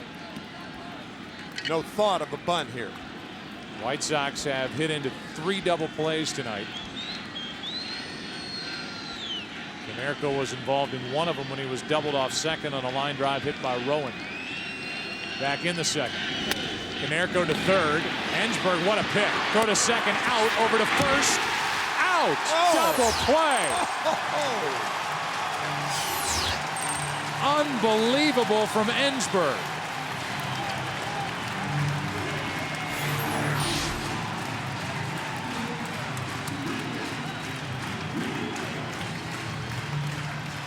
Not only the catch, but the wherewithal to get to his feet, throw a strike to Vizcaino, and a strong throw to first to get Konerko. My goodness. That is the defensive play of the night. We've had 5 hours of plays to watch. Now Blum, the former Astro, takes a ball in the dirt.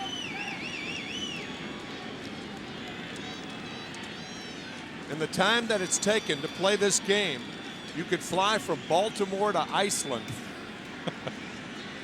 If you're so inclined. Yes. With 2 out, nobody on, Blum takes low. It's 2-0. You could fly from New York to LA. You could cook a turkey for Thanksgiving. Yeah. You could watch 20% of a season of 24. Or watch the longest game in World Series history. Blum hits it into right, down the line. It is gone.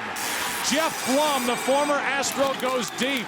And here in the 14th inning, the White Sox take a 6-5 lead. Jeff Blum gets his first at bat of this series and only his second of the postseason. And Blum has made it 6-5 Chicago. Down and in. The former Astro.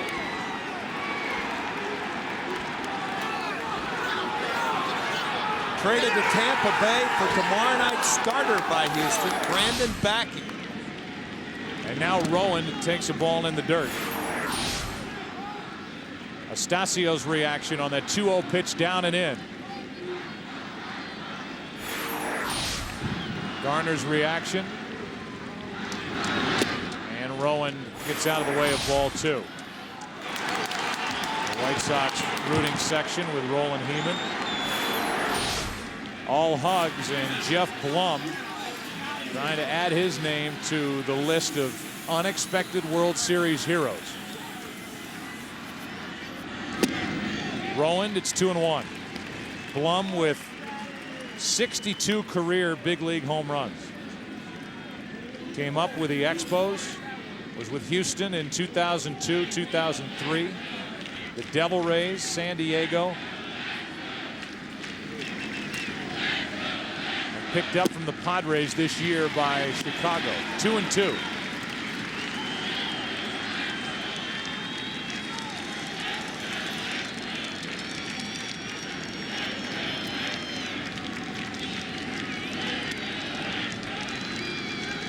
With 2 out, nobody on, a 2-2 pitch.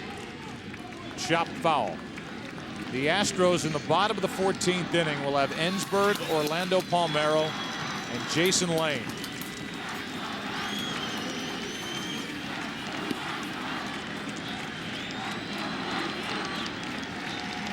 Here's a 2-2 in the dirt.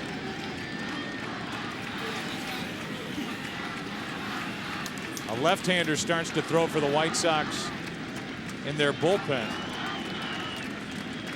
And that can only be Burley, the Game 2 starter. With 2 out, nobody on, a run home. The White Sox leading. A 3-2 pitch is chopped to third. Ensberg charges, can't make the play. And Rowan is on to keep the top of the 14th alive. Third hit of the inning.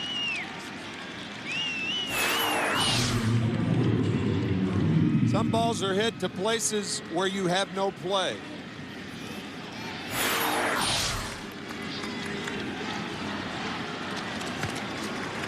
And here's Joe Creedy.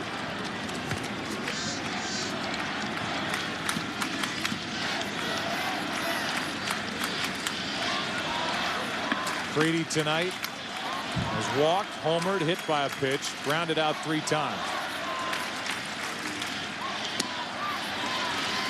Stasio took something off, strike 1. Longer the inning, the longer the at-bats, the more time Burley has to get ready. Burley, of course, a starting pitcher, and it takes them longer to get ready. Creedy went after it. It's 0-2.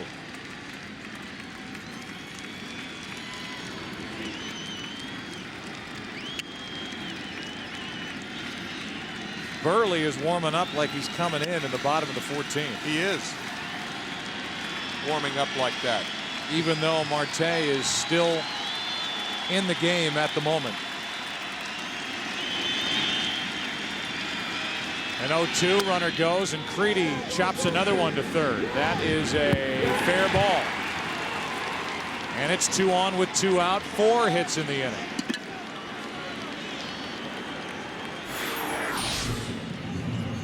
Two men on base with 150 feet of infield balls. The one by Rowan. Now the ball that hits the bag.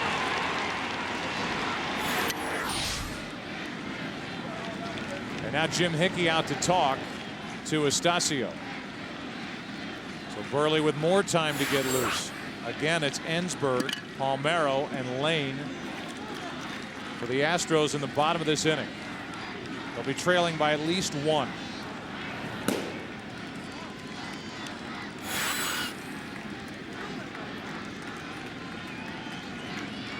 White Sox trying to go up 3 games to nothing. And Uribe could give them some wiggle room in the bottom of this 14th.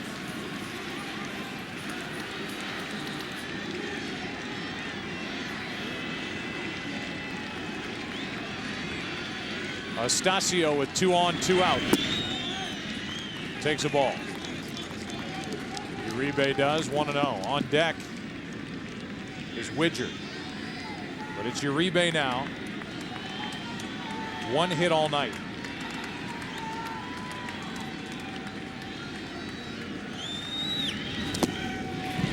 One and one.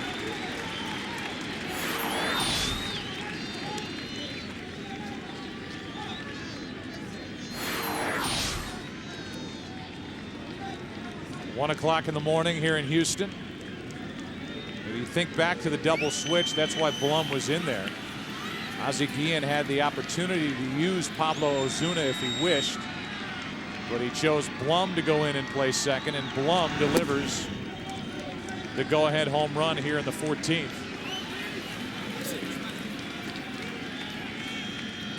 Two balls and a strike on Uribe. So far in this postseason, Ozzie Guillen and the White Sox have played mistake-free baseball.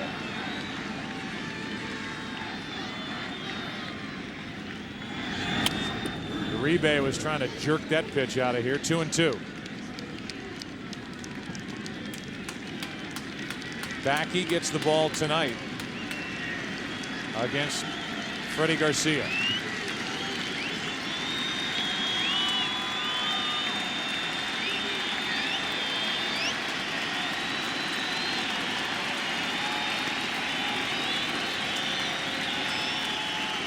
The 2-2 to Uribe. Full count. And the runners will go.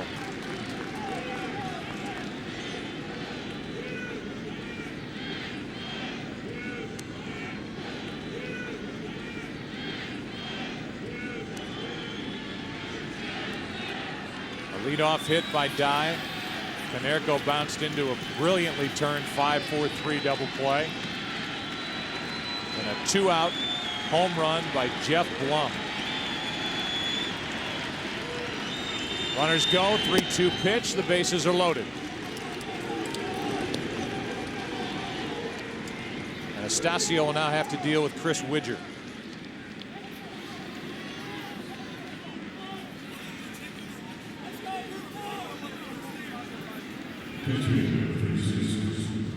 Widger tonight 0 for 1 with a walk and a strikeout.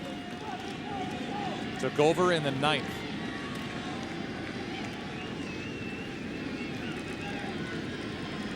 Bases loaded, 2 out, ball 1.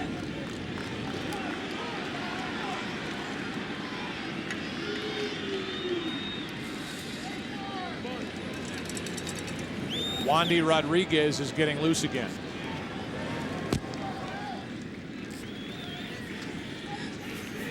And Ezequiel Astacio making only his 2nd appearance of this postseason. He's allowed 4 hits.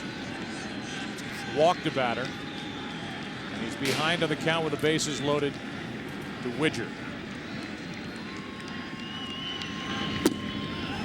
Over but low, 2-0. Well, if you're Chris Widger, clearly Astacio cannot find the strike zone, so you take a pitch.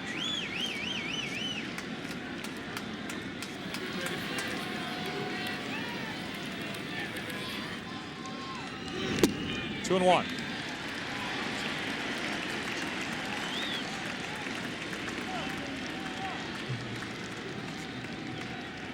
Astacio trying to give the heart of the Houston lineup a chance in the bottom of this 14th.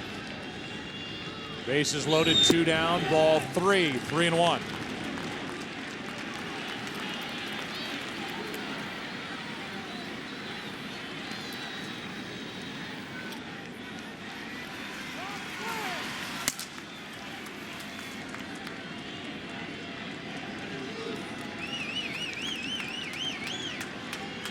Three balls and a strike, bases loaded, 2 out. Widger walks to force home the second run of the inning. And it's 7-5 White Sox here in the 14th.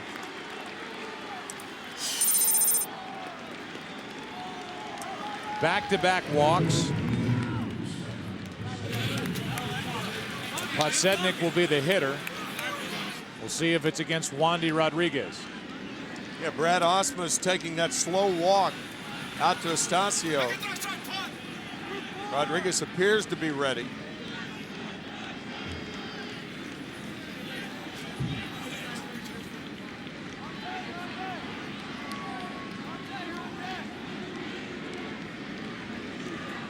Here comes Phil Garner.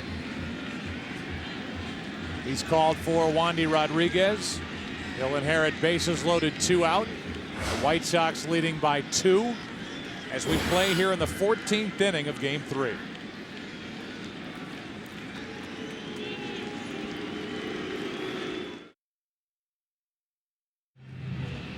In the division series, Game 4, an 18-inning affair with Atlanta for Houston, longest postseason game all time. And tonight, 5 hours, 28 minutes and counting, longest World Series game by time, and 14 innings, ties a World Series record. Here's Wandy Rodriguez to pitch to Scott Podsednik. Bases loaded, 2 out, 7-5 White Sox in the 14th inning, and a strike on the outside corner. Rodriguez relieved in Game 1 after Clemens' left hamstring flared up on him. Went 3 1/3 innings, allowed 1 run on 4 hits. And here he is in the 14th inning. 0-2 on Podsednik.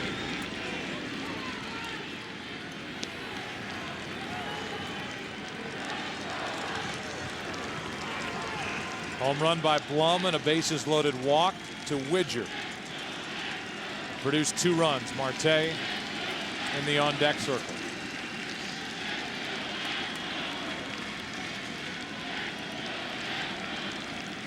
On 0-2. Podsednik strikes out. And that sends Game 3 into the bottom of the 14th inning. The first run scoring since way back in the 8th. Home run by Jeff Blum. His first World Series at bat. 7-5 Chicago. Back after this from your local station.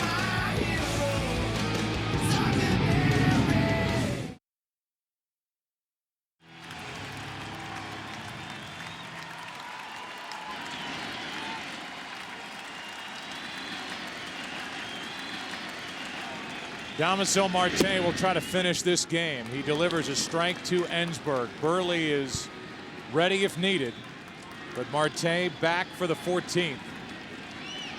Pitched a scoreless 13th and got around a leadoff walk. There's strike 2 to Morgan Ensberg. On deck is Palmeiro and then Jason Lane. 1 away. 3 pitches and Marte strikes out Ensberg.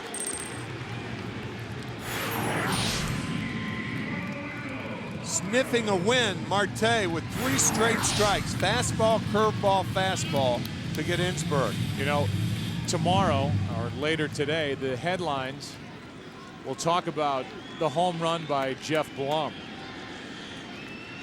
Here's Palmeiro and there's ball 1 high. But the real story of this game, Game 3, was a 4-0 lead for Roy Oswalt. He lost it in the 5th, the 5-run 5th inning for the White Sox. The Astros tied it in the bottom of the 8th, but Houston got one at early. But Oswalt just didn't seem to have that great stuff that he had with him in the NLCS against St. Louis. 2 balls and a strike on Palmeiro. Meanwhile, the Astros have stranded 13 runners. And they're down by 2 with 1 out in the bottom of the 14th. 3 balls and a strike. On deck is Lane. Don't you turn off that television.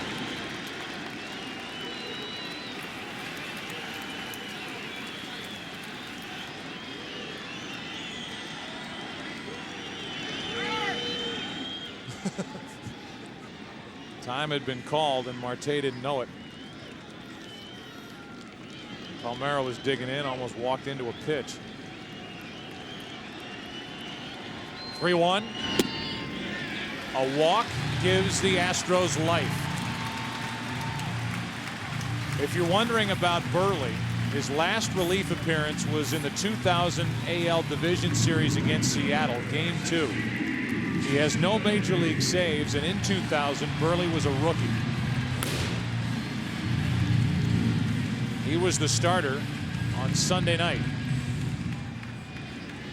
Tomorrow's starter, Brandon Backey, runs out to the bullpen just in case. Here's Lane. And there's a pop-up out behind second base. Blum has it, 2 down.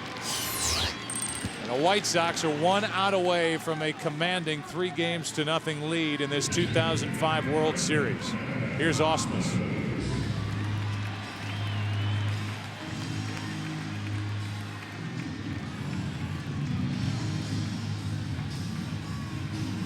Ausmus hitless on the night. He had a game-tying home run in the 9th inning with 2 out in that Game 4 against Kyle Farnsworth in the Atlanta Braves. The game that went 18 innings. He's the tying run at the plate, and he takes ball 1. Adam Everett on deck.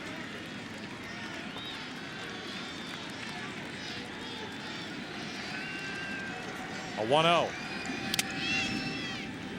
Palmeiro is taking second, but Ausmus liked the pitch, and the count's even.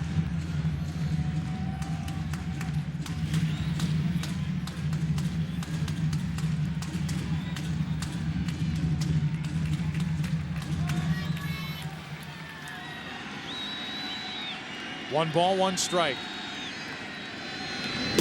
That's high. 2-1. Down to second is Palmeiro. No stolen base for Palmeiro. Fielder's indifference. They let him take it.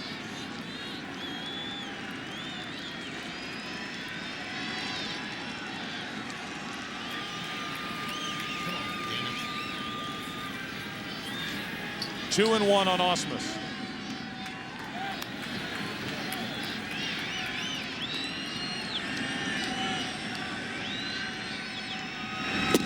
Two and two, and the White Sox are 1 strike away.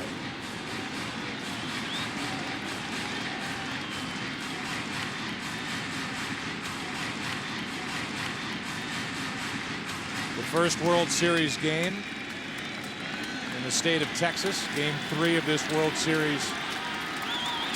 In the 14th inning, the 2-2 pitch. Full count.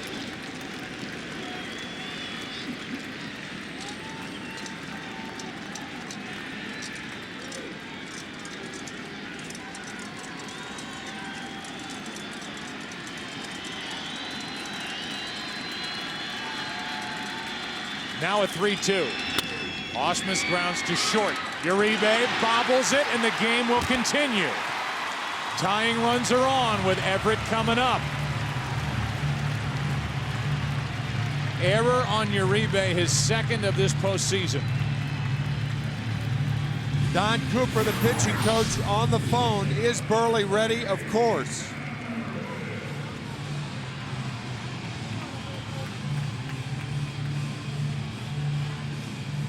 Adam Everett with 11 home runs on the season. And here comes Ozzie Guillen.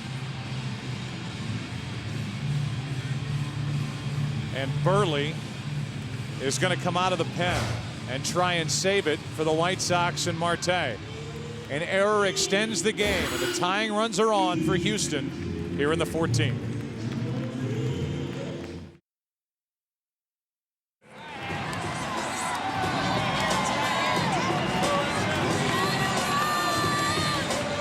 Hoping that error here in Houston, these fans are, will give the Astros a break and a chance to do something about a 7-5 game in the bottom of the 14th as Mark Burley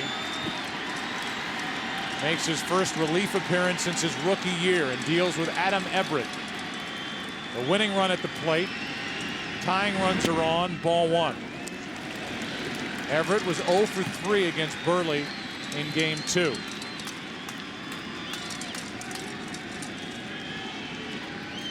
One infield hit in this series for Everett, that's all.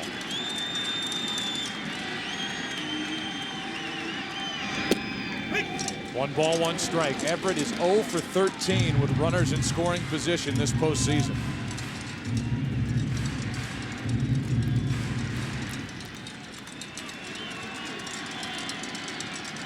The 1-1 pitch. Everett pops it up on the infield for Uribe. The White Sox are up 3 games to nothing. A 14-inning game ends 7-5 Chicago. And the Astros will end the night with 15 runners left on base. Jeff Blum, one of the heroes. The go-ahead home run, which made it 6-5. They tacked on another, and the White Sox win it in 14, 7-5.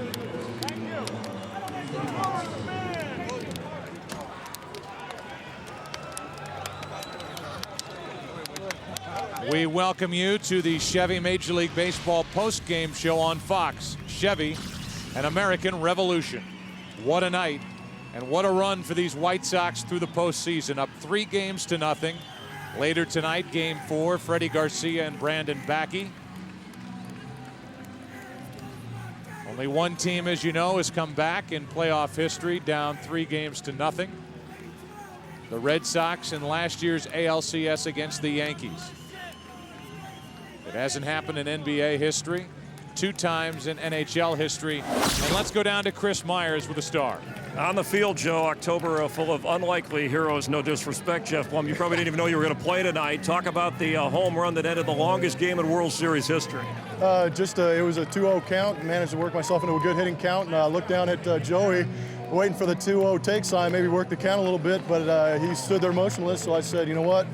Let's take a shot right here, and fortunately things worked out. Joey Corey, your third base coach. Now, against your former team, when you connected, did you know that you got it out? No, I didn't know if I got it high enough. I know I hit it pretty hard, but I was just hoping to get in scoring position and hopefully good things would happen. But somebody was watching out for me and got the ball over the wall. I mean, you're in the World Series, gliding around the bases. You still can't believe it.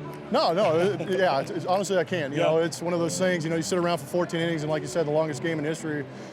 And then something like that happens, it's pretty special. All right, so White Sox are 1 game away from the World Series title. What do you think they're doing back in Chicago? I know it's heartbreaking Houston, but in Chicago, they're jumping up and down. Yeah, they're jumping up and joy, and they're feeling the same joy that we're feeling right now, and we're just looking forward to, tomorrow's game and hopefully bring it home. All right, congratulations. All right, thank you so much. I appreciate it. All right, thank you. We appreciate it, Joe. All right, Chris, thank you. Our Chevrolet player of the game. 5 hours and 41 minutes.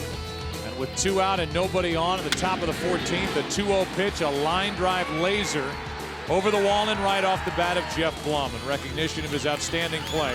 Chevrolet will make a $1,000 contribution to the Boys and Girls Clubs of America. Chevy, an American revolution. Blum jumping up and down and celebrating a victory here in Game 3. White Sox 1 win away from their first World Series title in 88 years. Back to wrap up a long night of baseball after this.